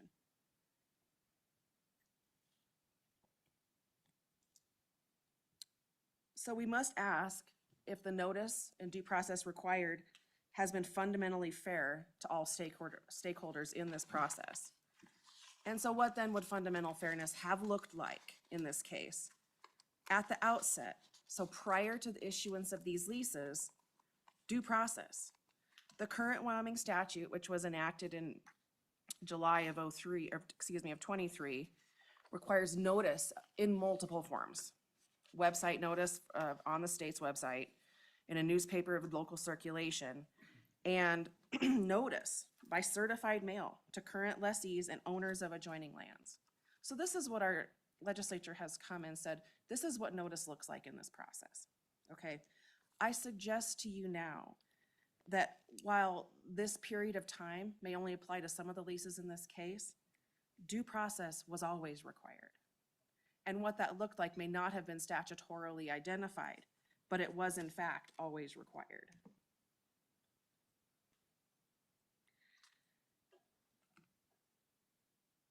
And the Alliance, the Casper Mountain Preservation Alliance, has seen no notice that any of this occurred prior to the award of any of these leases in this case. So what this means is that the procedures that were in place for some of these leases, and certainly some of the procedures that we have no evidence were conformed to, were constitutionally inadequate and infirm on multiple grounds. And that should concern this board. Because those procedures then, due to their constitutional infirmity, are therefore unlawful. And it's it means two things, right? One, that those procedures don't conform to our state constitution. But it also doesn't mean that any individual lease or this board or the office is protected against constitutionally infirm procedures if those procedures are used. So again, notice must be meaningful, and which includes full disclosure of all the facts in a time that people can speak, be heard, and act if necessary. The Alliance has thus far collected over 9,000 signatures, significant growth since the last time our board met with you, of people opposing this gravel pit. So these are people saying they did not have notice. They did not have due process. And if they had, they would have spoken against this project. And I'd like to briefly discuss a public presentation that PRISM gave in Casper regarding their proposed gravel pit.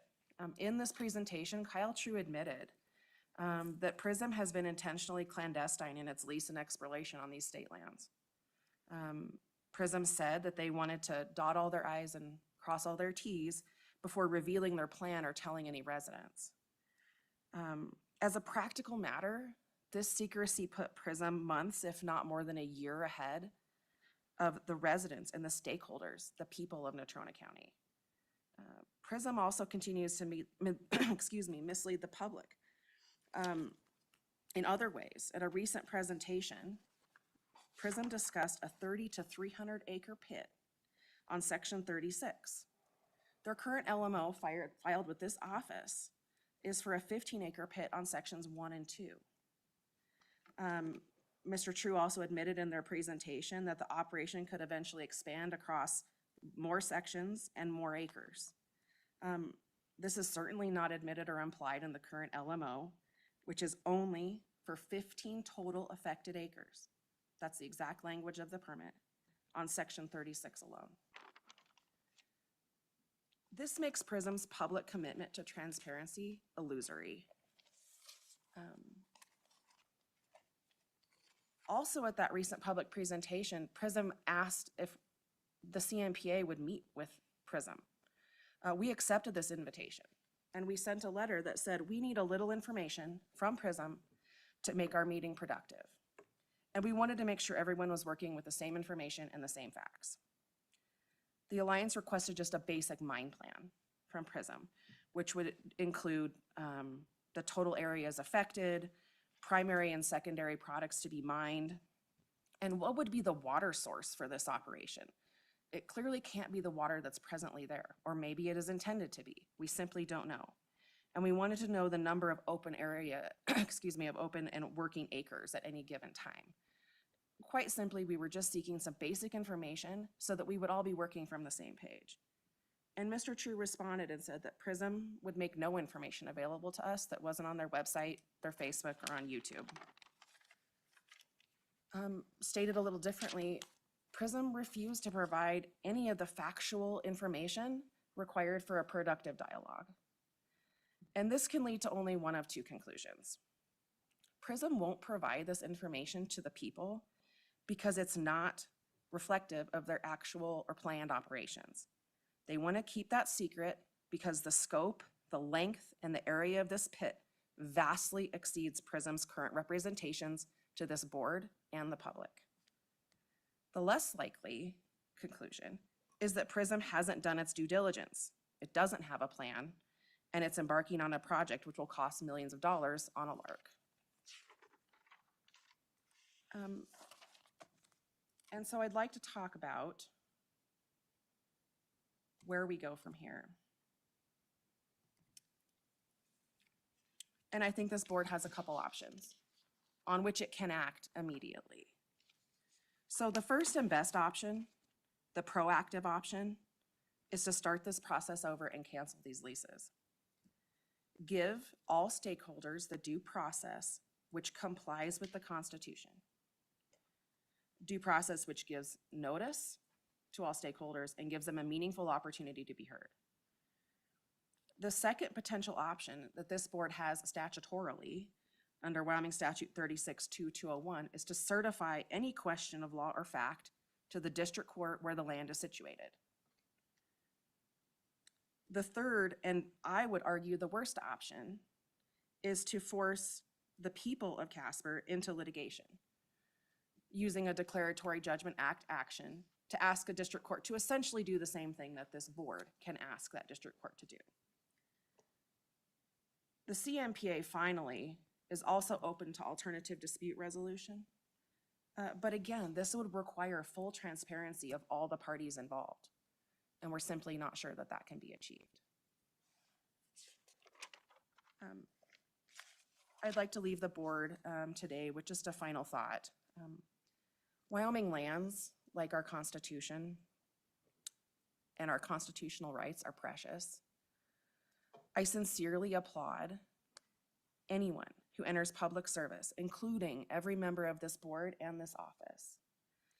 And my hope is that all who enter public service do so with the goal of leaving things better than they found them. And I sincerely believe that everyone in this room hopes to do that. Of course, reasonable minds can differ on what that means and what it looks like, but that difference is itself a hallmark of democracy.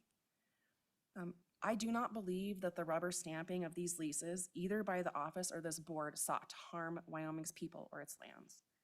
But I think it's an opportunity to look back and evaluate whether the processes in place, now or then, can withstand basic constitutional muster and basic principles of fairness. The Alliance does ask this board today to take certain actions related to the PRISM leases. Time is of the essence. But I can assure you that our work will not stop there. This is not a one-off problem, and it's not something the board should treat as a one-off problem. This is important for all state lands and all citizens of Wyoming who rely on Wyoming's resources. The regulations are confusing, the process is confusing, and this alone is an affront to due process. This harms not only Wyoming people and state lands, but could impede positive economic development that this board would likely put forward. So while we ask you to act on Casper Mountain's problem and embrace one of the solutions that is available to you today, we ask you to do more. And so I'll leave you with a final analogy, and it's that if this were a board game, everyone should be able to play by the rules underneath the lid on the box. Not just the wealthy, the powerful, or the rich, or those who read statutes and regulations for a living, which I do, and I still find the entire scheme confusing. That's what due process really is, and that's what we ask for today. The rules should be clear, the process should be fair to all stakeholders. And I'll beat this drum one more time. What due process looks like here: notice and a meaningful opportunity to be heard. The Constitution truly requires nothing less. Thank you. Thank you, Ms. Bramlett. Are there questions? I've got a few. Thank you. Well, thank you, Mr. Chairman. Ms. Brown, how do you view certifying to the court? Explain what that looks like in your opinion. So I'm happy to show you that if I can figure out how to share my screen. Let me see. I pulled up the statute for the board's benefit in case that question came up. Let me see.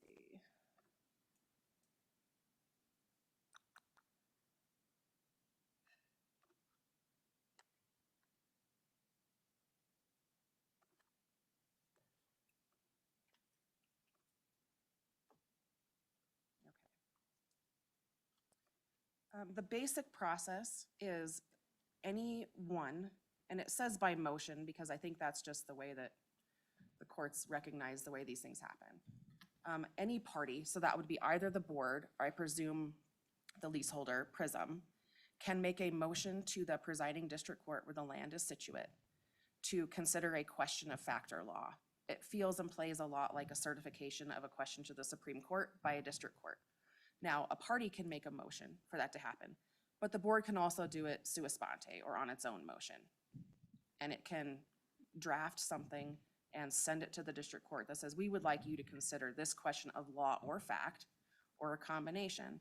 And that would start the process of what it would really look like a declaratory judgment act, where I believe the board and the lessor would be parties, and other people could then try to come into the action if they could show, you know, a necessary protectable interest to show they had standing to come in and participate. The one downside I see to any court action in this case is that it puts a lot of the onus and cost of litigation on people that may or may not be able to bear that cost. That's the one problem with not having the notice up front and having voices participate in that process at the front end to point out problems. It's the problem with not having a proactive approach versus a reactive approach on the back end. But I can tell you that that statute I have here in my notes, goodness only knows where.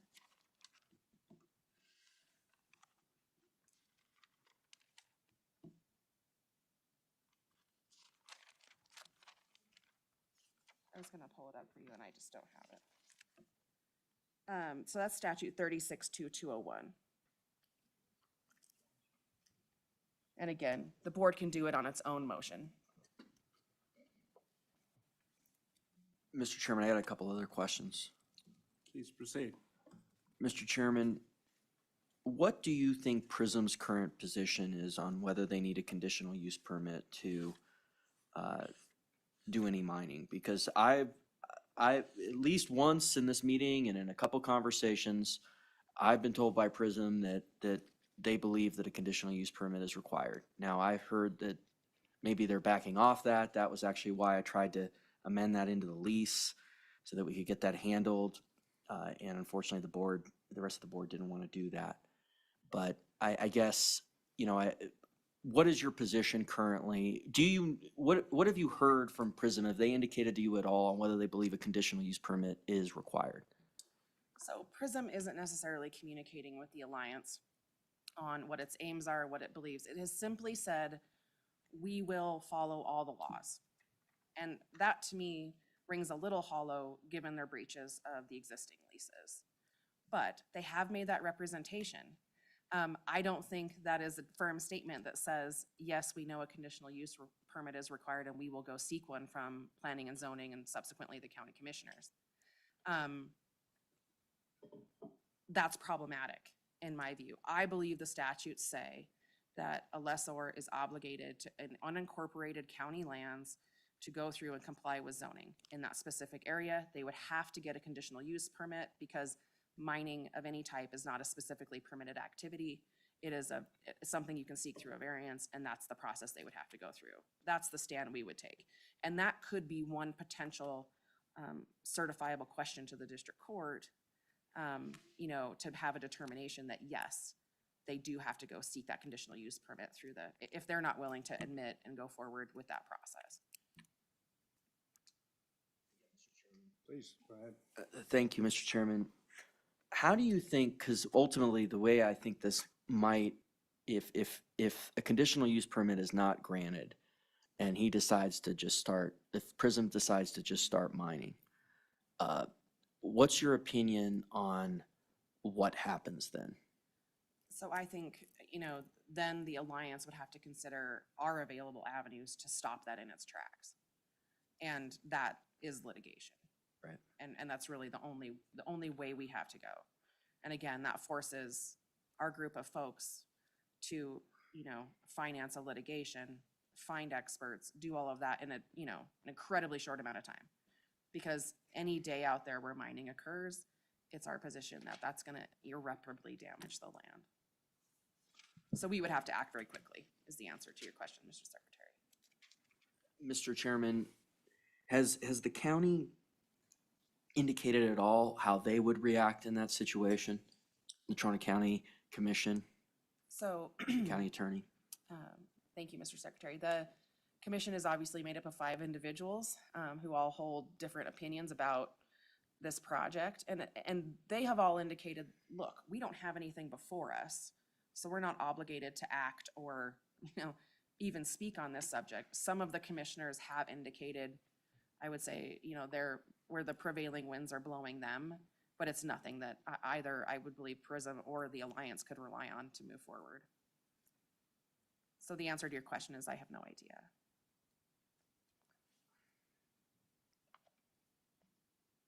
Madam Superintendent. Thank you, Mr. Chairman.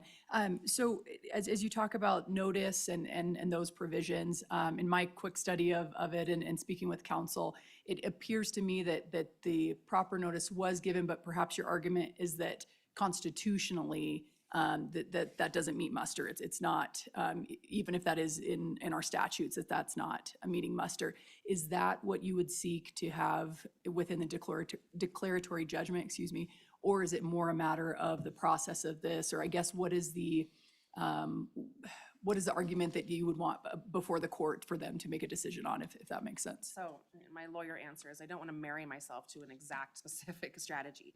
But yes, notice is a problem because it's constitutionally required. When we think about laws that govern us, we're thinking about some big buckets, right? Constitution being the biggest and most important bucket. Then we have our statutes, we have our regulations, and we have to follow all of those. But the trump card is the Constitution. And even if the legislature passes statutes which offend the Constitution or a regulation offends the Constitution trumps.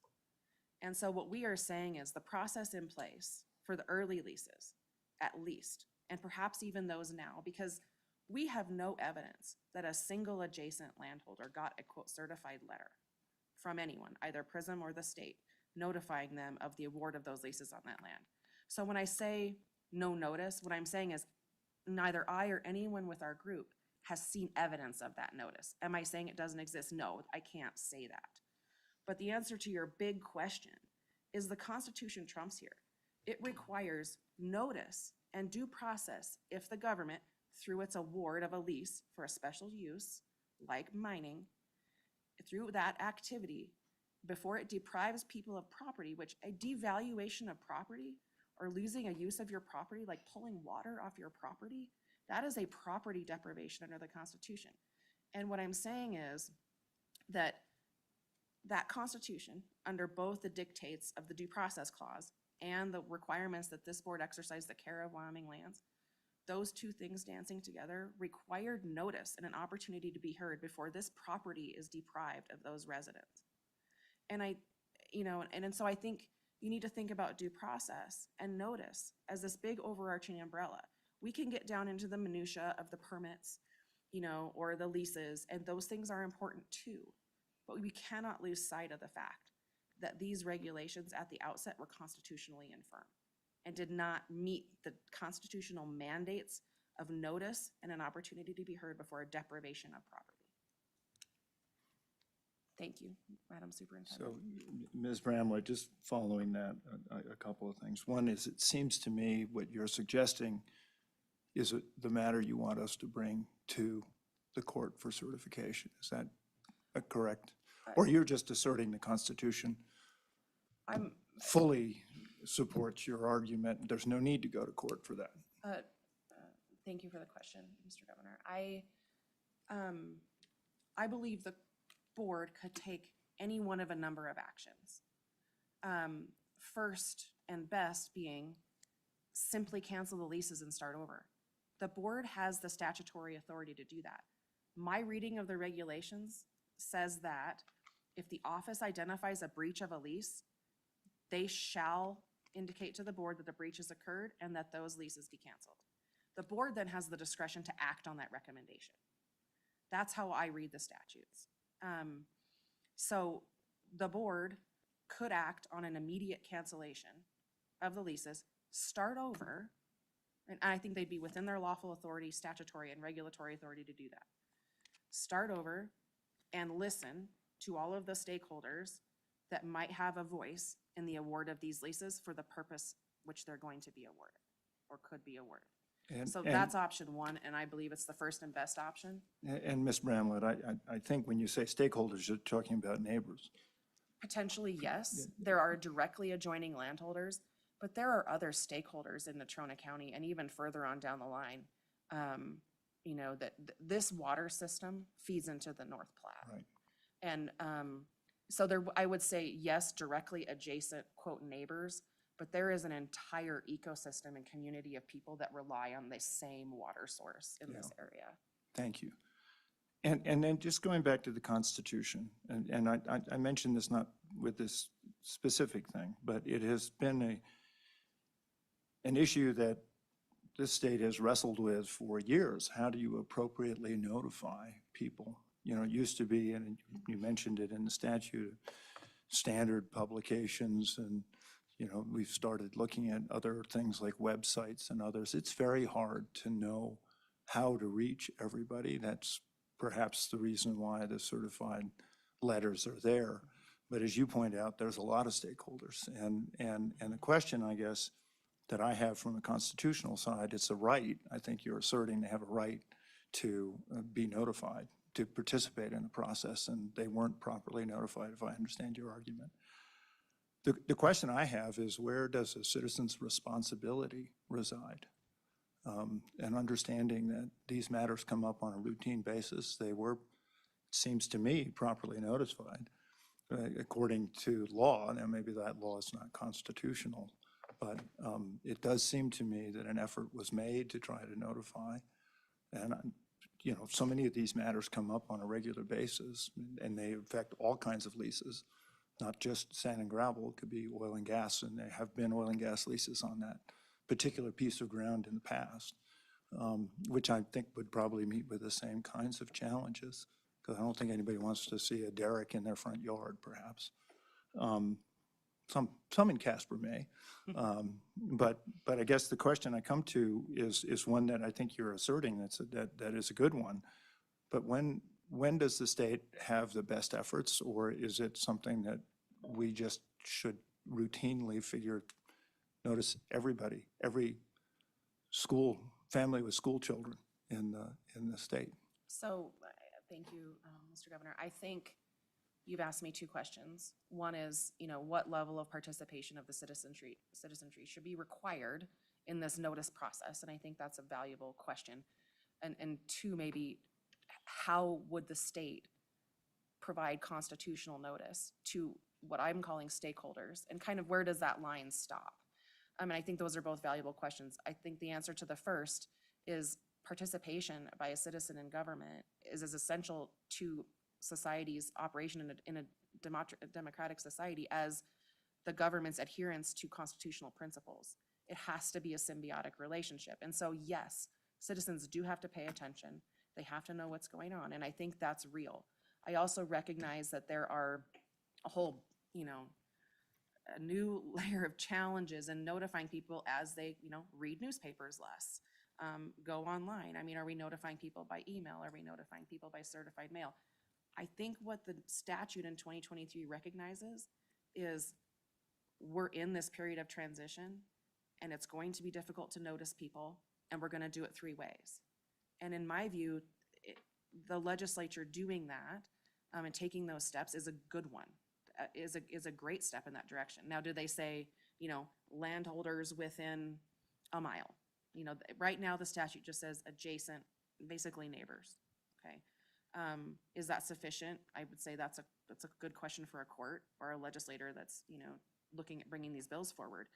But in this case, and you know, this is kind of to come from the big scope down to the little scope, this is going to affect people within a vast area. And so in a sense, there has to be an exercise of good discretion by a body considering those leases that says this is going to affect X amount of people. We need to notice them up. And that requires judgment and discretion. But on the constitutional notice question, you know, I think it would probably be more reasonable to be able to poll landowners within a mile. Landowner, you know, within a certain radius that seems reasonable for the case. Again, the statute was changed in 23, and that does arguably apply to at least some of the leases issued to PRISM in this case. So the old statute, you know, was, I think the previous leases were June of 23. So when those were issued, we did know what the statutes, you know, the legislative session completes in the spring. We know what the statutes are going to be. They enact on in July most of the time. There's other procedures that trigger them at other times. But when that happened, arguably, this new notice should have applied to all these leases. And that would have, and really the certified letter question is incredibly interesting to me because we cannot find a single neighbor, a single adjoining land, and there is arguably some of those people that absolutely should have gotten that notice, that had gotten any kind of that certified letter. Again, I'm not saying they didn't exist, I'm just saying we can't find them, and I haven't seen them. Okay. Okay. Madam Superintendent. Thank you, Mr. Chairman. I think this is a great discussion, and it's very complicated. I mean, to the point that I asked Office of State Lands just how many total use approvals that we have in the state of Wyoming, and it is 17,902. And so when we think about, how do we effectively provide notice and to whom and where does that extend, especially because our beneficiaries are school children and their families. And so, and to your point earlier, I don't think this is a one-off either. I think it's something that we need to look at and holistically with our state lands in moving forward. And so I think that's really important. Also curious too, because I think what I'm struggling with is that I don't believe we can rescind or cancel the lease. I believe it's a legally binding contract, and I haven't seen in my study of this, working with counsel, of a material breach of contract that wasn't rectified in the terms of the lease. And so I just wondered if you could just, quickly give me your opinion on how you see that as a material breach, because I just haven't been able to get there. And so in that sense, if that doesn't occur, I just don't think that we can break that contract, the precedent alone, and just it's, a legally binding contract. So loaded question, sorry. Thank you, Madam Superintendent. So when the Alliance sent its letter outlining the alleged breaches of the lease, what we were talking about primarily was digging those exploration holes in violation of regulations too close to waterways. Okay, and that was identified as a truthful allegation by the OSLI investigation. Okay, but what OSLI came back and said is, look, they can remediate this. Now, as a practical matter, I don't know how you undig a hole that pierces a filtration water system. I don't know that that's a remediable breach as a practical matter. I could be wrong. They said they seeded it like they were supposed to, and they filled in the holes. I'm going to tell you, with the delicacy of this water infiltration system, I don't know that that actually remediates the hole. And so that's a factual question. But the legal question that you ask is this: if they can fix the breach, then that's fine, right? And we don't think we can cancel the leases because they fixed the breach. And I'm going to tell you, I believe, one of the ways we interpret statutes is, in the courts say, you have to interpret these statutes under the plain language. When I looked hard at the statutes, what they say is, if there is a breach, the office shall recommend cancellation of the leases to the board. Shall.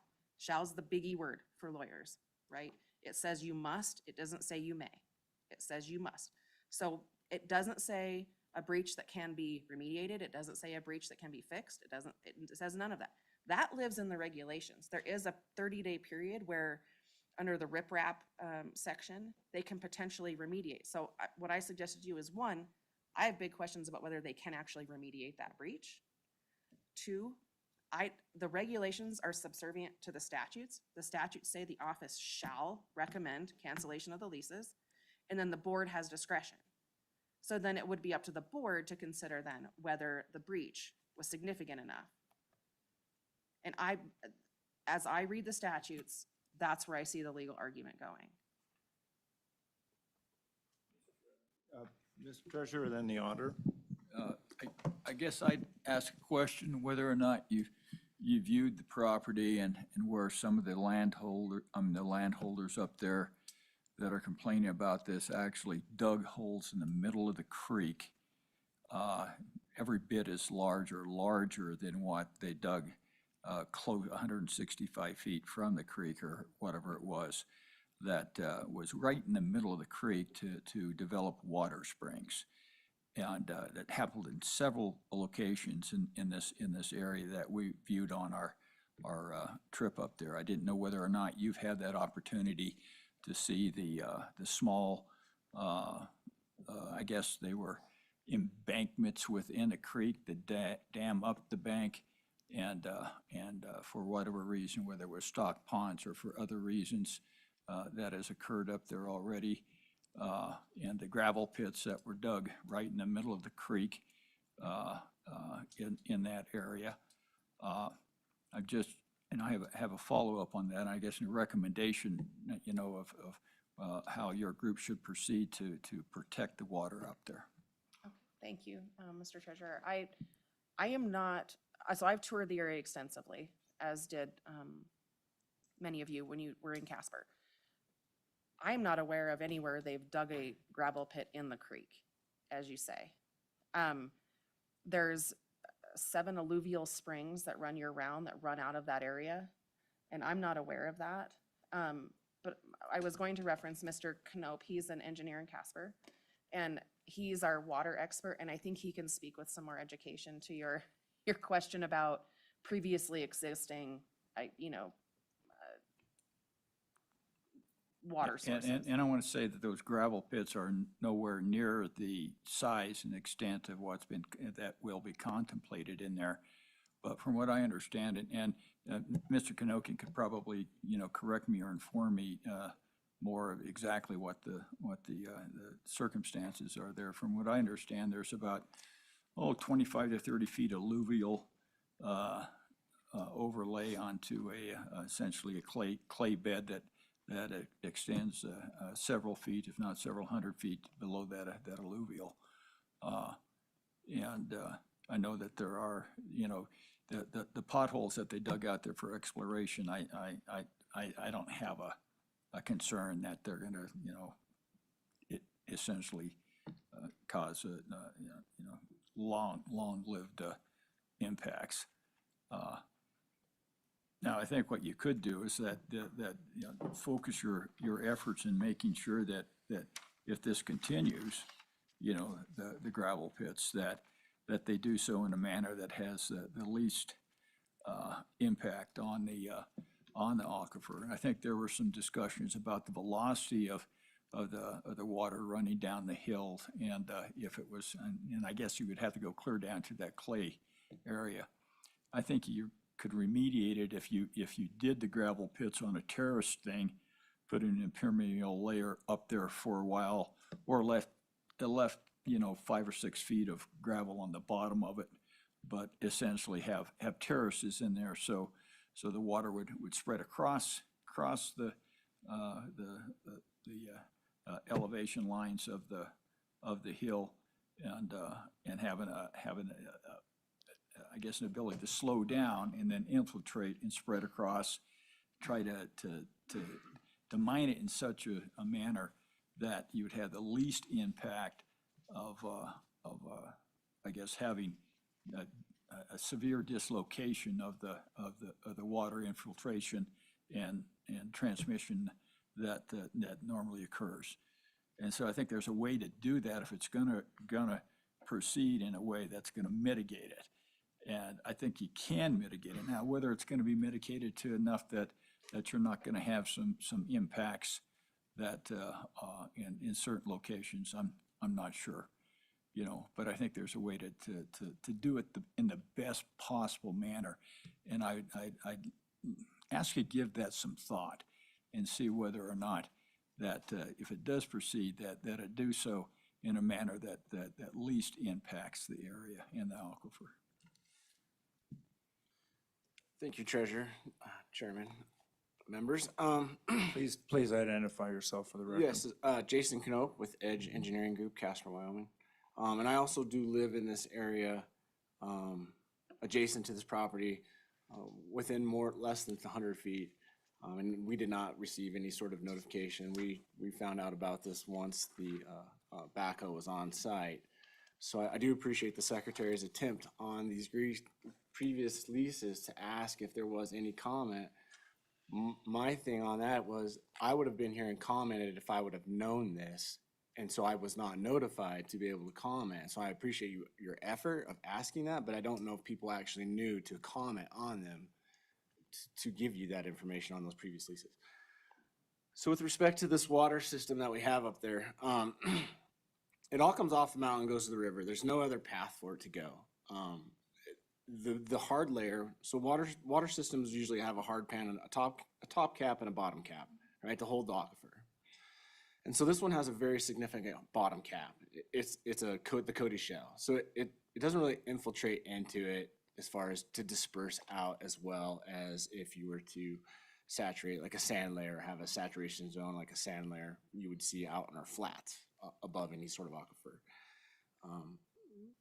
The difference between a lot of the aquifers that we normally go into and then this aquifer is, so north of Casper, there's several homes that are north of Casper that can't tie into city water. So they drill down to 100 feet and they go through a top cap, which is the Cody shell, to get into an aquifer, which is a sand-based material. And then there's a bottom cap to that aquifer as well. It's a shell layer, probably another 150 feet down. So that aquifer is protected from both underneath and on top of any interference and or contamination to that aquifer. So you can go out like north of Cheyenne, I believe a lot of those homes might be on wells. You know, you can go out there and dig down several feet and not bother the aquifer. It's capped. It's got a protective layer. It's got a cover on it. You know, you have to punch through it as you're getting your drilling rig through it to get to it. The aquifer that our citizens are in this area are surviving off of is an uncapped aquifer. So there's no protective layer to that aquifer.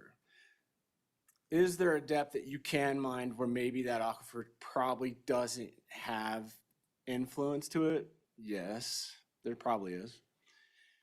It's a very difficult study to complete because this aquifer is gravel, mountain pediment with large boulders.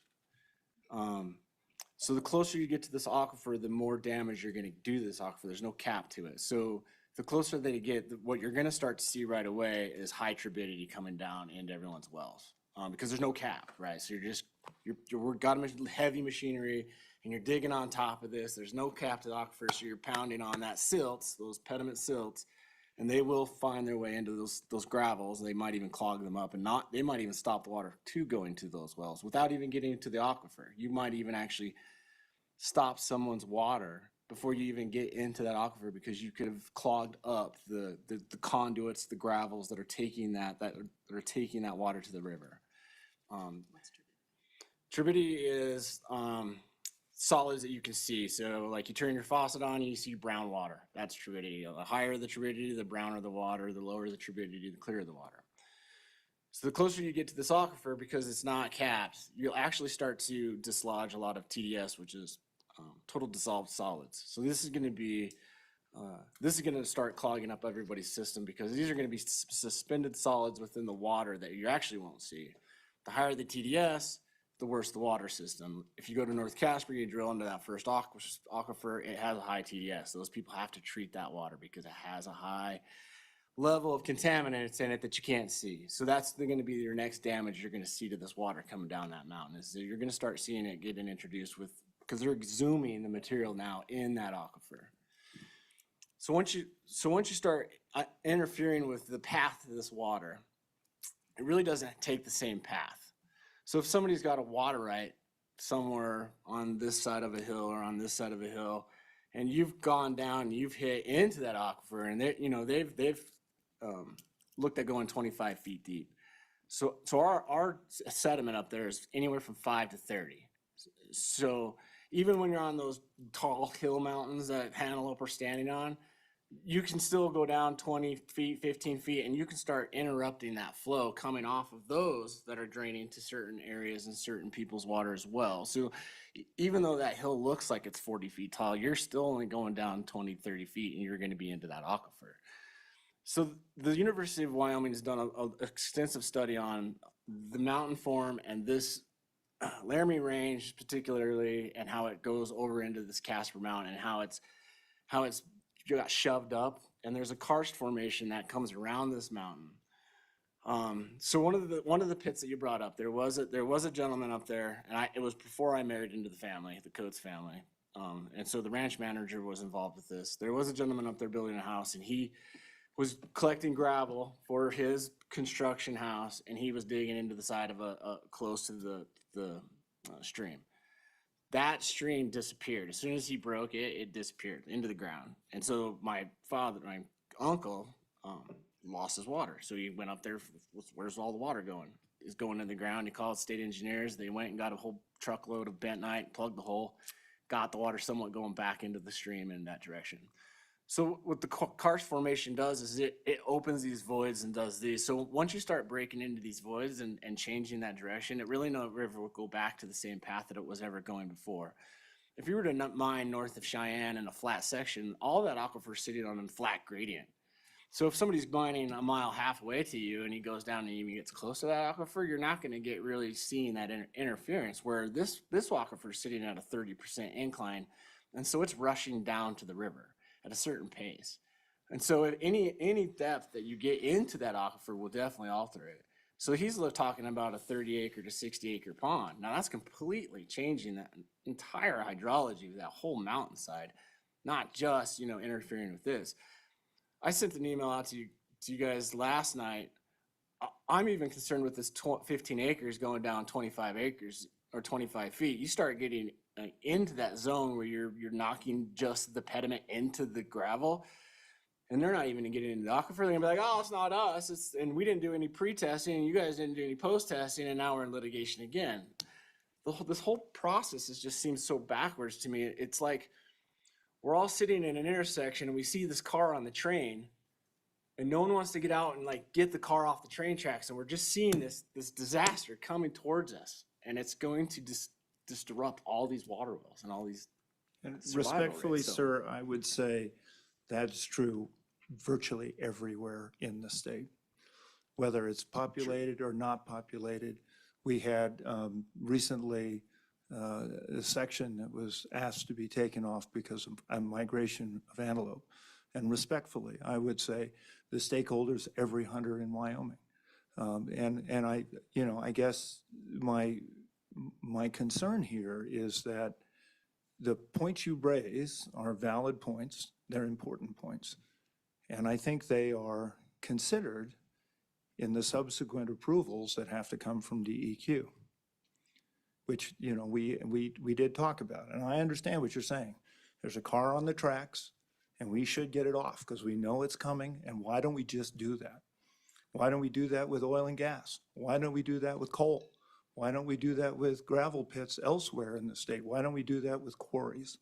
And I can point to, you have one right there, Bessemer Bend, where because we had a law in place, which was subsequently changed by the legislature, because we had a law in place, Bessemer Bend was not turned into a gravel pit. That's the sort of law that we should have on the books that allows for county commissioners to say, you know what, this is precious. We don't want this development here. Then has another layer on top of that that says, okay, this is more than just political. This is a serious concern. And if those are identified, then when somebody comes in and leases a property, it can be leased with the knowledge that that lease can be rescinded or that lease could be modified. But you reference a divorce. Do we modify divorces on a regular basis just because of changes of circumstances, or maybe something happens? And I guess my concern is the precedent that we set here, not just for a gravel pit outside of a very precious piece of ground with a lot of neighbors and an entire community that appreciates the view shed and all of the circumstances surrounding it. But what do we do about grazing? What do we do about all these other uses that follow, where when we come after the fact and say, we just don't like it now, we want to change the modification? And your point about notice is really true. But how do we do that? To the superintendent's point, it's an enormous task. And not everybody looks at every notice. It used to. People used to get the local paper and they'd go through and say, oh my God, look at this. So-and-so must be in a divorce because, the property's now in the wife's name, not in the husband's name. Do you understand my issue here? Please go ahead, and then I'll see the treasurer. I do agree with the notice as well. But I think with this one, it comes a little bit different circumstance because there's several residents that actually survive off that land, not just are next to that land. Our water rights are on that land, and our water comes off that land. So it's not really the same as maybe there's some migration going through. Granted, I am a hunter too, and I do appreciate the wildlife, and this will have some issue with wildlife up there. And granted, to me, this is the fact that everyone has. Myself, I have 5 water rights that are on that land directly on behind me. Our ranch has 14 water rights that are directly affected by that land. So these waters come to us as a canal, and he's proposing with an LMO, and with all due respect, these situations do not get looked at with an LMO process. It's water quality and air quality. So they do not look at your water rights and your water quantity or your state engineer's office. They don't get involved at all. You know, the state engineer's office is created to protect our water rights. And we can't even get them to respond in any sort of written response. I've gotten them all to respond to me in public saying, yeah, it's going to do exactly what you're saying it's going to do. And I asked them, please put that in writing. Nothing in writing. Why is the state engineer's office not getting involved? This is state lands affecting people's water rights that have been filed since 1905. It's not just like there's antelope going by behind us, and it will affect our cows and it will affect the antelope. To me, this is the survival of the citizens that have been living off that water, and you're now allowing the LMO to skip. The LMO does not look at it, so that's the danger and why I sent that email out. So if he goes out there and starts opening this LMO because he's following the law, well, there's a major glitch in this law because he could start wrecking major water rights. And now I'm on the defense suing with attorneys. And I don't understand why I always have to be on the defensive side when I have the water rights and the rights to that water. And now I've got to bring in the experts and spend that money. And to me, that just doesn't seem fair when it's glaringly going to interrupt everyone's survival up there. Yeah. And I did provide you guys a cost to go with those residents. So I don't live on Squaw Creek, but have the residents go on public water. And there's a lot of reasons for, and there's a lot of reasons not. But I don't think the residents in Squaw Creek want to go that route. And once he opens up a mine, it can go that big, and it can get bigger. And so I'm still here because my land is still up right there. I appreciate that. Mr. Treasurer. I'll agree with you. There are some, I would guess I'd say, glaring holes in the current statutes in different areas, just in the area protecting the quantity of the water. And there's some things I don't necessarily agree with, and would certainly welcome the opportunity to sit down, talk water law with you sometime, and go to the state engineers and see what we can do in the future. I guess what I'm saying is that where we're at, to the superintendent's point, that it's going to be really hard for us to find a legitimate reason to rescind the leases without being sued ourselves. So we're going to be sued no matter what, whether it's you guys or whatever we do, or whether it's PRISM.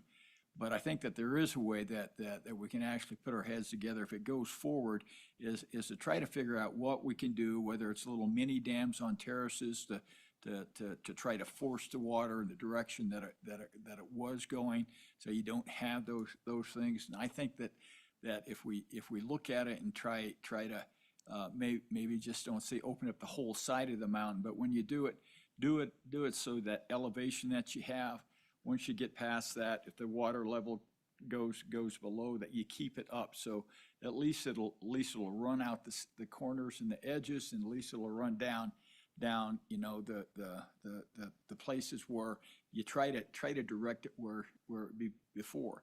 Maybe that mining characteristic would only allow, you know, maybe 60 or 70% access to the aggregate, but you try to leave something on the mountain so actually your water aquifer isn't influenced as much as it is. Our hands are essentially really, I think they're really tied, you know. And I'm not going to make you any. I'm not going to pander to you and tell you that I'm going to fix this thing if the law says one thing and I just can't do it. You know, I'll try to work with you to figure out how we can do it in the best circumstances, and actually work with you to the extent that in the future we can have maybe some more accommodative water law, so the state engineer's office gets into it. But that water law is like one size fits all in most of these cases, except when it goes to groundwater. And when it goes to groundwater, it's essentially if you can drill a hole deeper and find water, you do it, and it's at your expense. And that's what the water law is today. And I think that these guys would almost definitely get a water permit if water was being produced. And essentially, the state engineer would come to you and say, you got to drill a hole. And I think in some circumstances, that's probably not a good idea, but that's what water law is today. So, I think what we try to do is do the best of what we can. And going to court probably is just going to cost everybody attorney fees, but what's open to you, as the governor said, is that in these areas in DEQ and stuff, try to use that to the best of your ability now, because fight it on both fronts. Go ahead and sue if you want to, but make sure that you're fighting on the front that's in front of you now, and that's the next step of the process. Don't lose sight and pin everything on what I'd consider false hopes of getting something rescinded. You can fight that fight, but I think you really got to concentrate on what's in front of you today, and try to look at suggesting some alternative mining techniques that's going to mitigate the damages that you fear will happen, And if those damages do happen, like that one rock that was pulled out, and from what I understand is that they never really got the water back until you had a fire and you washed all the ash into that pit, So, you want to try to figure out how you can mitigate it from the point. Maybe the thing is to buy fly ash and put it in there as a dam and to do things, to spread it out. Or put some bentonite ripples in there that forces the water into some of the aquifer that remains. Maybe you don't mine all of the aquifer out. There's some things I think you can come up with that would mitigate the total damages. So maybe you don't have to drill that hole. I mean, I've seen certain sections down there, you can go down 150, 60 feet and you're fine. Other ones, you go down 3,200 feet before you find water. And so everybody's going to be a little bit different. That was really good data that you sent out as far as all of the depth of the wells and the depth of the water and the amount of water that can come out of the wells. Some sections are going to come out okay. Other sections, there's going to be you really got to look at alternative mining techniques, I think, at this time, or at least think about them, because there might be a way to help you in that. My hands are tied. I don't think that the board has the statutory authority to rescind it. I just don't. But thank you very much for coming here, and I want to keep the dialogue open, especially in how to do maybe some small modification that is specific in our water laws. But whenever you deal with water laws, the rule of unintended consequences is the biggest one that you really face, and I think you probably know that in the you being an engineer. I really do. Probably seen it. Auditor? Mr. Chairman, Ms. Bramlett, I do have a question. You're next. I just want to be very clear. The law change that you're saying required notice starting in July, are you referring to 36.5.114D?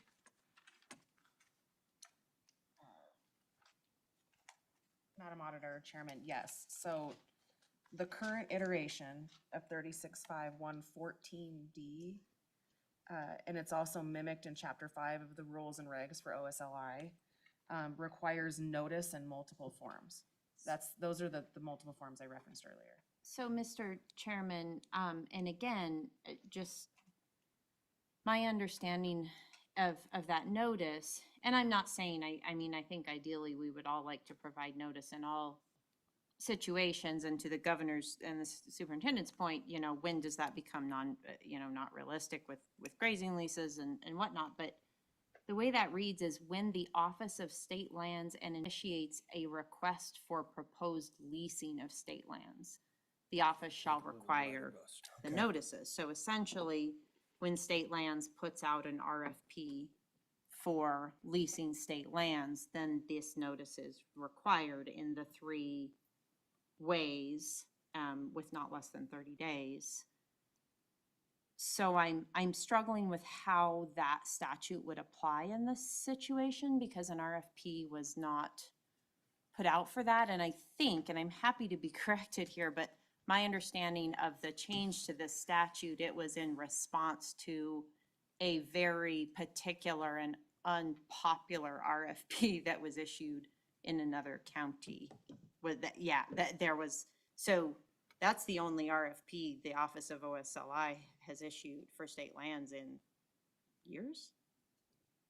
So I'm not, like I said, I'm not arguing with the concept that notice would be preferable, but I just want to talk about, I don't think that section of law applies. So when we talk about by statute, we had to do this and we didn't, I'm not sure I'm there yet. Does that I make understand, sense? and I think that's a good question. I think that language you referenced about a request for proposal, I understand the history of the statute and that fixed. What I'm suggesting to you is that it's not preferable for us to give notice to surrounding landowners. It's constitutionally required. And so what this statute does is it gives us some idea of what our current legislature might say is what might meet that constitutional scrutiny, which is notice to landowners that directly border the parcel. And notice, in multiple public forums. Mr. Chairman, just following up, and I get that, there was a lot of rhetoric at the beginning of this that the board has and the office has violated the statute of that notice requirement. And I don't think we have. There was no RFP put out for leasing on this section. And again, I'm not disagreeing with the concept that we would all like notice. I'm just saying I struggle to see a statutory requirement that the board had to give notice to all adjoining landowners. And I think that's why none of them can come up with it, because I'm quite sure none of them got it. Okay. I think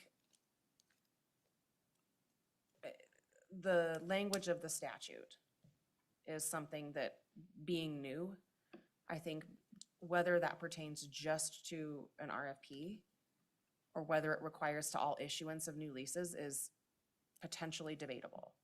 What I'm saying is, it's not just statutes that set the requirements for notice. It is more importantly the Constitution. And the board and the office, any state actor, is always bound by those requirements, whether or not they're written into statutes and regulations. And what I'm saying is this situation is emblematic of why that exists and why it's there. And the failures of that notice being required and being met get us where we are today. And now when I hear a member of the board saying, well, you just have to use the process that's there, and we know that the LMO now being used to kind of pigeonhole what is probably going to be a 300-acre mine into a 15-acre hole, and to use that to hopscotch our mine around, and using that process with an incredible amount of less regulatory scrutiny, that doesn't get us where we need to go. We have an operator that's trying to use the LMO process, I think, in a way for which it is not designed, and not admitting that he even has to go through the county and apply and get his zoning appropriately permitted. And so it's very hard for citizens to understand that they only have back-end remedies when the front-end remedy, and I would put to you that this board is made up of the 5, highly elected, statewide elected positions in government. You have incredible statutory discretion and authority to do whatever it is that you think is best for the care of state lands. And our presentation says, here's some options for you to move forward. I think each of them needs a hard look. And the regs do address situations of breach, There are multiple options available. There are talks about if the board in good faith determines this is no longer a good situation for the beneficiaries, there is an option available to act. The board has options. I don't want this board to think that our group is gung-ho on litigation. That's not what we want. It's not what I think is the best, even as a lawyer, the best opportunity for these people to vindicate their rights. But I think the board has the power in this situation, the discretion and the authority to do what's right here and to protect all stakeholders. And I don't discount the notion that PRISM is a stakeholder in this. I understand that, but their voice should be heard on an equal platform with other people that are going to be impacted by these leases. It wasn't at the outset, and that's the problem. And here we are. And so what I suggest to you is you rewind the clock and replay this on a fair and even footing. Because that is procedural fairness, that is fundamental fairness, and that's what's required by the Constitution. And that would avoid, you know, a true objective lens being, you know, brought to bear on this project would avoid litigation and, you know, any type. Where you can say, like we took a hard look at this. And so again, I don't mean to suggest in any of our comments, nor does anyone on our board, that anyone acted in bad faith from the office or on this board in this project. I think it just shines a light on how we can do things better.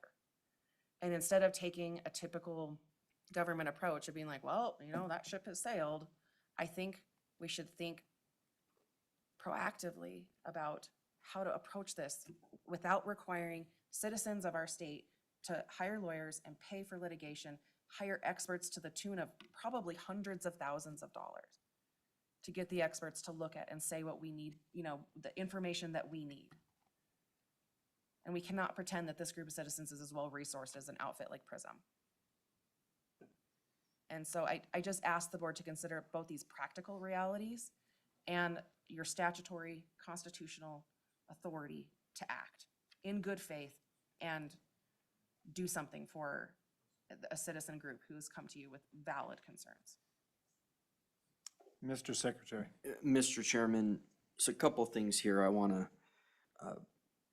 dig down into a little bit. I mean, for one, I just think comparing this off the chairman's statement to the sublet situation, I think this board, I really disagree with some of these comparisons that the board has made, and I think we need to really be careful here in just using broad strokes to compare it to this lease or that lease. That was a very different situation on the sublet migration corridor situation. And, you know, I want to be clear, because I think over the last hour and a half, I mean, in some way or another, almost all four members have said that, except myself, that there's, I invite any of the members to say, because it's almost to the point where the other four members seem to think we don't have the ability to rescind the list. I want to be clear. I do not think that the board does not have the ability to rescind a lease in different situations. So, but I think there's also a lot here that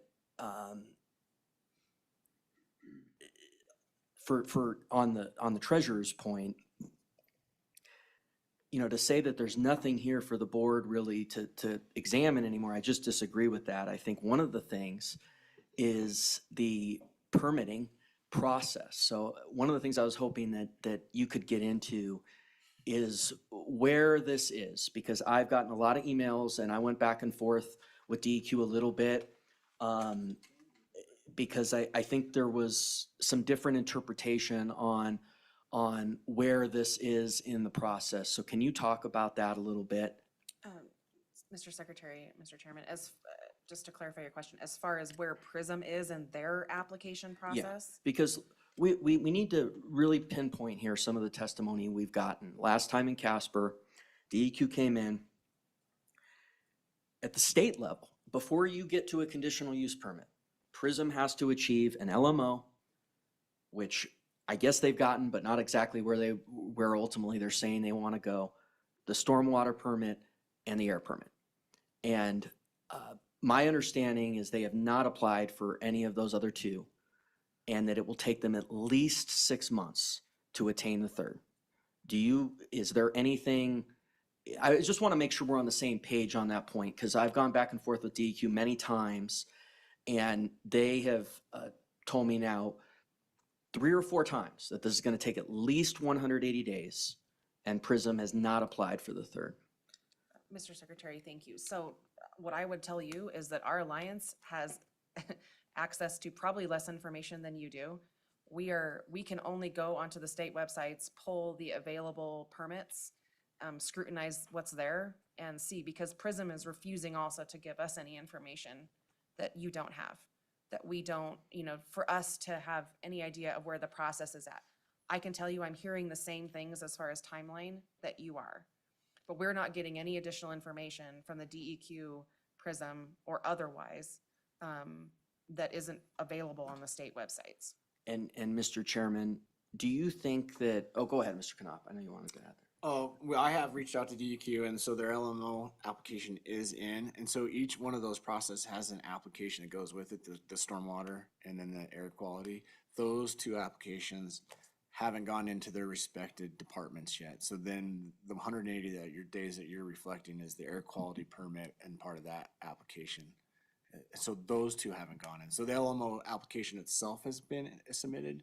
It has not been approved because the 2 applications that have to go in have not been submitted yet. Okay. So we're still looking at half a year at least. And so I just want us to all be on the same page on the timeline on this. I think it is important. Mr. Chairman, my other question for you is, because I really disagree with 2 commenters ago that there's nothing for this, that there's many questions here, one of which is our role in communicating with DEQ on this process. And I think we need another round with DEQ at the next meeting at least on that. I mean, would you disagree with that? I don't disagree with that at all. Mr. Chairman, I have another question too. So we've been told by DEQ a number of times that they get 1 LMO on all the parcels, okay? They can, I guess, switch it at some point in time, but they get 1.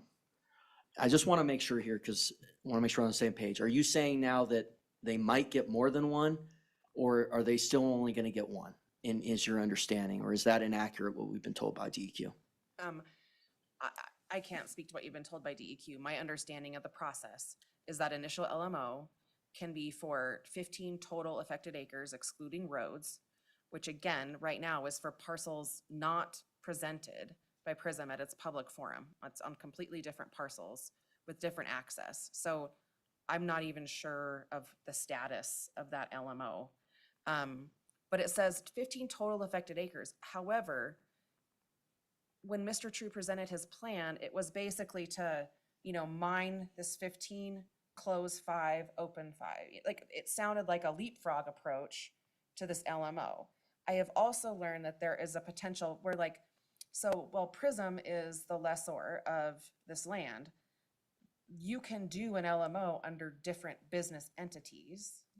The same, and I don't want to speak out of turn because my research hasn't completed on this, but there are ways to avoid and go around, to kind of circumvent the limitations of that 15-acre LMO. I can't speak to what PRISM's intents are. I just know that the total proposed mine they are talking about looks a heck of a lot more like a large mine than it does like an LMO.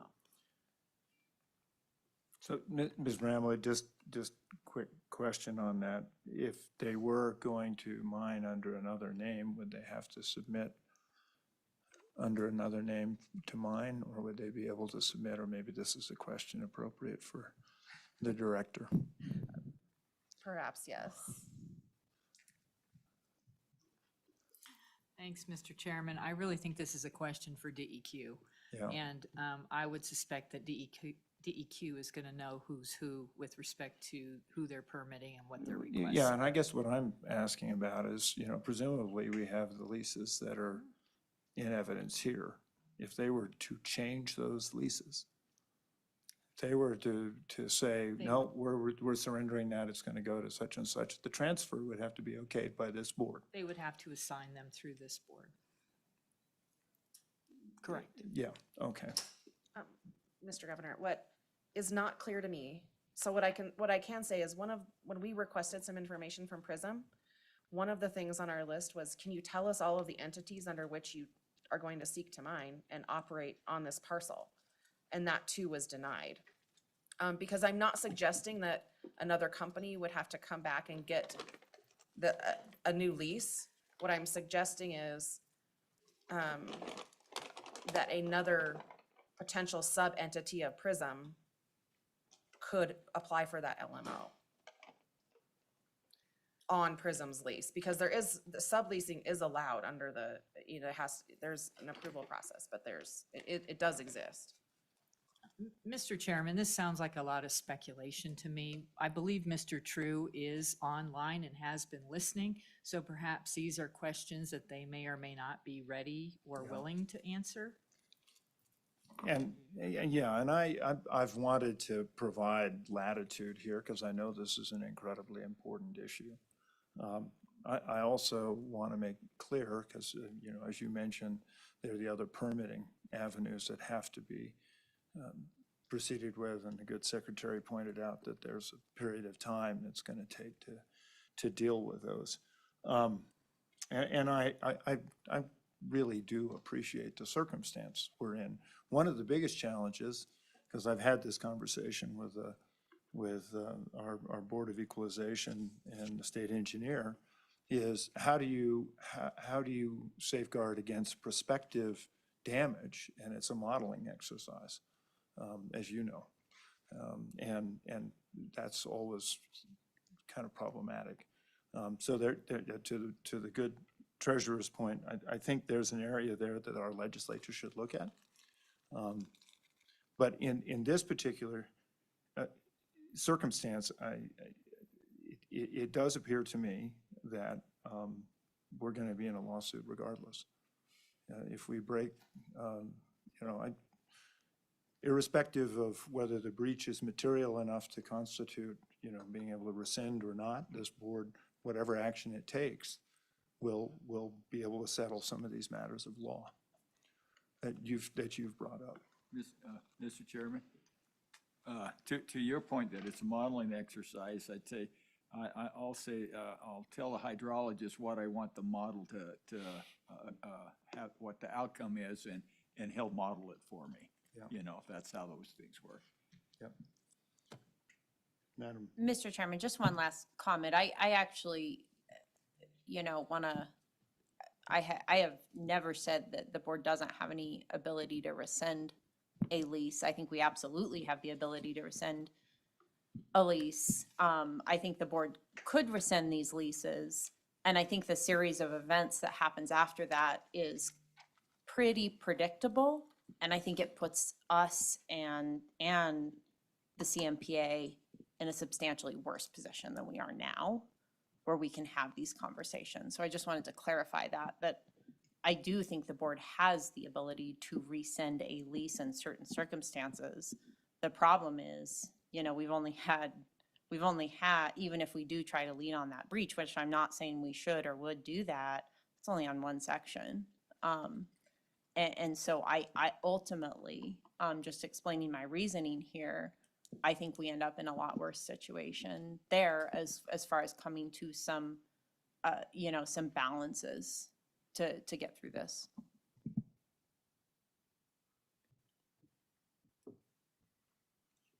Further discussion, further comment? No, Mr. Governor, thank you. I very much appreciate you being here. Thank you. So.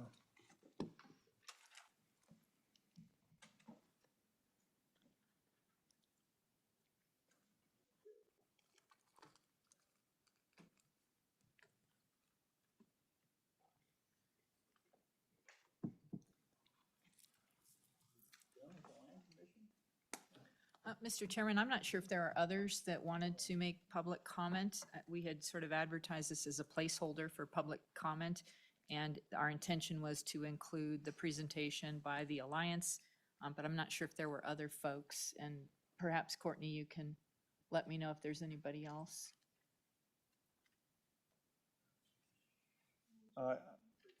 Is there a Mariah Catherman? I see her hand up, and then I see Mr. True. Ms. Catherman, we'll listen to you now. Thank you, Mr. Chairman. This is Maria Catherman, and I am not a adjacent landowner, and I think that it should be clear to the whole board, it's not just the issues of the adjacent landowners, although those are primary, but that the Casper community has really stood up about this and their disagreement with both the process of not being notified and with the concerns not only for the duration of the gravel mining, but also the unlikely outcome of rehabilitation and reclamation of the area that is mined afterwards. I'm a biologist, a plant scientist, and used those sections in all of my biology and botany classes because we could take students there so easily, so near to class, and they could get back soon. And it's one of the very rare areas actually in the Laramie Mountains where the public has access to these foothill regions that biologically are so rich. And the reason they're rich is that alluvial fan, that provides water not just for the irrigation and the people's homes, but the plant community that is there is an exemplar place where students can go see native plants, look at their changes during the year. And it was always an outdoor classroom for me in every class. And in fact, tomorrow, I'm taking the staff from the science zone in Casper there to do exactly that same exercise, to see native plants, to identify them, and learn to use the modern apps that we have for plant identification, bird identification, soil analysis. And it's always functioned for me as an outdoor classroom. And so yes, the mining is going to not only disturb that, but there is no way that they can reclaim that to anything close that it is now, because those plants rely on that exact same gravel and aggregate that they intend to remove for the water and the ability to live. And this is the only place that I know of in the Laramie frontier that we can publicly access it. And, those 9,000 or 10,000 signatures, those are not adjacent landowners. That's the community of Casper. And you drive around in Casper now, and the signs are popping up like tulips in the spring of people that are against this. So it's very, very depressing when I hear the treasurer say, well, there's nothing we can do. And when I hear in the last state board meeting a real sense of almost remorse of, well, we may have made a mistake here, but now there's nothing we can do. And I've been listening to the whole meeting, so I heard the decision that was made about the lease, and it was remanded back to the application should be resubmitted, and we'll decide again because perhaps we made the wrong mistake. And I can suggest that you go into executive session and make that same decision here, that maybe our staff didn't really know where the sections were. Maybe our staff didn't really appreciate how much Casper uses this and likes this land. And let's just start the application over. And I think that was a fair and really good decision about that grazing lease. And I think it would be appropriate here. I also would agree with you very much that it is a flawed process, and I hope that you can encourage the legislature to deal with it. That will be too late for what's going on here in Casper. But when you get a meeting that 300 people attend in anywhere, that's sort of just word of mouth, and everyone at the meeting is disappointed in the outcome, people are showing up at your board meetings about this, that's a reason to pay attention. And I think that it would be a great thing to go into executive session and say, well, let's just start over, because obviously this hasn't worked for anyone. So that's my suggestion, and I want to particularly focus on the proposals for reclamation, and so that it's not just going to take the gravel and everything will be fine afterwards, but it's going to be something that cannot be repaired. So that's my statement. I'd be glad as a biologist to take any questions anyone has. Thank you, Ms. Castleman. Are there questions? Are there questions? Thank you. I will let you know that we have been talking about this issue, just so you understand it. The circumstances are somewhat different, and I'm happy to figure out if there's a way I can advise you on that. So, but thank you. Mr. True.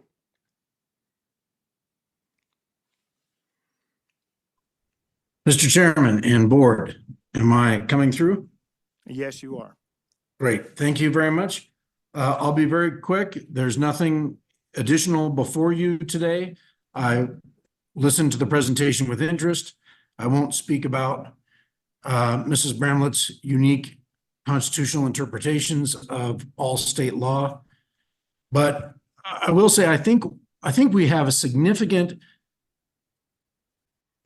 misunderstanding of our industry, and there are people who sincerely believe that if a mine is put in an area, that reclamation will be inadequate, when all around this state, I believe the mining industry, not just our company, but the mining industry in total, has demonstrated its competence under DEQ oversight for leaving the land better than it found it. That's one example. I won't go into all the examples. There are many questions being brought up about water, how we can either avoid causing a problem, or in the case that a mine did affect people's water availability, our willingness as a company to drill wells. There are more than one zone of water available. Some wells in this area are 300 feet deep, 700, 1,000, some are 25 feet deep. So there are multiple aquifers there. And I just want to say to the board, we are engaging as PRISM with the public. We've had one public meeting. We plan to have more, where we're taking every question we can. We're trying to understand every concern that's out there, and to see if industry can provide options in case there is a negative impact on the community, to remediate that in real time. So far, I'm pleased to say every concern that's been brought up, I think we can remediate both in real time and long term, and have an opportunity to not only create jobs, create economic activity, create revenue to the state, and a loss of cost to the county, but also to leave things better than we found them. So we continue to engage. We have a YouTube page, a Facebook page. Our web page has a lot of videos. So any of these questions where you might have an interest can be addressed there. And I'll leave it at that. But thank you for your time in bringing these questions to light, so this issue can be brought out and hopefully our industry be better understood. Thank you, Mr. True. Just a quick question.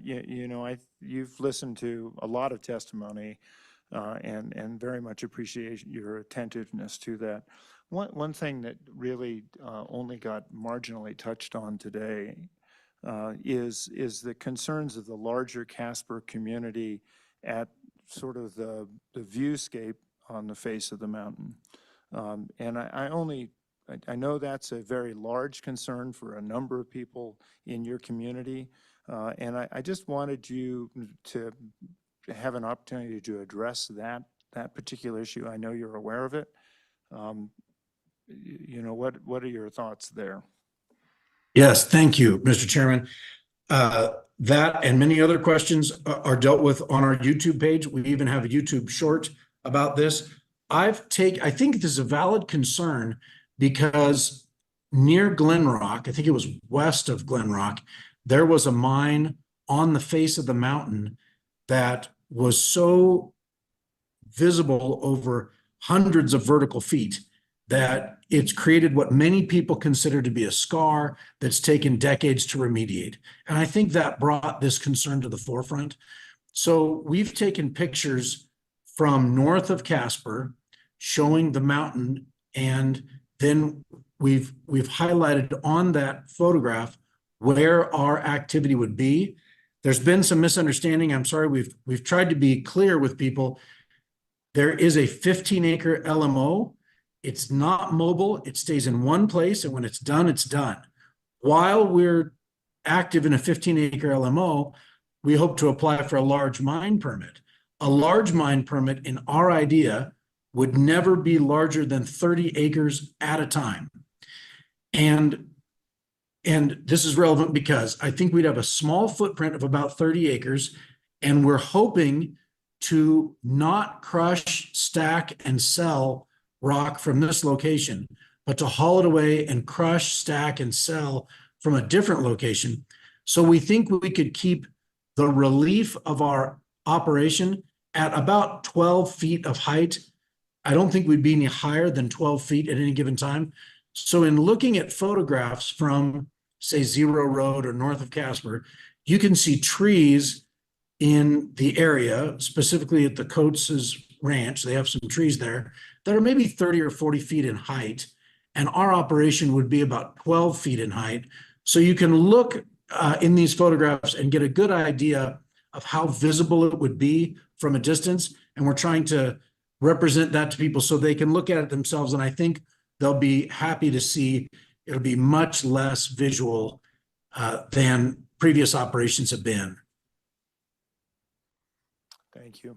Any questions for Mr. True? Yeah, I do. Mr. Chairman, Mr. True, I want to ask my question again on, because I've heard a lot of differing things. Is it still your belief that you need a conditional use permit to begin any mine out there, any LMO? I apologize. Are you done? Yes, I am. Great. Okay. Thank you, Mr. Chairman. Secretary Gray. Secretary Gray, it's great to talk with you. It's been a month. I've been waiting for a phone call back. I think I've called your office 4 times, so it's great to talk today. I'll answer that question, then I'll repeat my question to you. So I am not an attorney. I'm a businessman. I find out from attorneys what the law says. I find out from my accountant what the tax code says, and then I follow those laws. I can tell you what my understanding is today, but my understanding is really not what's important. I think what's important is, and what I've tried to say is, we are going to comply with all of the laws, top to bottom, left to right, inside and out, and not being an attorney. And because there have become so many questions around this, I think it would be wrong of me to take a legal position on something when I can tell you my understanding is currently we would need a conditional use permit. But if further research or a change in law means that that would not be the case, then I would not act on a law that didn't exist. So that's my understanding, and that's why I'm not trying to be evasive, but lots of times people say, well, I'm not an expert in that area. I'll leave it to the experts. And that's what I'm saying in this case. We're going to do what's right and what's legal. And since we're talking, I'd love to know what your concerns are specifically so that we can help you. What are your priorities? What is it that's become a concern to you about this project so we can address them more fully? And I'm sorry, we seem to have lost our ability to connect over the phone and email. Secretary Gray, what are your concerns? Well, Mr. Chairman, happy to engage with you on that. You know, after our last interaction where you said you didn't want to talk to me anymore about it, and frankly, it was not a positive interaction, decided to bring you through our policy director, and you had a call with him, and also wanted a cooling off period, which I've experienced on these sorts of things is good. In situations where I've observed kind of reactions like you're exhibiting in a couple of these meetings. And, you know, I understand you're kind of in defense mode, and so, you know, I'm happy to engage with you on my concerns, and we can continue to do that. But I just want the law to be followed and for the best thing for our state. And I believe that these concerns need to be addressed. And, you know, I was very concerned by the attitude at the last meeting that the questions that were asked were somehow an attack on the industry or something like that. Just in my opinion, just totally inappropriate, and I disagreed with. So thank you. Well, thank you. Are there further questions? I know we have a couple of requests for a break, and it seems like we have probably fully exercised this conversation. Thank you, Mr. True. Thank you. Mr. Chairman, are we going to go back to this when we come back? I'll leave that to the board. Is there a point to going back to this? Well, I'd like to make a motion. Okay. You know, if do we want to do it after Yeah, the break? why don't you go ahead and do that? Oh, thank you, Mr. Chairman. I'd move that we add this to the August 1st agenda. And I think that we need to have DEQ here. We need to continue to have that, to understand what is going on over there. I mean, ultimately, and I've explained this many times to folks on this issue, is that ultimately DEQ serves at the pleasure of you. And so you have that direct oversight. But I do think there is a role for the board to continue to have that conversation. And then the other thing is I'd like to move that we attempt to amend the lease to add a requirement that any conditional use permit would be complied with by the lessee. Let's take those one at a time. So the motion to put it on the August 5th first agenda. If we have a second, Mr. Chairman, I won't second it for discussion, but if there's a second and we want to take some more time on it, I'd ask for the time to opine before we have Okay. a vote.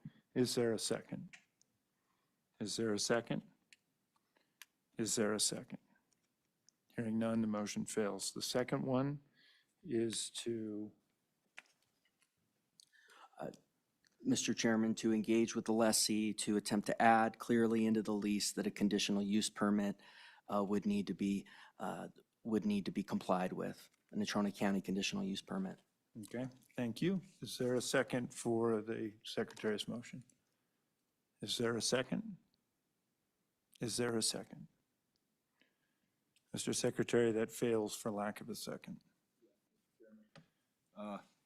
You know, I do believe that it would be nice to get some information from DEQ, and if they can share anything when it's appropriate at a time period where they think there's that the board needs to be informed. But I'm reluctant as a board to interfere with agencies and their jobs. Thank you, Mr. Treasurer, and of course, the ability for you to communicate with them is always open. Thanks. Madam Director, is there anything else to come before the Board of Land Commissioners? Mr. Chairman, that concludes the agenda today for the Board of Land Commissioners. All right, I will accede to the request. We'll take it is now 2:33. Let's come back at 2:45 and be on time, because we are now late. Thank you.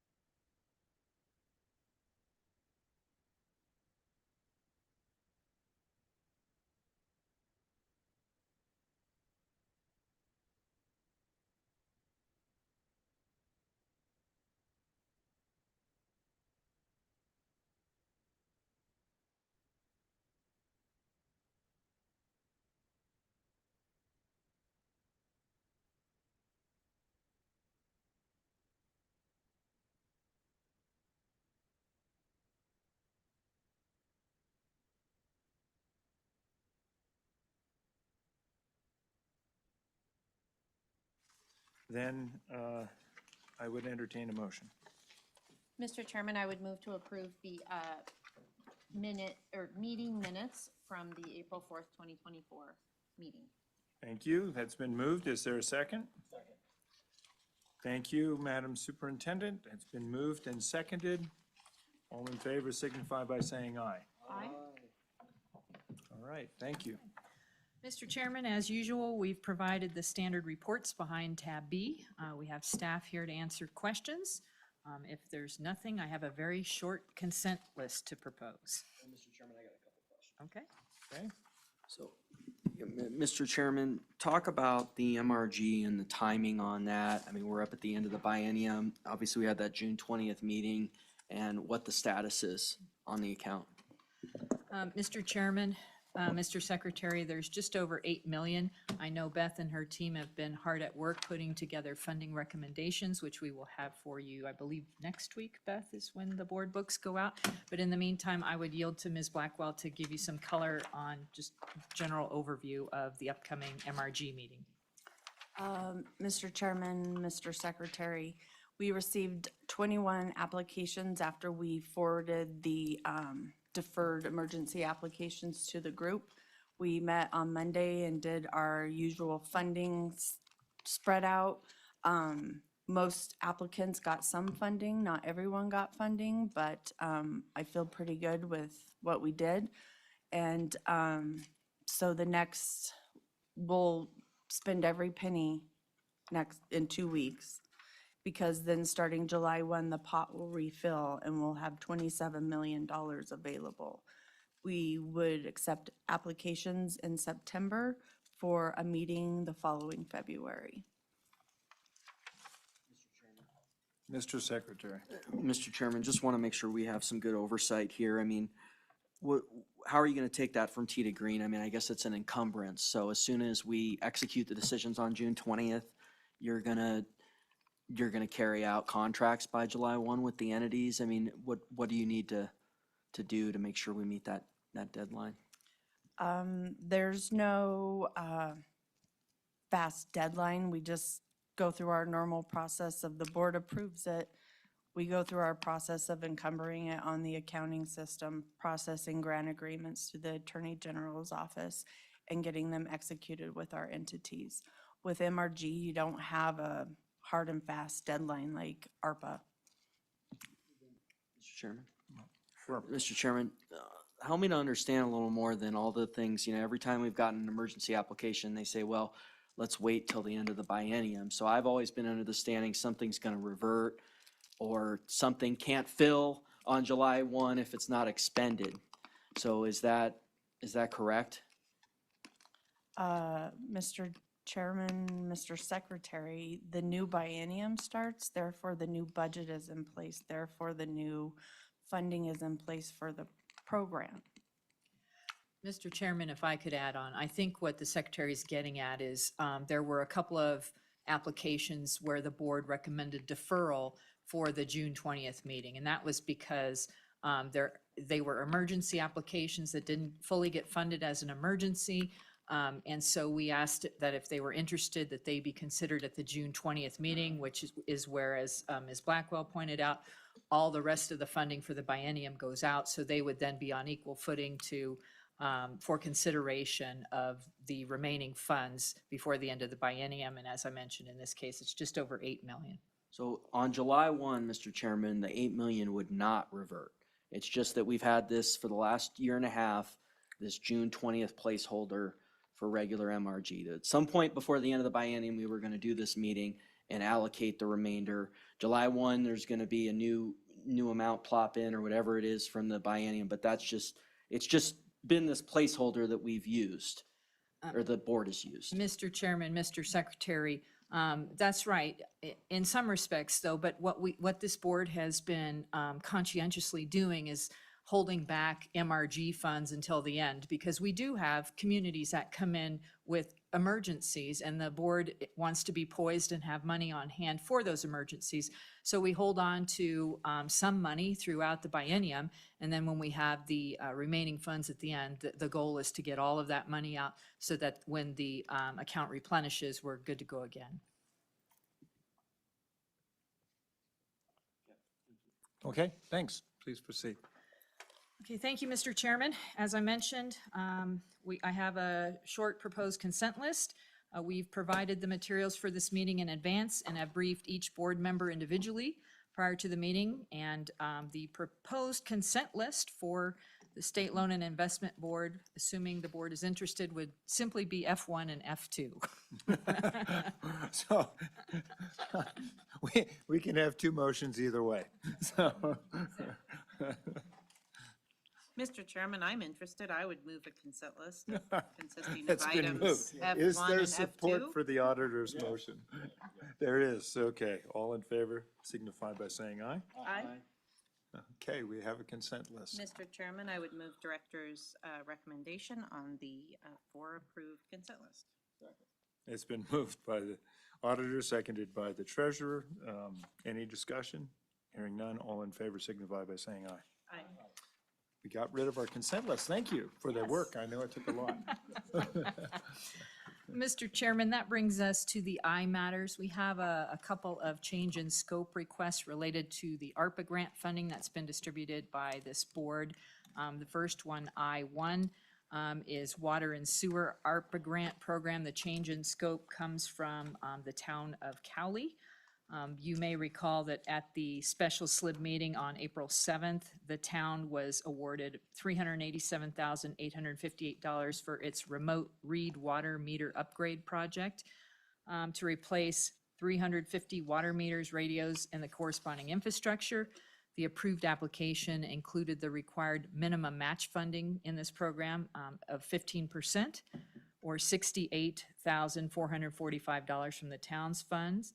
The town was able to award the project for an amount lower than the engineer's estimate, leaving approximately $106,523 in approved ARPA funding for the town to relinquish. The town's requested to utilize their remaining funds to expand the scope of their project approved by the board to replace an additional 70 radio read meters and to replace any damaged meter pit assemblies and appurtenances. It has been determined through our process that this additional project scope is in fact eligible for ARPA funding. I will turn it over to Ms. Blackwell to explain the recommendation that is in your board matter. Ms. Blackwell. Mr. Chairman, board members, with this award coming from the Water and Sewer ARPA program, that program had the requirement that entities had to have a minimum of 15% match in the program. Therefore, when this request came, the cost of the project, even the expanded scope, was less than the amount of ARPA funding that was awarded to the town. If we just approved their scope, they would not have used any of their own matching funds. Therefore, they wouldn't have been in compliance with the requirements of the program. However, with the project being less than what they had expected, their match requirement is less than what they had originally put up. Therefore, their match requirement would be $37,700 to meet that 15% requirement. Very good. So, Mr. Chairman, I'm not sure if the town of Cowley is here or online. I thought I saw the town of, in fact, the town of Cowley is here. All right. But we are recommending approval, Mr. Chairman, as described by Ms. Blackwell. Thank you. Chairman, board members, I'm really grateful project engineer from the town of Cali. Appreciate the time today to discuss this scope. As you know, the project is for remote read meters to be able to allow the town to improve their water system and be more efficient. We're just asking to be able to utilize more of the grant money to buy more meters, because there are still meters in the system that have to be replaced. Once we found that the price of the meters were lower than what was anticipated. So we're not asking for more grant money than what was originally granted to us, but we'd like to be able to utilize that money to help the town replace more meters. The town is putting in a considerable amount of money themselves and helping to, well, they do all the installation, labor and equipment to install on all the meters and take the system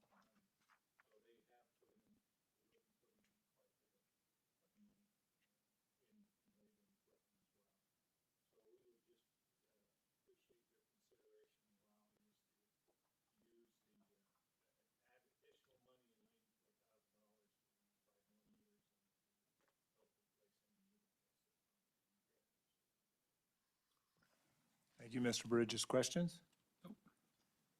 Motion, Mr. Chairman? Sure. Yeah, I would move the director's recommendation that the board approve the requested change in scope described herein from the town of Cali, which was funded previously by the board under ARPA 1057 respectively. It's been seconded by the auditor. All in favor signify by saying aye. Aye. Nays? Congratulations. Thanks for waiting the whole day, driving the whole distance. Thank you for your time. Thank you. Mr. Bridges, safe travels. Okay, Mr. Chairman, the next item under miscellaneous matters is change in scope requests under the local government ARPA project grants. The first one is the town of Burlington, their water tank replacement project.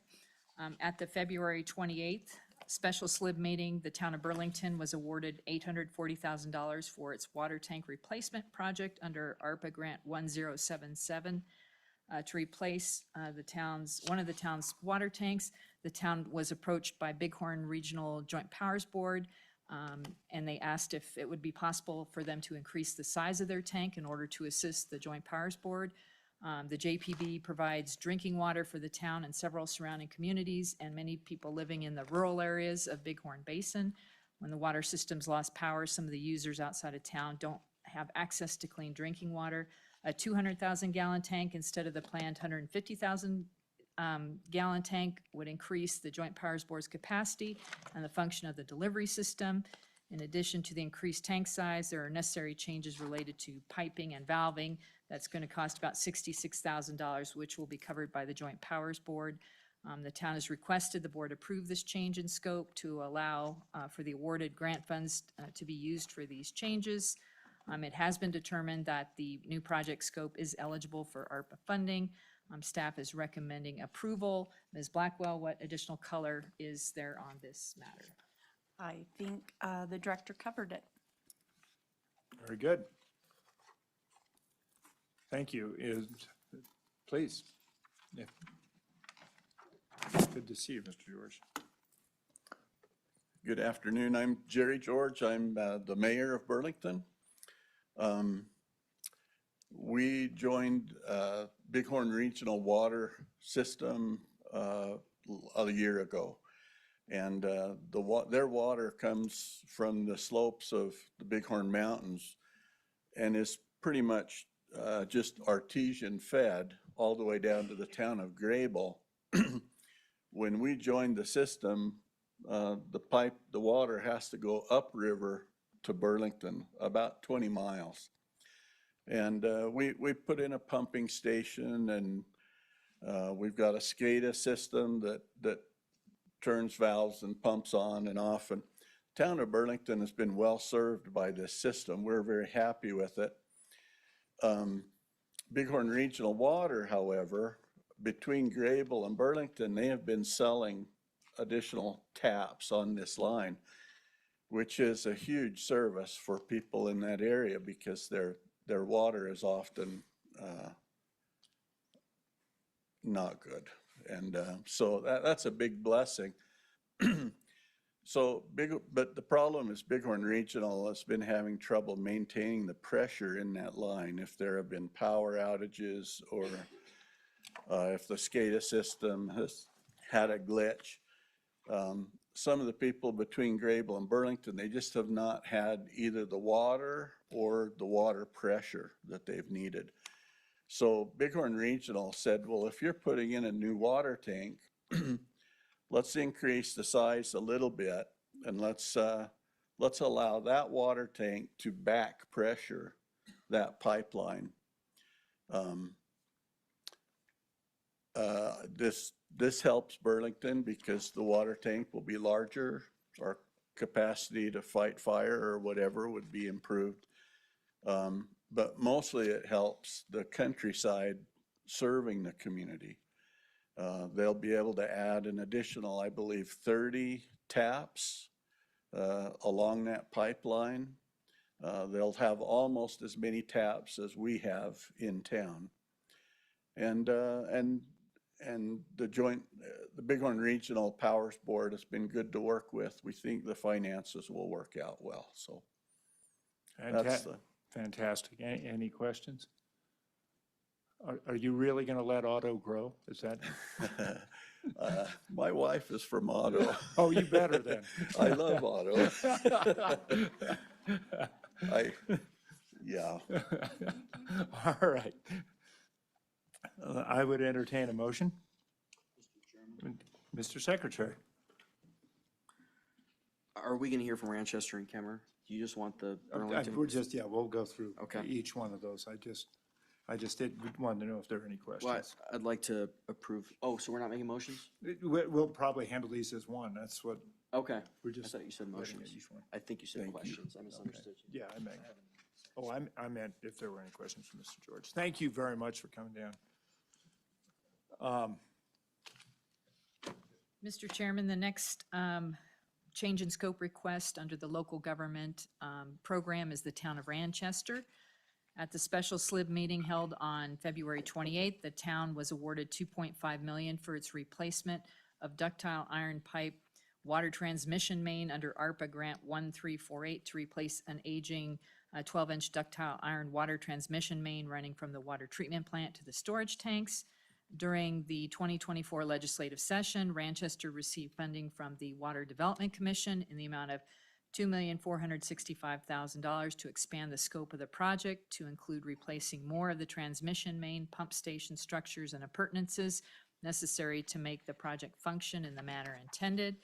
Ranchester has requested the board approve a change in scope of the project to allow for the awarded funds to also be used for the changes as described in your board matter and in their application. It's been determined through our process that the new project scope is eligible for ARPA funding. Staff is recommending that the board approve their requested change, and I will turn over to Ms. Blackwell if there's any additional color. Mr. Chairman, board members, this is one of those projects that staff has concerns about meeting the deadline of October 1 to have construction projects or construction contracts executed. When Ranchester provided their update in May, they stated that the project is only 50% designed. They're hoping to have the project completely designed by August of 2024. Then going out to bid after that. So there are concerns about them meeting the timeline of this. And then with the change out of their water development funds with ARPA funds, it's just, this is a sticky situation. Thanks. Peter, did you want to come up?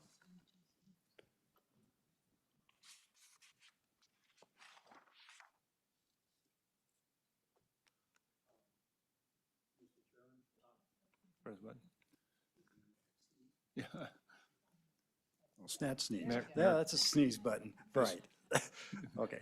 Mayor Mr. Clark. Chairman, yes, that's pretty much sums up our situation. Now, we're up to, this is Drew Homela from Dow Engineering and my town project engineer, Will Newbold. So, yeah, it allows us, if we can get everything done in the deadline, to really enhance our water system. We only have one distribution line that goes up to the tanks, and it acts as our transmission line coming back down to the tanks. It's going to fail. So we want to do that. So we want to put in parallel lines, one going up, one coming down, so we have an alternative source. So if one fails, we can repair it and increase our exposure time for chlorine. So it means we can make water faster and supply the water for future growth. And once we do that and do the increased improvements, it'll address our growth issue, which is we're estimating we run out of ability to supply within 25 years. So with projects like this, obviously 25 years is not a long window. So we're trying to get ahead of that so we don't have to come back and redo things. So with the trenches open with one project, it would be easier to put another line in and then address these future growth issues and supply issues, essentially that. So. Well, thanks. And Beth made that point, and we're going to have to make it over and over again. This is hustle time. I know the town of Midwest is having the same issues. You know, for the engineers, they need to get done, and they absolutely do. I don't know if Drew has anything to say, but we're quite a ways along on that. Commissioner and members of the board, I'm Drew Homolo with Dow. We're the project engineer on this project, and we're confident that we can have a project designed and out to bid in time. We have talked to DEQ. That's one of the permits that we will be submitting, but we need to have the final design done. And we have permits from YDOT and the railroad already done, so we are confident that we can get it done. So If you can finish on time or before would be better. Yep, So that's the goal. Thank you. Thank you.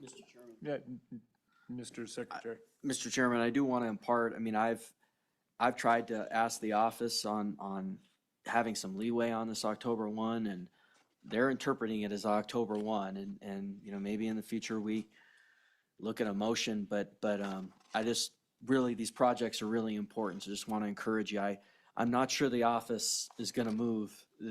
They're probably, I don't think they're going to move anything, so, and I'm not sure, as much as I'd like to on the back end, if we're going to be able to maybe intervene in that. So I just want to encourage you while you're here. I know you've been waiting patiently and interested in all this stuff. Appreciate you watching everything. It's been an interesting day, but just want to encourage you because I don't think the office is going to have much leeway. So, thank you. Mr. Chair,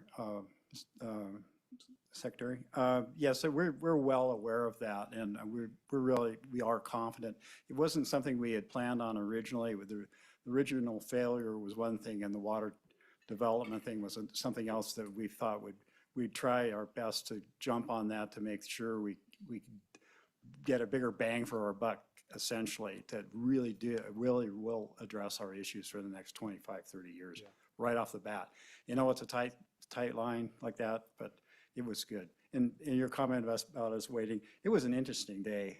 And as a mayor of a small town, I appreciate discussion, and I appreciate the process that you have to go through, because we do it on a much smaller scale. And if there's one thing it brings people all to woodwork, it's gravel pits. That is true. Thank you very much for your time. Yeah, thank you.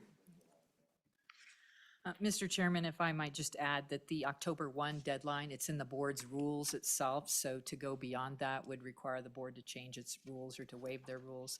And just to remind everybody that, yes, the U.S. Treasury deadline for encumbering is the 31st of December of this year, but we do need some additional time to figure out what's going to get properly spent and what's not, so that we can redeploy those funds. So.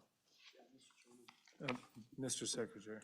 You know, Mr. Chairman, one suggestion in the future, and you know, I think it's always important to have that institutional knowledge, and to think about things to improve next time. And maybe we should even have an action report after ARPA's all wrapped up. But I realize this was probably done before my time, I think, but I'm not sure having that hard set October 1st deadline and rule was in my opinion, a good way to go. And I'm sure the office will push back on me on that, but you know, I think it's fine to have it in, you know, some understanding, but I'm not sure there, you know, and maybe the contract with some provision to be, you know, give some discretion to the director in the contract, but to have it in rule, you know, it's bringing back now. I had in my mind that it's not going to be movable at all. I mean, it would take that process. So, so it's just one comment in terms of thinking about the future. I certainly hope that we don't get that I think these sorts of, I'm not sure this is going to be a once every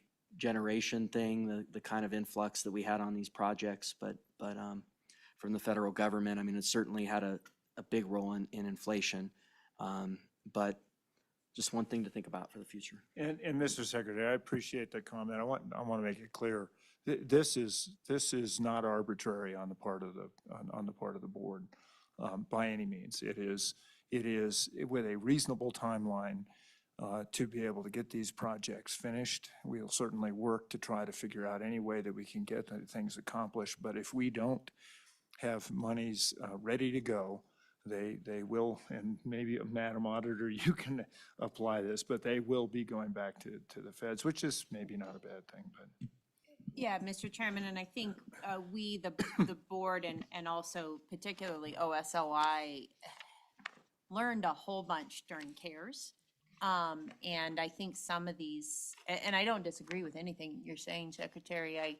I think that some of the sub-grantees, through the very best intentions, really want to have the money spent, and then they send them back December 27th, and we have no recourse. We're just sending them back to the feds at that point. So I think, was October 1st the right date? But, you know, probably there has to be some time to actually, you know, redeploy and get them re-encumbered by that next subrecipient.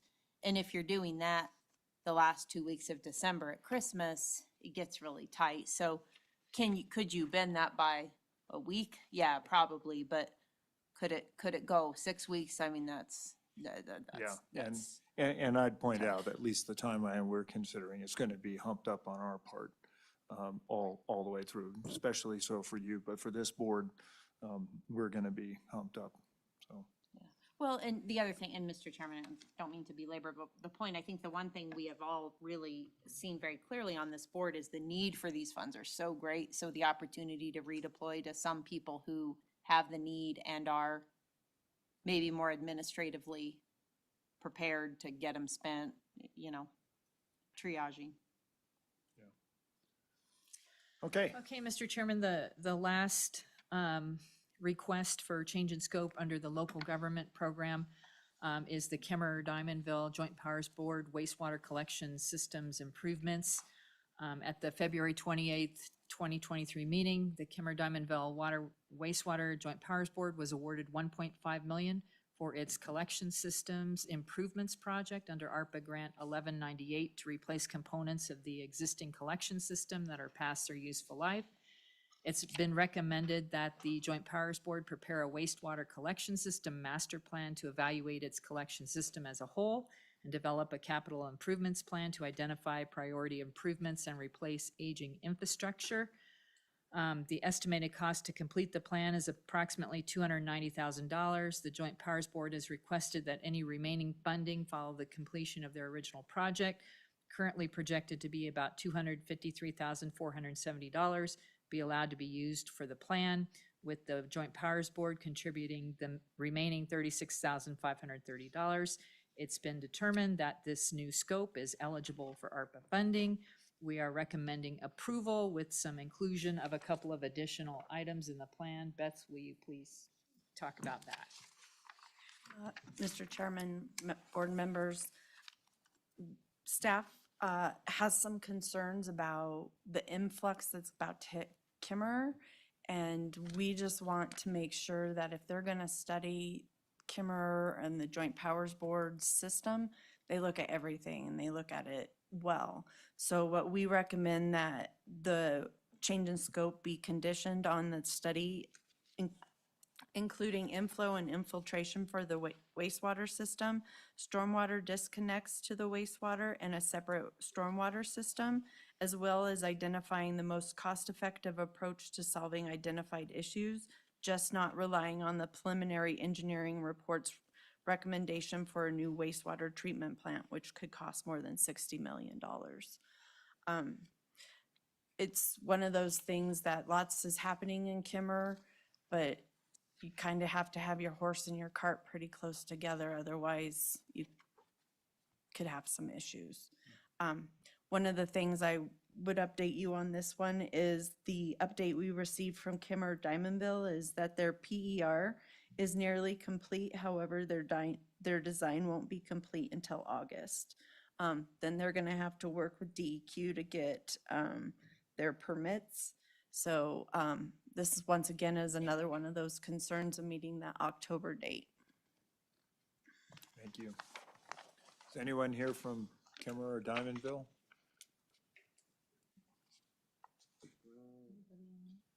We have Brent McLaren. Brent.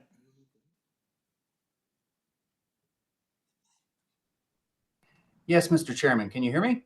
We sure can. Yes, I've got Brian Finney with Keller and Associates is online as well.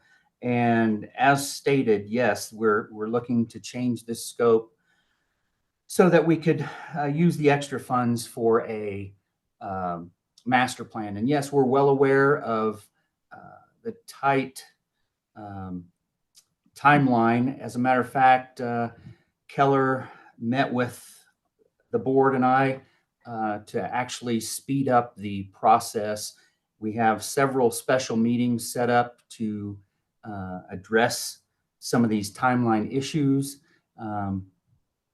And we feel confident that we'll be able to meet that deadline. It will be close, but we will hit it. Great. Questions?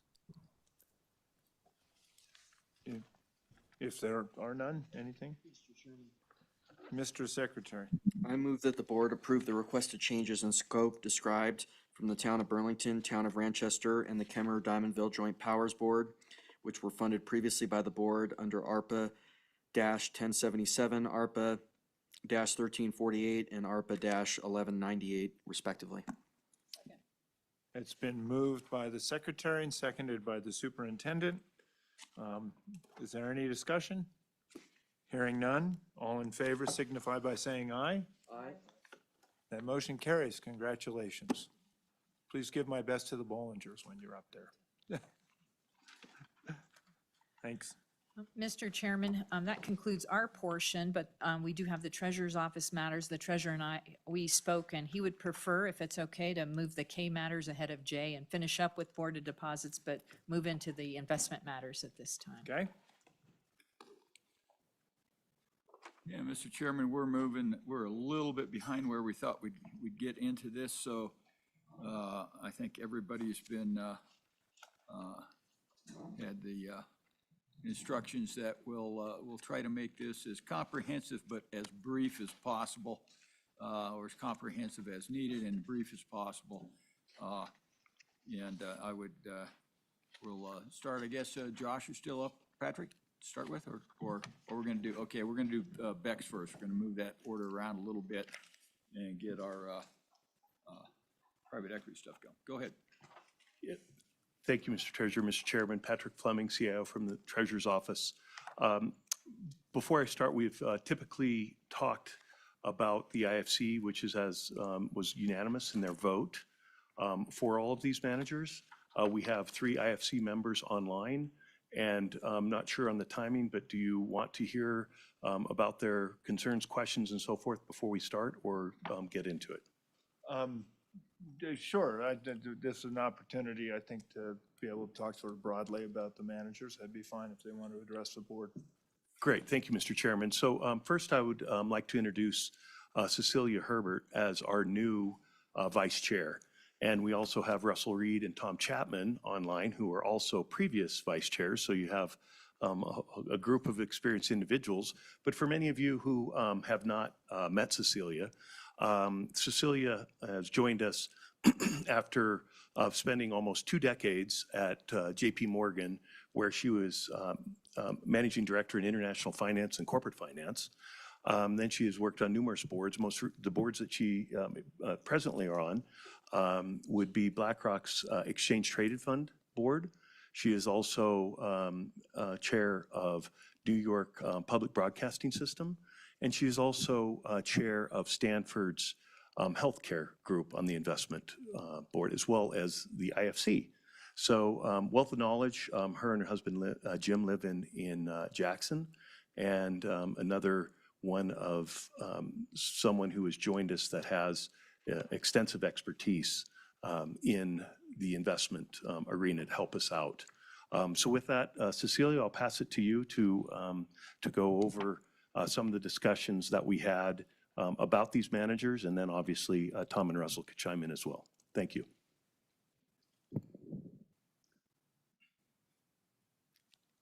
And I think you may be muted. You're exactly right.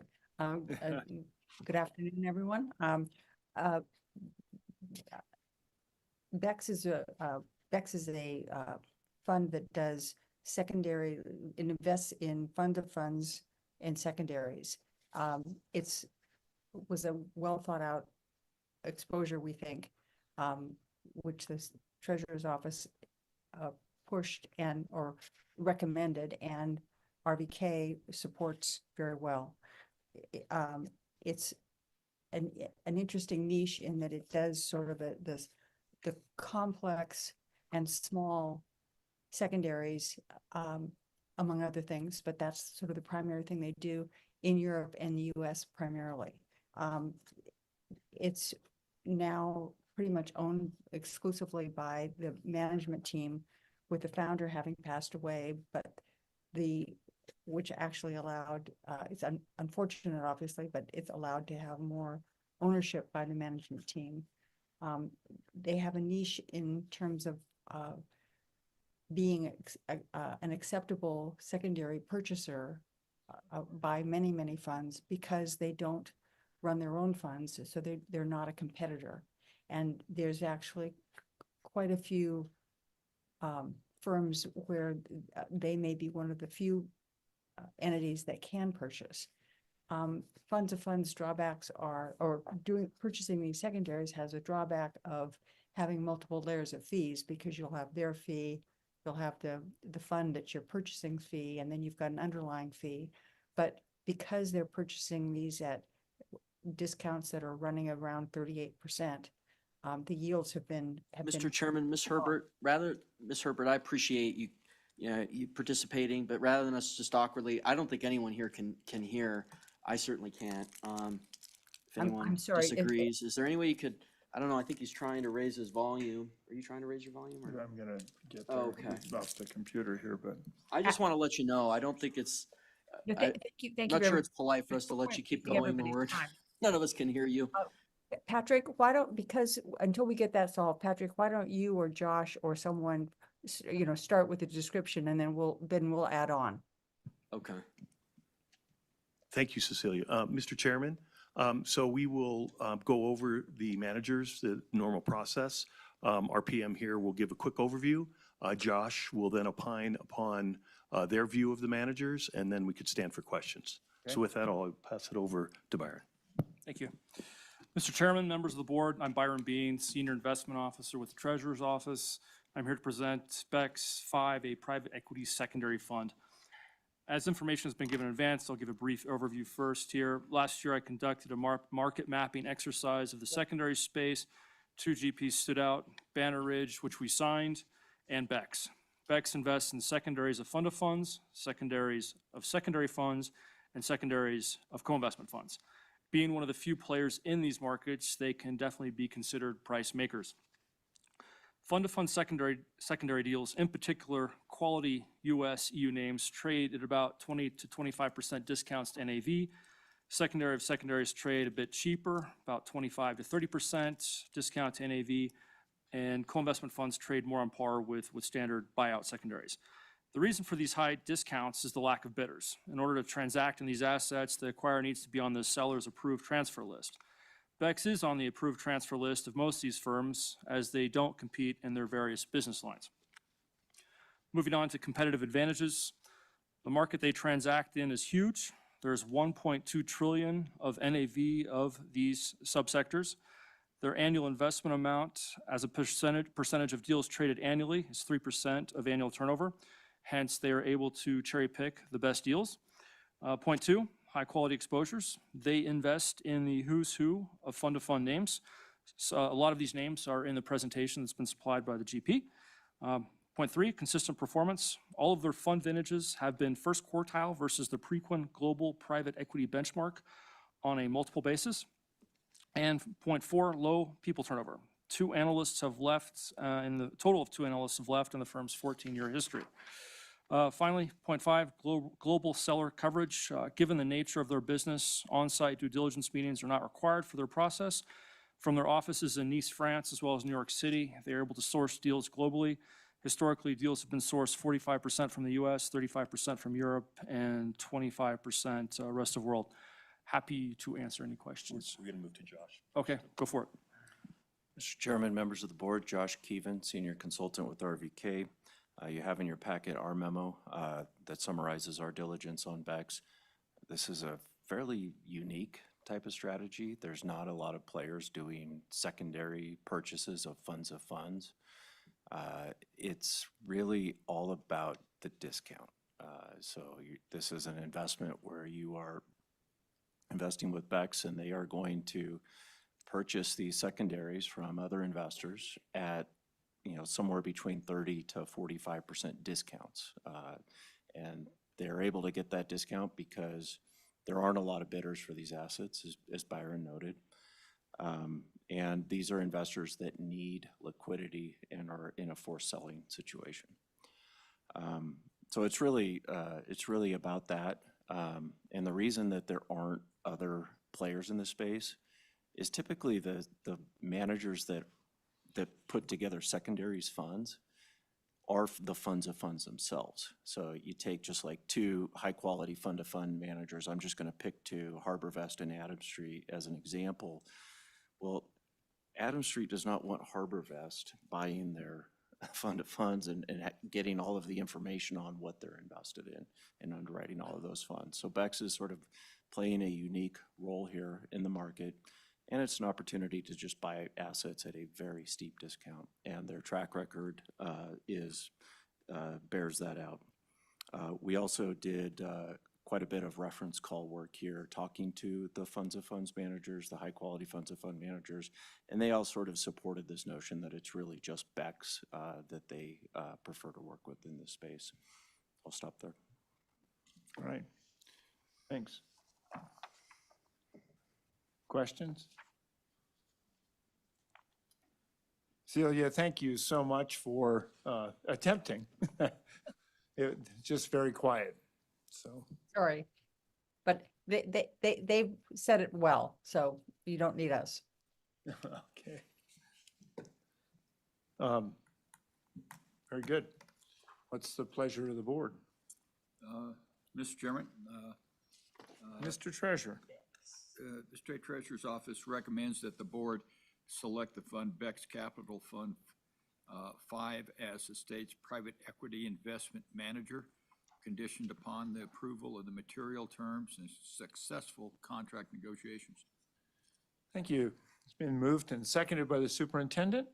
Is there any discussion? Hearing none. All in favor signify by saying aye. Aye. Nays? That motion carries. The secretary is a no.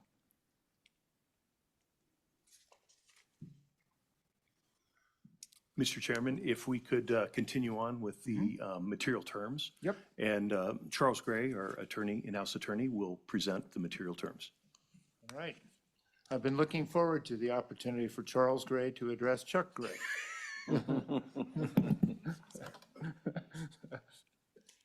Mr. Chairman, members of the board, Charles Gray, Investment Counsel. Charles, that's very important. Had the opportunity to meet Chuck for the first time, Mr. Secretary, for the first time yesterday in person, and enjoyed the meeting. Thank you for taking the time.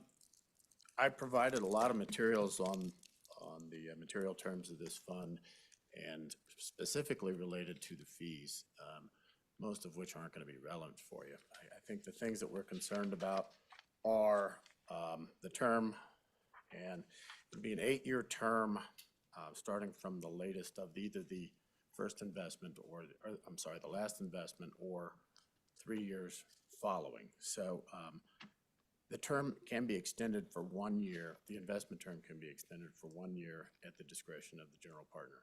And then the harvest period is a 5-year period with 2 one-year extensions, again, at the discretion of the general partner.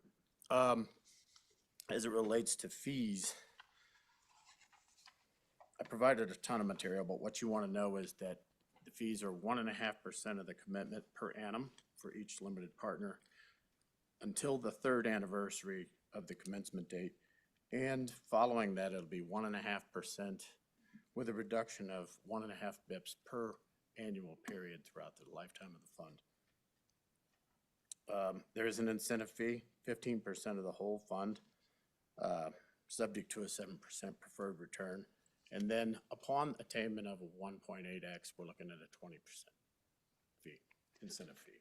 So What you want to know, I guess, about the side letter provisions and items we're trying to work out right now are they have, PEX is in possession of our investment policy statement. They've agreed to to be guided by that and the general terms contained therein.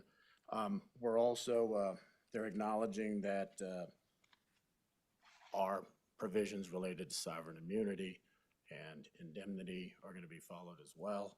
And they also are acknowledging the public records exemptions that we're going to require from. What's interesting about this fund is, in addition to just acknowledging everything that we're going to require right at the offset, they're also very amenable at this stage to acknowledging the ESG policies and the limitations we have on those. Okay, so what conversations have revealed is that they acknowledge they have an ESG policy.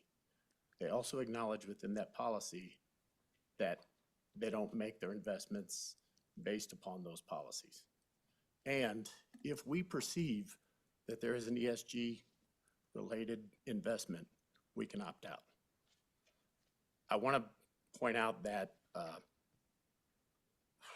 that's not finalized yet, but they're very amenable at this stage. So I remain available if you have questions. And jurisdiction? They're acknowledged that Wyoming will control. Okay. All of our must-haves, they've already acknowledged. Great, thanks. Questions? All right, Mr. Treasurer. The Treasurer Office recommends that the board approve the material terms of the state investment in the fund Bex Capital Fund 4 and ask for your favorable recommendation.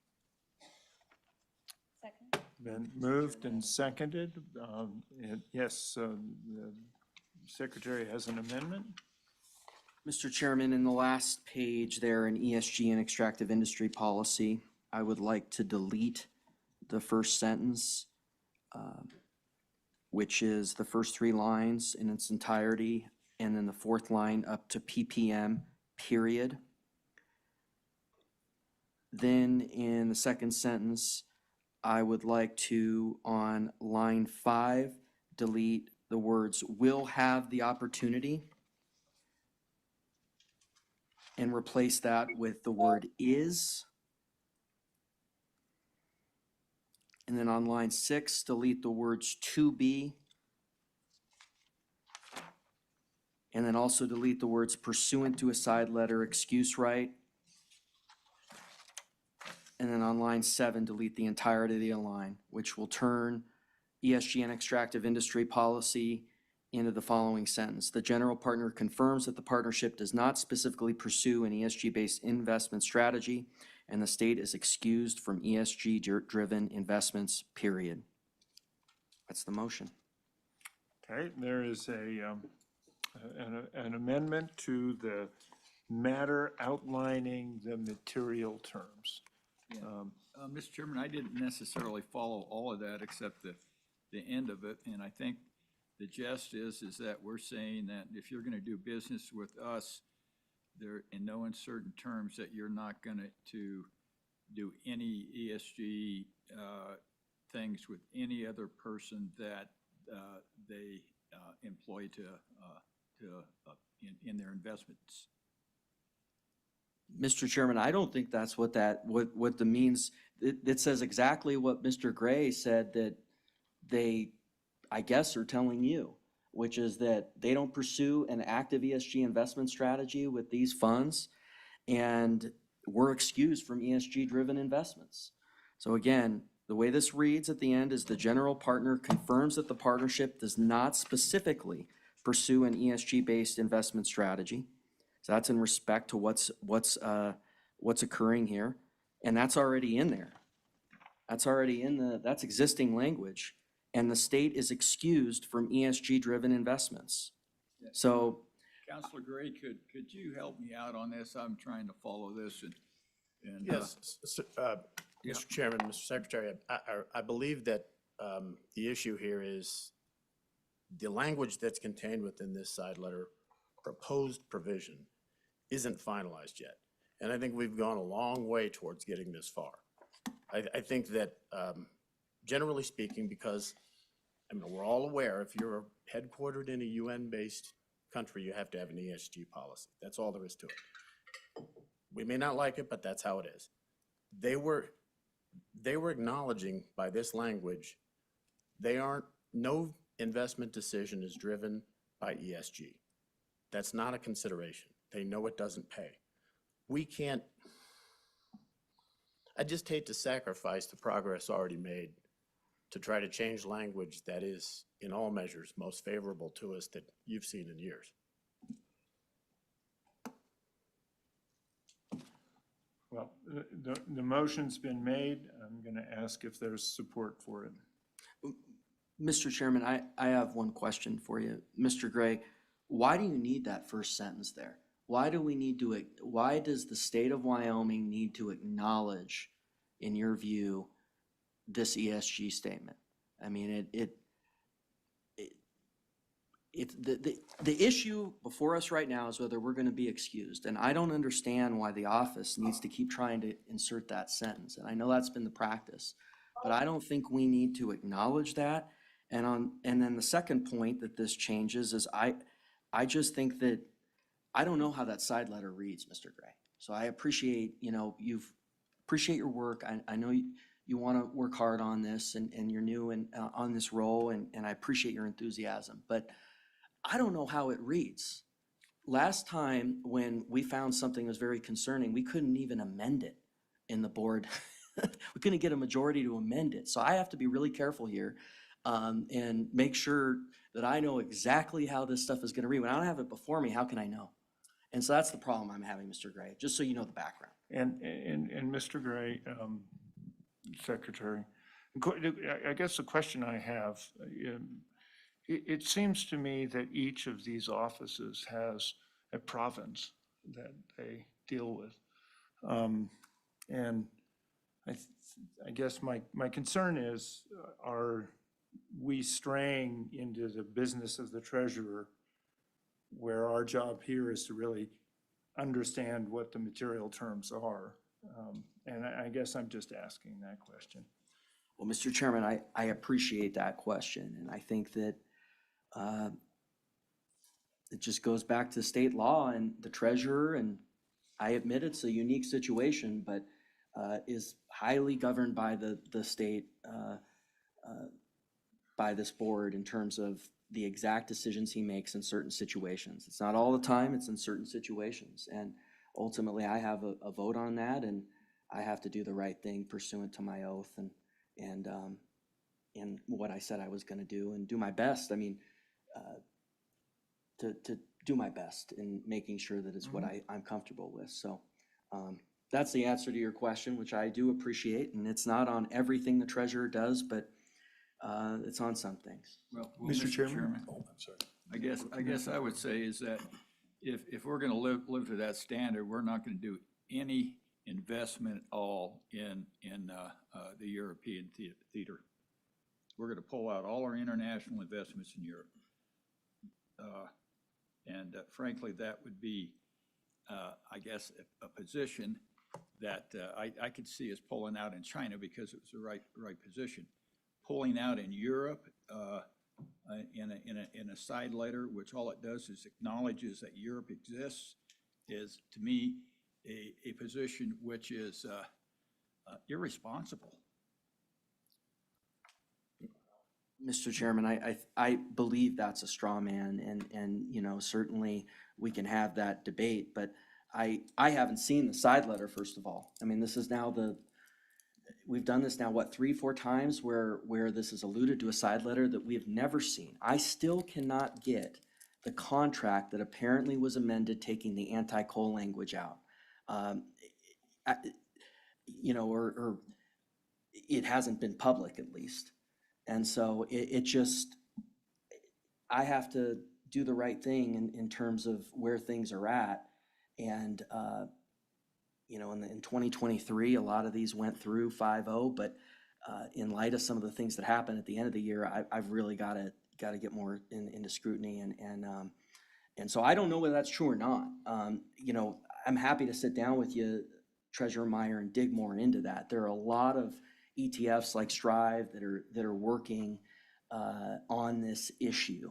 And I know there's more Wyoming can do in engaging with them because they tell me that. And I'm not just speaking of Strive, I'm talking of other folks. So, I mean, it just, I understand where you're coming from, but I think we just disagree on this. And so, you know, Mr. Chairman, with all due respect, I don't know if I can ever educate you to the point where you'll understand. Here's where I am. I think that's the brilliance of having a 5-member board. So the motion's been made, and I'm going to ask if there's support.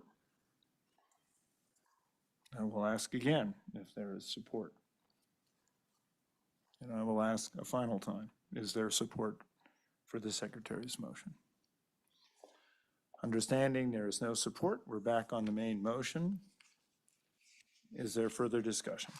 Mr. Chairman, I do want to say a couple things. Mr. Secretary. Off your question earlier a little bit, you know, we can't just rubber stamp everything. I mean, and there has to be some role that we're playing here in these discussions. So that's the one other thing I wanted to respond in your question, which I appreciate it and wanted to respond fully. Thank you.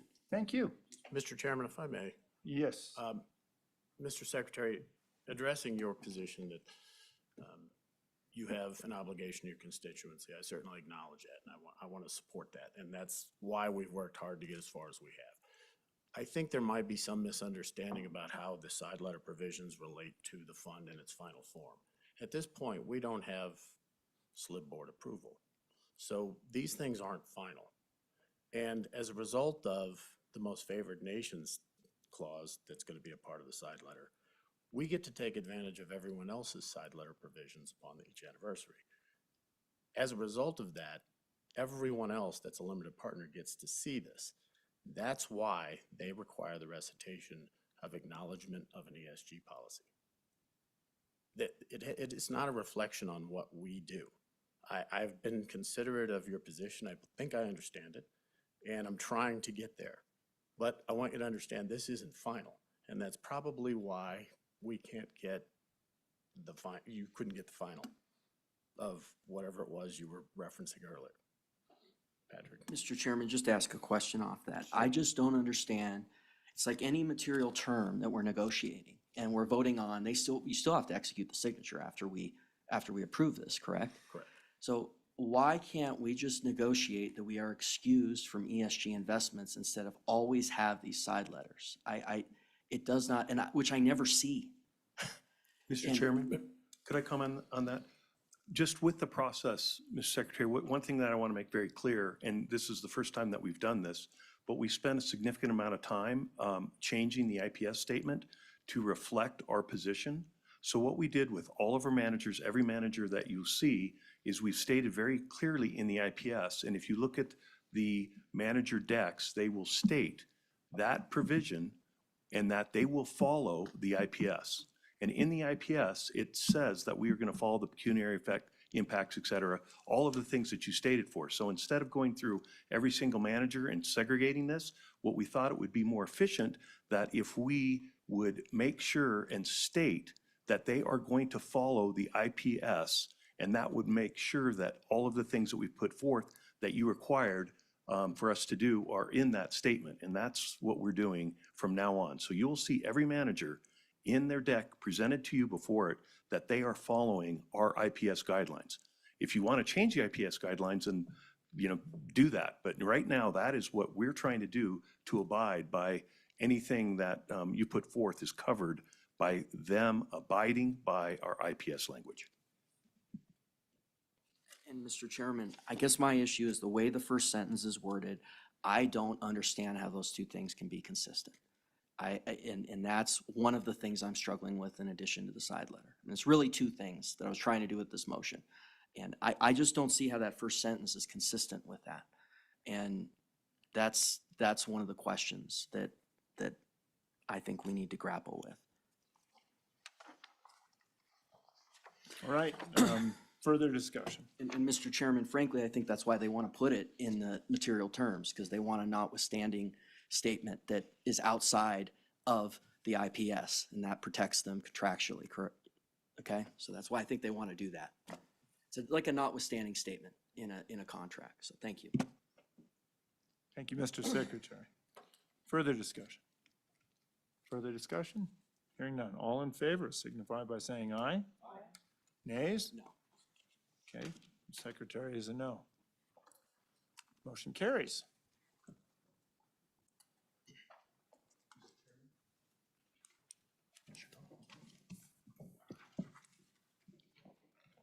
Cheryl O'Connell, who is our Senior Investment Officer in Fixed Income, will present our next manager. Thank you, Good Cheryl. afternoon, Mr. Chairman, board members. I'm here today to recommend the replacement of our current corporate bond manager within the internally managed core portfolio. Over the last 3 years, Payden and Regal has underperformed the benchmark, leading us to this decision. I'm recommending to replace them with Loomis Sales Discipline Alpha Strategy. For those of you who are unfamiliar with Loomis Sales, they are an investment management firm out of Boston, Massachusetts. They were founded in 1926, currently have approximately $335 billion in total AUM, of which $250 billion is in fixed income. And within the fixed income mandate, they have over $100 billion in corporate bonds. This portfolio will continue to be a separately managed account, so if the manager does not follow our IPS for some reason, we do have the ability to easily replace them. Looking at the Loomis Discipline Alpha team, their strategy is to identify relative value in corporate bonds through security selection and then harvest that value by continuously rotating in and out of the best available opportunities. Their focus is on delivering alpha through security selection. They isolate the corporate returns, hedging away any interest rate duration and curve risk through the use of treasuries and futures. Their process is driven by bottoms-up security selection and an assessment of relative value, using proprietary tools to identify value across the curve. They use their portfolio impact tool to assign a risk score, which is used to identify and quantify risk during portfolio construction. The process has resulted in an exceptional track record with consistent excess returns, delivering 50 to 75 basis points of alpha annually. Josh.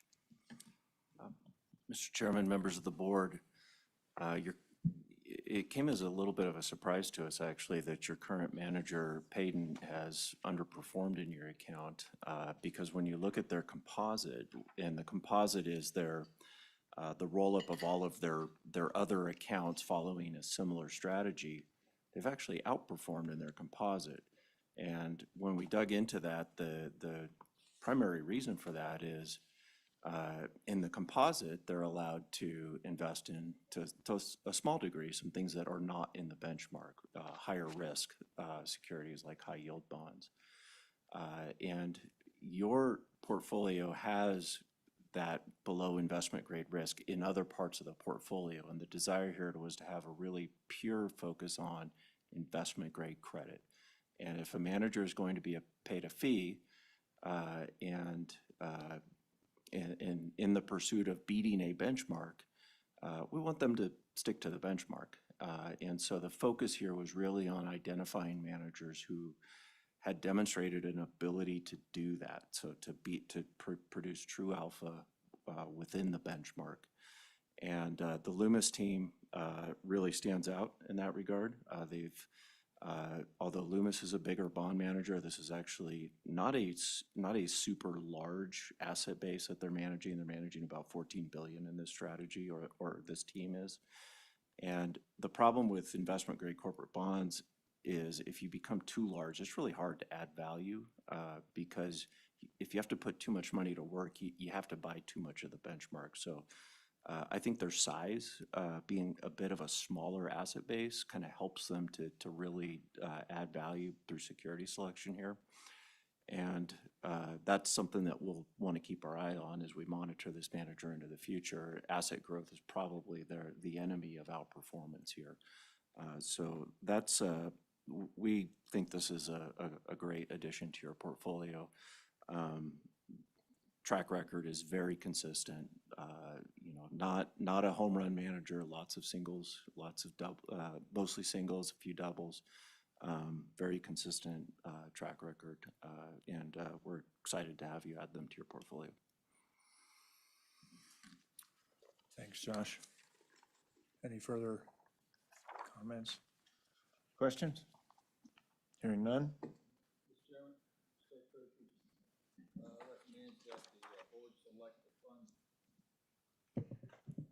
Start over.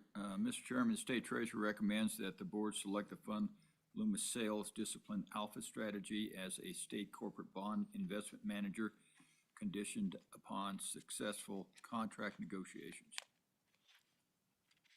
Ask for your Is there support for the treasurer's motion? Second? It's been seconded by the auditor. Is there any discussion? Hearing none, all in favor signify by saying aye. Aye. Nays? Motion carries. All right, thank you. Exactly what we want to see. Thank you, Mr. Chairman. Seth Consolver, who is working in our equity division. He will present the next manager. And this is part of our effort to try and diversify and use more expertise in the international equity arena. And I'll pass it to Seth. Saving the best for last. My name is Seth Consolver. Good afternoon, members of the Slib. So I'm here to propose an investment in Lazard's international quality growth strategy. Pat's mentioned this. It'll be, or maybe you did, it'll be funded by assets that are currently managed passively. International equity is our most alpha-rich space within public equity, so it makes a lot of sense to take a more active stance in that sleeve, and it's something we're excited to be working on over the coming months. Lazard's quality growth strategy suite, so when you include the global variant of it, has about $4 billion in AUM. It's led by two deeply experienced primary PMs who have helmed the strategy since its inception in early 2016. They are accompanied by a third support PM and about 20 analysts who are focused on the strategy. In addition, this team has access to the broader Lazard infrastructure and resources, which include about 70 analysts. Together, what the team looks for in companies are high quality, robust businesses with good growth prospects and competitive advantages that are deeply moated. They will never buy a company based solely on its cheapness, nor will they buy companies whose industry dynamics, demand drivers, and product differentiators they cannot thoroughly understand. Because of this thorough level of understanding that they need to see in any given company that they hold, it is slightly more concentrated with 45 names currently, but each of those names is thoroughly understood. Holdings must not only demonstrate above peer financial productivity, but holdings should also be able to sustain that productivity longer than what the market is discounting. In other words, while they are growth-oriented, they are also valuation-minded. We're excited about the opportunity to work with Lazard International Quality Growth. They've demonstrated a very strong track record, and they bring a differentiated method of investment and add a fundamental bottom-up manager to complement the lineup of other managers we have currently in international equity and equity more broadly. Josh? Thank you, Mr. Chair, members of the board. Three things that we would highlight about Lazard. Number one is international equity is really it's the largest franchise that they have. So as an asset manager, this is a key focus for them. We like that. They benefit from a very deep analyst team of approximately 70 fundamental analysts. We think that this style makes sense as a fit in your portfolio. It's a very concentrated strategy, only about 40 to 50 stocks. And in spite of being fairly concentrated and being growth-oriented, they've actually had a very good record of protecting during down markets. And we also believe it's a very competitive fee economic that you'd be engaging them at. So Those are the primary things that we really like about this strategy. And just a quick note for Byron, Cheryl, and Seth, all three of these were very thorough search processes. And my compliments to the investment team and the State Treasurer's Office. They've really done a professional job here. So thank you. Questions? Questions? On a macro level, international equity. Thoughts, Josh? Yeah, Mr. Chairman, I assume that you might be asking that question because for quite some time now, many in the industry have pointed to the fact that international equity is poised to outperform, yet it hasn't for some time now. We've continued to be in a market that has been dominated by large cap U.S. equity. And in the last year, some of that has really been driven by the structure of our market here because so much of that performance has come from the Magnificent Seven. And those companies are really concentrated in the U.S. The reason that many feel that non-U.S. long-term, ourselves included, is poised for higher levels of performance is fairly simple, and it's just the price is so much lower. And if you're comparing companies even in the same industry that compete against each other globally, and if one of them is domiciled in the U.S. and one is domiciled in the U.K. or Europe or Japan, you can get a very similar asset at a much more significant discount, better entry point for price. So long term, we think that really matters. And of course, there's risk in everything. There are some unique risks in different non-U.S. markets. But by this strategy in particular, sort of being focused on just the 40 or 50 best single company ideas, we think that's a really good addition to your portfolio in that context. Thanks.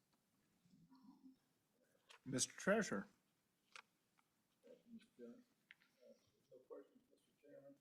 No questions, Mr. Chairman. The Treasurer recommends that the board select Lazard International Quality Growth Fund as a manager for the state's international equities, conditions upon successful contract negotiations. And I'd ask for your favorable consideration.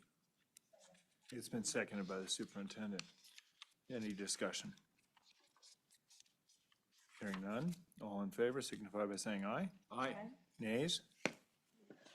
You're a no? Okay, Secretary is a no? Thanks.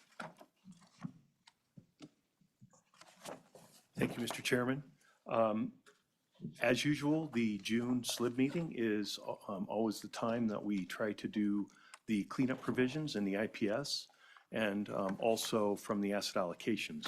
So with that, I'll pass it over to Josh to highlight both of those issues. Great. Thank you, Mr. Chairman.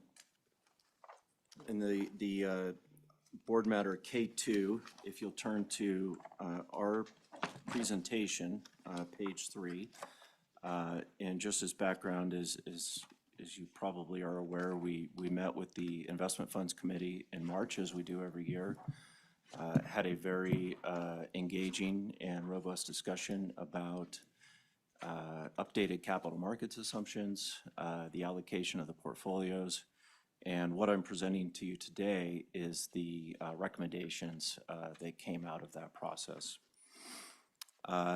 In spite of the fact that it was a robust and engaging discussion, the bottom line is there's really not a lot of change at a high level that we're recommending in terms of asset allocation changes. The changes this year are really more focused on, number one, some streamlining and simplification of the portfolios, and specifically investing the reserves of the permanent funds. As you may recall, there's been an effort to increase the size of the reserves. Those reserves today are invested in the SAP, which is 100% short duration fixed income. And by increasing the size of the reserves, there's an opportunity to actually really invest the reserves because they can, if they're large enough, they can weather more market volatility. And so if you look at page 3, we've tried to just put together as best we could a bit of a graphic for what you have in place today and what is being proposed. Current, you see there, what we've done is across the top, these are the different funds. And on the left, you see different portfolios. And what we're showing you there is if there's an X, that means that that fund owns that piece of that portfolio. Take Permanent Mineral Trust Fund, for example. It owns two things. It owns the corpus investments, which are in what we're calling the long-term endowment portfolio. That's the main asset allocation for the permanent funds. But it also holds its reserves in the SAP. If you move to the right, you see that's the same structure currently for Common Schools Permanent Land Fund. Workers' Comp owns two things.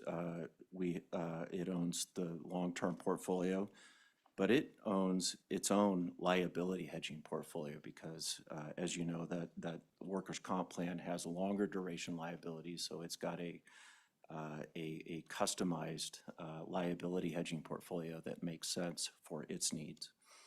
LISRA today is diversified across 3 different categories. You've got a short duration reserve, which is 100% low duration fixed income. You've got an intermediate reserve, which is 100% aggregate bonds. And you've got a long-term reserve, which is almost 100% equities. And then to the right of that, we note that, SAP and Pool A are the 2 funds that other state agencies can also choose to participate in for their investments. What we're suggesting or recommending with these policy changes is directly below that. And on the left, starting with the permanent funds, you will note that they would now own, instead of the SAP for their reserves, they would own what would be a consolidated portfolio that would be Pool A, and we're also calling this liquid reserves because these are the housing mechanism for the reserves of the permanent funds that will be more fully invested. Consolidating that into Pool A made a lot of sense as we started to look at it because the risk-return profile is nearly identical. So it's an opportunity to streamline things. Workers' Comp would not be changing, but LISRA, you also see some opportunity for consolidation here. LISRA does still need its own short duration liquid reserve.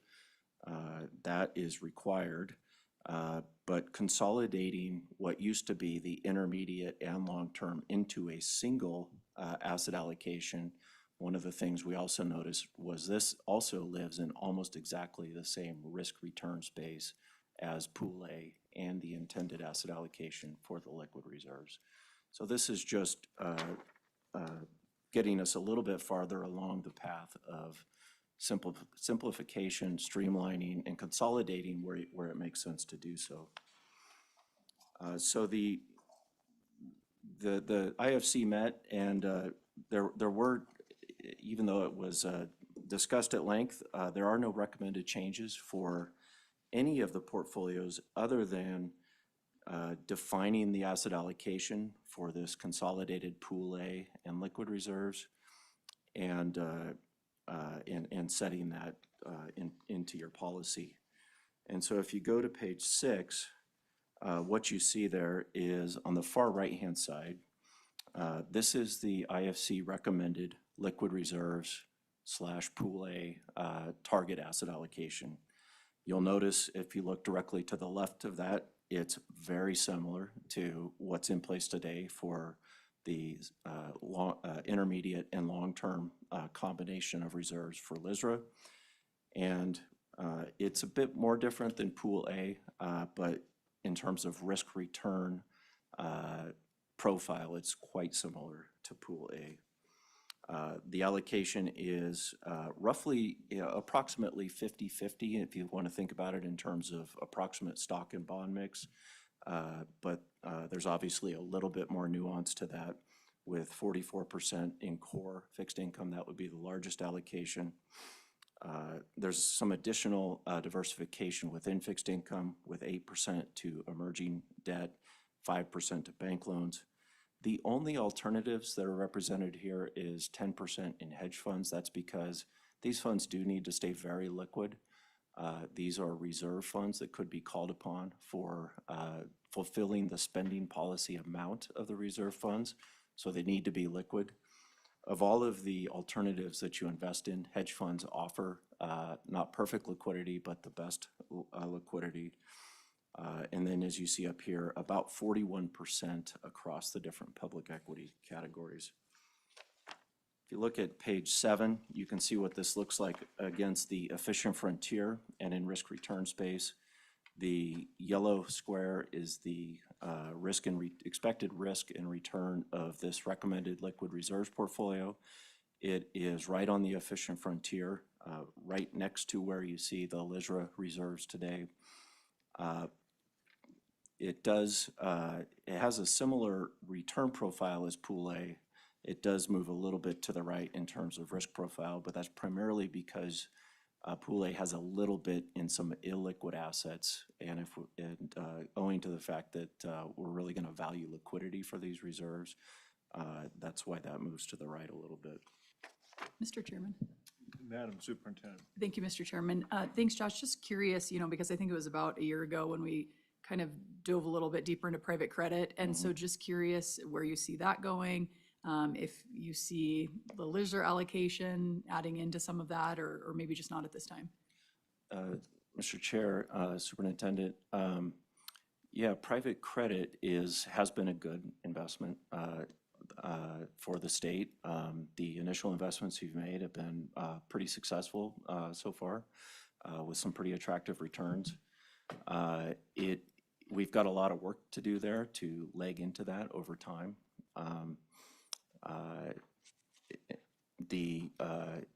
I would say that we are, as far as where that's going, private credit, probably the thing that we want to be careful of is it's kind of everybody's favorite idea right now. So that makes me nervous just on principle. That's not a good enough reason, though, to not really sort of investigate it. And when you investigate it, you really do see some disintermediation of the banking industry and the lending industry. So these are investment opportunities that have always been there, but they used to be the province of merchant banks and the banking system generally. So there continues to be, from our perspective, some pretty good opportunities there, but we want to be careful about how we do that. It probably, one of the issues with it being part of the LISR asset allocation is just its illiquidity. The demands on LISRA are unpredictable, unlike the permanent fund where we know what the spending policy is. That unpredictability makes it challenging to have too much illiquidity. Thank you. Just a few notes for you on transition. If you did approve this policy on page 9, we've spent some time really discussing the approach to get the portfolios from where they are today to where this new policy would call for. The biggest change and the biggest dollar amount that would be affected would be the permanent fund reserves. Those assets would be going from uninvested to invested. And so we want to do that one with some dollar cost averaging. We also don't want to take forever to get there. So our expectation would be for that to take place over about a 4-quarter period. LISRA could happen much more quickly. There's not much change that's happening to the LISRA asset allocation. We'd see that happening over not more than 2 quarters. Pool A would be a little bit longer, although the liquid portion of Pool A could actually happen fairly quickly. But as some of the private market investments that Pool A currently owns, we'll have to let some of those run off over a period of time. And what we'll look to do there is not invest in more hedge funds for Pool A until we've got liquidity from the other private markets. Okay. Those are the asset allocation recommendations, Mr. Chair. Before I move into the policy changes, I'll stop there to see if the board has any questions. Any questions? Questions? No, go ahead. Thank you. Moving into the policy edits, you should have a memo from us directly following the asset allocation study. And the memo is intended to summarize the policy edits, and then we've also got the red line directly behind that. I'll speak from the memo, but if there's any questions, happy to dive into the actual red line edits. A couple of changes on benchmarks that are not related to the asset allocation. This is section 20 of the policy. About a year ago, you intentionally reduced the China exposure in the portfolio by essentially saying that we have concerns about China, and we want to not own exposure to China passively, meaning we're not going to invest there just because it's in the index. You are still allowing your active managers to invest there, or you're still holding your active managers accountable to performance against the broad market that does include China. And the thought there would be that, look, your managers can invest there, but only if they are comfortable with the risk of the specific situation that they're investing into. And the policy edit that was made last year lacked some specificity that it really probably should have had, and that's to actually target a percentage. And one of the issues that has come up in the last year is your performance compensation plan benchmarks as approved by the IFC do state a percentage target, and it's 50% to the broad index and 50% to the broad index minus China. And so this is just the benchmark. This is just saying this is what you're gonna be measured against. It doesn't say anything about what will actually be invested in, but we think this change is appropriate and really kind of necessary, so you've got some consistency between what this board's policy is and what the performance compensation plan benchmark is. And this is also setting a more concrete benchmark as opposed to having this just float based on what actually gets decided in terms of how much is in China, how much is not in China. So Josh, I do understand the latter point. The former point, I want to have a moment to just explore, with all due respect to a very quality team.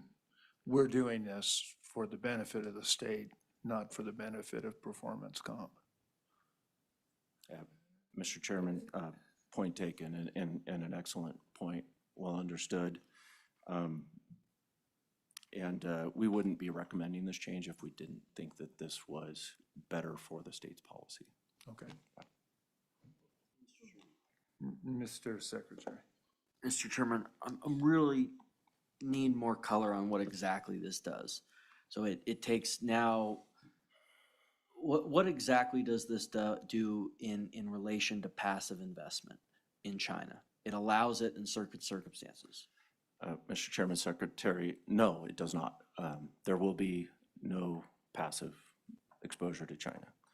What's currently in your policy is it says for any active manager that you allocate a portion of your fund to, that part of it will be benchmarked against the entire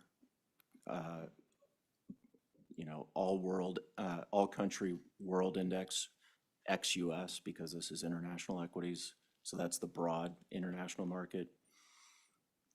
And it also says that any passive investment will be measured against that broad international index ex-China, so excluding China from all passive investments. What it doesn't do currently is set a percentage target. So currently, if your investment staff decided that they wanted to invest 90% with active managers and only 10% with passive, the benchmark would be more heavily weighted to China by virtue of the investment team's decision to do that. Our perspective is it's better for you as a board to set the target and to hold the team's decision-making against a target and a benchmark that is set by this board. So what this does is it sets it at 50-50 between the two. And so in my example, if the team chooses to put 90% with active managers and those active managers have exposure to China, and if China really underperforms and that causes them to perform below, that'll show up in the performance attribution now, whereas before you would not have seen that in the performance. Further questions? Okay, next. The next one is just adding some clarity to the private equity benchmark. Before, we had language that was rather generic and didn't specify a benchmark provider. So we are recommending that the specific benchmark for your private equity program be the Cambridge Global All Private Equity Index. It's one of a small handful of institutional quality benchmarks for private equity. And we also think it's one that is a good fit for the structure of your program. Appendix C deals with the Pool A investment account investment policy and provides the detail of the asset allocation recommendation that we just walked through a minute ago. Appendix E addresses the sub-policy for LISRA and effectively is more of a operational edit to, as I described, take that from LISRA being divided into 3 buckets to LISRA being divided into the 2 buckets, with the second bucket being a combination of what used to be the second and third. And so that's just administratively making that change in your policy. Those are the changes and recommended changes that we have for you. I welcome any other questions that the board has. Thanks. Questions? Yeah, Mr. Chairman, I have a couple. Okay. So, Mr. Chairman, I want to talk more about the Section 14, the voting of proxies. The way this is working right now with a proxy manager, who is actually voting the proxies? Is it the proxy manager? Is it the investment manager? Or is it us? Who, or is it you, the consultant? Who hits the button? Mr. Chairman, Secretary, your investment managers vote your proxies currently. Okay. Mr. Chairman, how do we know that they're doing what the proxy manager says to do? Do they report to you? Does the proxy manager review that? And what then is the role of the proxy manager if they're not going to hit the button on how they're voting?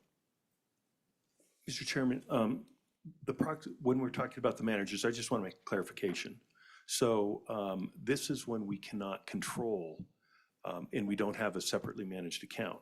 But what the treasurer has done is we have hired outside resources to be doing that and actually voting according to the shares that we can control. Then we will have the ability to go outside that and vote our shares. For instance, we have an issue this week that came up on Elon Musk's compensation package. And it was then brought to our attention how we wanted to vote those proxy shares, which is in the treasurer's discretion. So the investment staff has no proxy voting control at all. Any shares that we can control, it is done through the treasurer. Mr. Chairman, so who hits the button? I mean, who casts the vote? Is it the proxy manager? Is it the investment manager? Is it the consultant, or is it you? Or obviously some designee within the office. There's 4 choices. Mr. Chair, Secretary, it'll be a combination thereof. So it's the ones that we control, where we have the outside entity that controls that through JP Morgan, and then the other ones that we can't control, it's the manager, as Josh alluded to. So, Mr. Chairman, Secretary, it's not the consultant. I can cross that one off the list for you. Definitely not the consultant. There's 4 choices, I think. Yeah. There's 4 actors in this whole thing. Yes, It's not us. and I think I'm not casting votes and I on think where there may be some confusion here is you have investment managers that are external, and you also have internally managed portfolios. So external managers, those are all voted by the investment managers, is that correct? In the ones where we control. Yeah, okay. Yeah, Seth, This is one of your portfolio managers. Yeah. how we vote on it. Yeah, so ISS will be the proxy service that Pat mentioned. They'll vote on, we're starting with US exchanged assets first. And they'll be voting on anything, any US exchanged asset that's custodied at JP Morgan, whether or not it's an internally managed account or an externally managed account.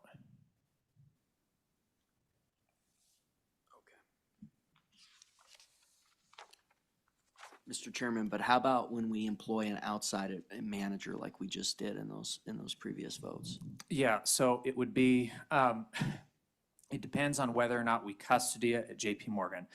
So in the case of Loomis Sales, that's a bond manager, so maybe not a great example. We can use Lazard. So if we custody those assets at JP Morgan, then we will vote those shares. If we custody them externally, then the manager will vote the shares. Okay. Yep. Well, and Mr. Chairman, who actually casts the vote? And how does the proxy manager know that if it's not them casting the vote, which it appears that it's not, I think we've also eliminated proxy manager, it appears, in addition to consultant. How do they know that it was cast in the way they instructed?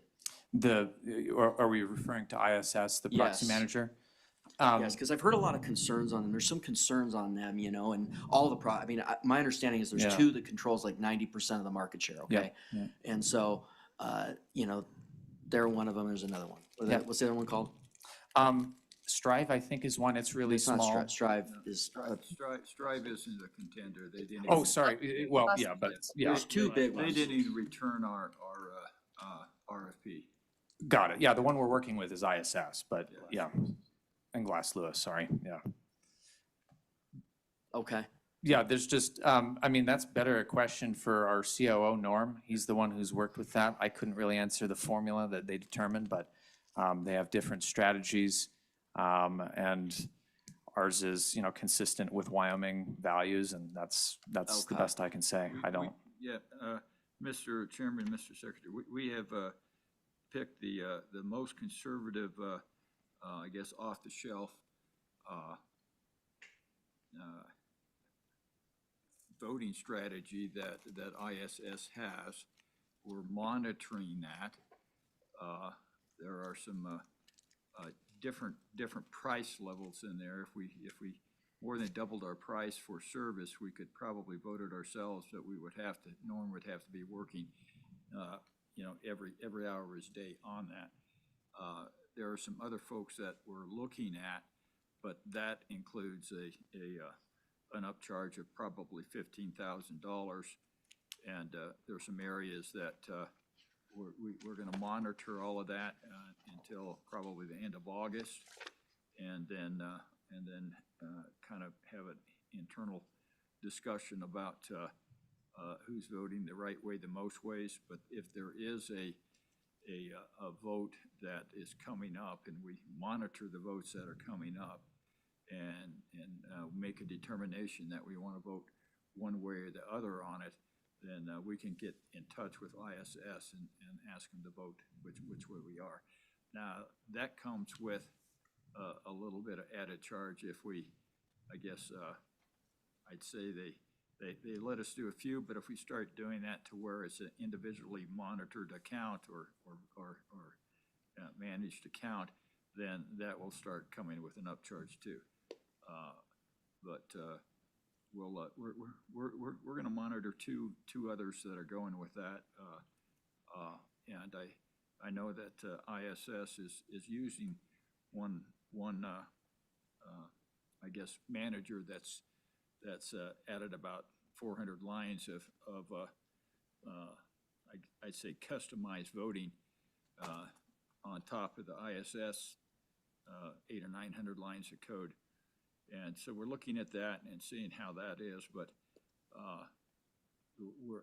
I think that we're going to be able to, right now, the way it looks is that we'll be able to monitor ISS and and make a few changes on a few votes to make sure that we're getting closer to where we want. There isn't an off-the-shelf, I think, service provider up there that will give you 100% of your votes all the time. So it is going to take some oversight. Most of these in areas, the ESG stuff is, I think that's probably close to 100%. It's like, I'd say they're about 99.5% close on the ESG stuff. But when you get into, I mean, these are the energy things, but when you get into DEI and Israel and some other places there, just different things, and those are things that you have to really look at each vote, because you get like a 8 or 9 word thing that what it says, and then you look at it and it says, well, they voted yes or no, and that doesn't sound right. But if you get into the whole, you have to actually then go back into the whole circumstances. It's a page or two long about what it actually is. Fortunately, there's enough people pushing back on ESG things that the number of these things that are successful are really close to zero. So now we're really looking at some of the other board matters.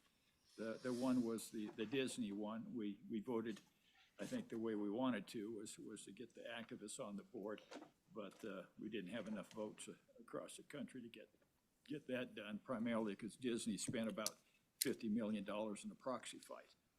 But what we want to do is figure out that, we don't want to spend our whole days, and a lot of time doing this, because Norm is very busy on a lot of other things. But we're going to have a pretty good idea about if we have to tweak anything or tweak anything, rather, probably by the end of August. Well, Mr. Chairman, I'm happy to help. I'm 2 floors below you.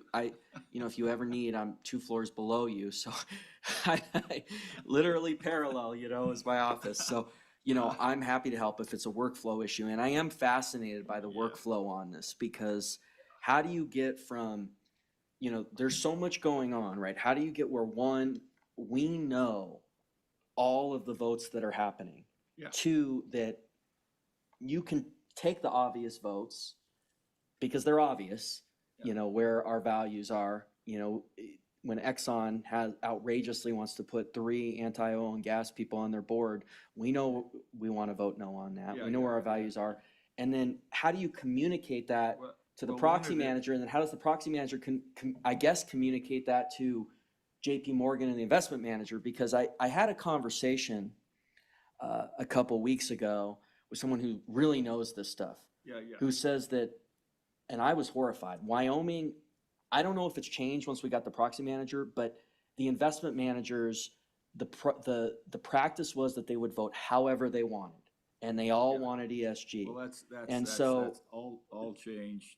But I'm trying to put my finger on has it, because the same. As much as we can touch, it's changed. Right, but we got to get it to its fullest potential, because it appears the investment managers are still voting the proxies. That's what I came away from this. And no, I think internationally you could probably say that, but because we don't have a lot of custody on some international things, but where we do have the custody, ISS does vote them. And essentially, how do you know what you do? We kind of use, we actually subscribe to this one service that has, I guess I would say, all the ESG friendly people touting how they're going to vote and what proxy issues they're going to bring forward. And so they kind of give us a heads up of where we need to look for. Okay.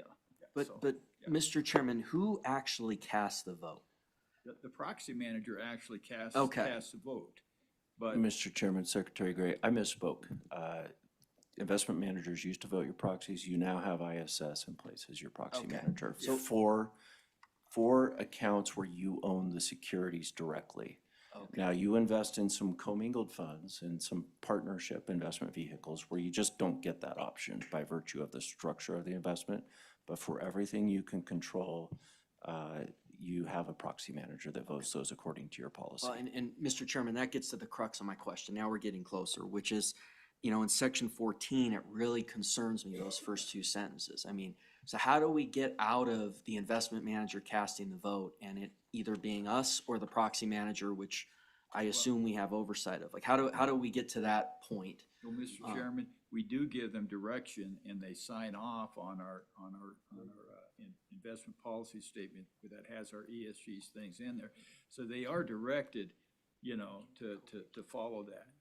Now, I think our next step is to figure out how we monitor what they actually are doing in different areas and have conversations at that point in time. But I think we're years, miles ahead of where we were, you know, a couple of years ago. Now, Mr. Chairman, does the proxy manager produce for you some sort of spreadsheet that they send to you as the treasurer on how they voted? Like, do you know how they vote every single time? Do they produce a report for you? We have spreadsheets, and what we're doing is that we're controlling basically looking at different off-the-shelf proxy vote, I'd say, directives. And so that's where we're at today. Now, Strive is out of it because they didn't even return it. We went through a very comprehensive RFP strategy to find out, you know, who was out there. We didn't take the highest priced one, which was 3 times more than what we picked, and we didn't take the lowest priced one. And but the major parts of them, both the 2 largest ones are actually owned by people outside of the United States. You know, those are the ones that are doing it at this point in time. And Mr. Chairman, that was one of the concerning things, that these 2 entities that have 90% of the market share. Probably more than 90, yeah. Are not even U.S. citizens. I mean, not even owned by U.S., they're not U.S. entities. Yeah, well. So what are their incentives? And so I guess, you know, Mr. Chairman, I do want to. Here's the man of the hour. Norm can tell you exactly how it is because he delves in it every day. Nice meeting you, Norm. Or Mr. LeBlanc. My name is Norman LeBlanc. I am the Chief Operating Officer for the Treasurer's Office. In fact, ISS and Glass Lewis, the 2 largest of the proxy voting services, own approximately 97% of the market. We use ISS. We had a thorough process through an RFP and had responses from ISS, Glass Lewis, and also from Egan Jones. Strive chose not to respond. We decided to use a policy offered by ISS called Global Board Aligned. It is their conservative policy. And we have access to the recommendations of ISS generally and for the Global Board Aligned policy. On a weekly basis, I receive their voting recommendations and we review those. We have spreadsheets that allow us to sort those. Most ESG and DEI items are shareholder proposals. We're able to isolate those. We look at those once a week, go through those because you have them in advance, and we're able to sort through that. There is no 100% guaranteed solution that something does not fall through the cracks. However, short of setting up a department, as Florida has, as Texas has, to go through every vote and devote 6 staff to do it, this is about as precise as we can be. And just to the Treasurer's previous comment, we are also exploring what is perhaps an even more conservative policy offered through ISS by another entity. We are right now picking out ESG and DEI related votes. We are providing that provider with what the ISS recommendation is, what the board recommendation is, asking what their recommendation would be, And we're going to provide after the season an analysis of the differences and make a determination whether that is worth an extra $14,000 to $15,000 of taxpayers' money. Mr. Chairman, how long is the contract with ISS in place? The contract with ISS is in place for 5 years. We do have the ability. Wow. We do have the ability to extend that. However, the more conservative offering is actually through ISS. It is a provider, as many do, who don't want to compete with the 97% market share of ISS and Glass Lewis. They offer their product through ISS or Glass Lewis. And so we are looking at that through ISS, and ISS has told us that we can switch to that particular policy at any time we wish to choose to do so. Yeah, I mean, Mr. Chairman, you know, one thing I think about, I don't know how your contract reads, but I mean, there are a lot of people thinking about this space and how to handle, and get some competition here that's more in line with where we want to go. And I understand that ISS is offering their product that they're saying, you know, they're trying to probably get ahead of this, but one of the reasons why I think folks like Strive didn't respond is they're trying to get a handle on how to offer a product that is going to actually effectuate what entities like us want to achieve. I think that's one of the reasons why they probably did not respond, because I think they're in the middle of that review. Now, I don't know what the out is on this thing or what, but it's just something to think about because.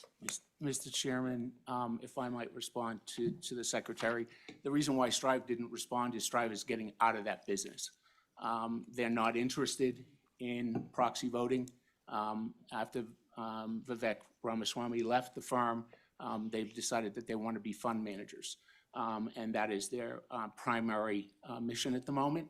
And the more conservative policies have made the determination that it is best to work with ISS or Glass Lewis and be offered within that. And we have the ability to use them through that. So I think we do have options. I think the option we're using right now is a good option. It's the option that Texas uses and that we have chosen to use. But we do have other options that we can explore through ISS. I think we went through a thorough process, made a good decision, and I think it's working out well for us at the moment. Mr. Chairman, if I may offer, listening to this conversation and reviewing this language, the first paragraph of Section 14 describes how things used to be done. It does not occur to me, as your investment policy consultant, it does not appear to me that you actually lose anything if you prefer to also just strike that whole first sentence. Then all you would have is the state treasurer has the duty to manage the proxy process and may hire a proxy manager to do so. That is what you have in place today. Strike the first paragraph. Yes. That's what I did. Okay. Mr. Chairman, we still have the J things to obtain, and before we get too far off track, I'd like to get that done, so I know you've got places to be. I have a hard stop, and Yeah. you do too. Mr. Chairman, I appreciate it, but the treasurer's meeting where we're supposed to take all day on this got canceled, so I've got some more questions. I mean, So we can postpone the further deliberation of this to the June 20th? I would have no issue with that, Mr. Chairman. Okay. That's fine with me, so we can get on with the stuff that was before the board. Okay. Yeah, okay. So, Mr. Chairman, if is there anything else we got, Patrick, on the investment side? Missing anything? Mr. Treasurer, Mr. Chairman, yes, Josh was going to, you're saying we're going to postpone the voting of the changes that we had until the 20th? Oh, no, we can vote on those changes. I mean, we can always bring up the investment policy statement in that subsection on the 21st. Thank you, clarification. Joe, you're talking about just the asset allocation. Oh. Yes, we were saying the asset allocation and the two IPS changes. Yeah. And are you prepared to vote on that, or do you want to push that back as well? Mr. Chairman, I have more questions on the China thing. I would like to wait on that. Is that a big deal on your workflow if we wait till June 20th? That is not, on Mr. that Chairman. Mr. Secretary, we could hold, Okay. we could hold on that. So I guess what we're understanding, because I have a few amendments on the proxy and on the ESG, but that I guess you can do, we open it up, we can amend it June 20th, and then, so if we do everything except in terms of the proposed stuff, the China. I think it would be better to do it all in one chunk, right? My own view, if there's not a particular urgency to this, I think we'll take it up at the end of the other matters next meeting. Okay? Okay, Mr. Chairman. So are we on, J? Wait, Yes, you- we on you've got the J1? J matters, yeah. Yeah. Get back here. J1 Board of Deposits, Mr. Chairman. I think we all know what this is. It's just the 90-day update on the interest rates based on the average previous 3 months of the 1-year Treasury note. So, Mr. Chairman, it's if there's any questions on that, if not, I'll make a motion.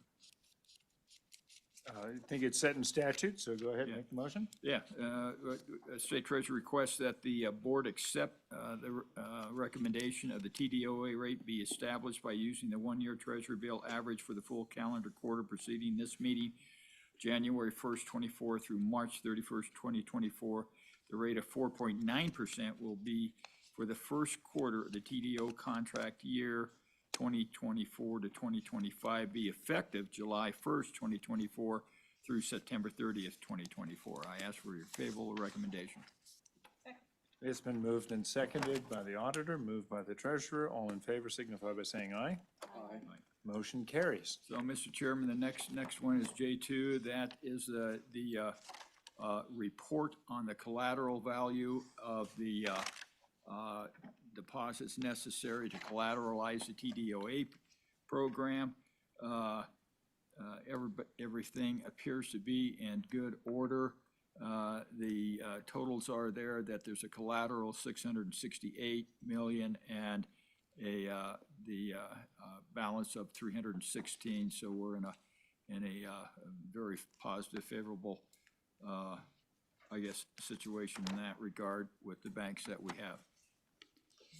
Very good, So that's thank for you. informational only. J3, Mr. Chairman. J3, Mr. Chairman, this is a designated bank in the state eligible for state depositories. We have a change here to where Pinnacle Bank has added locations in Laramie and Powell. These are branches.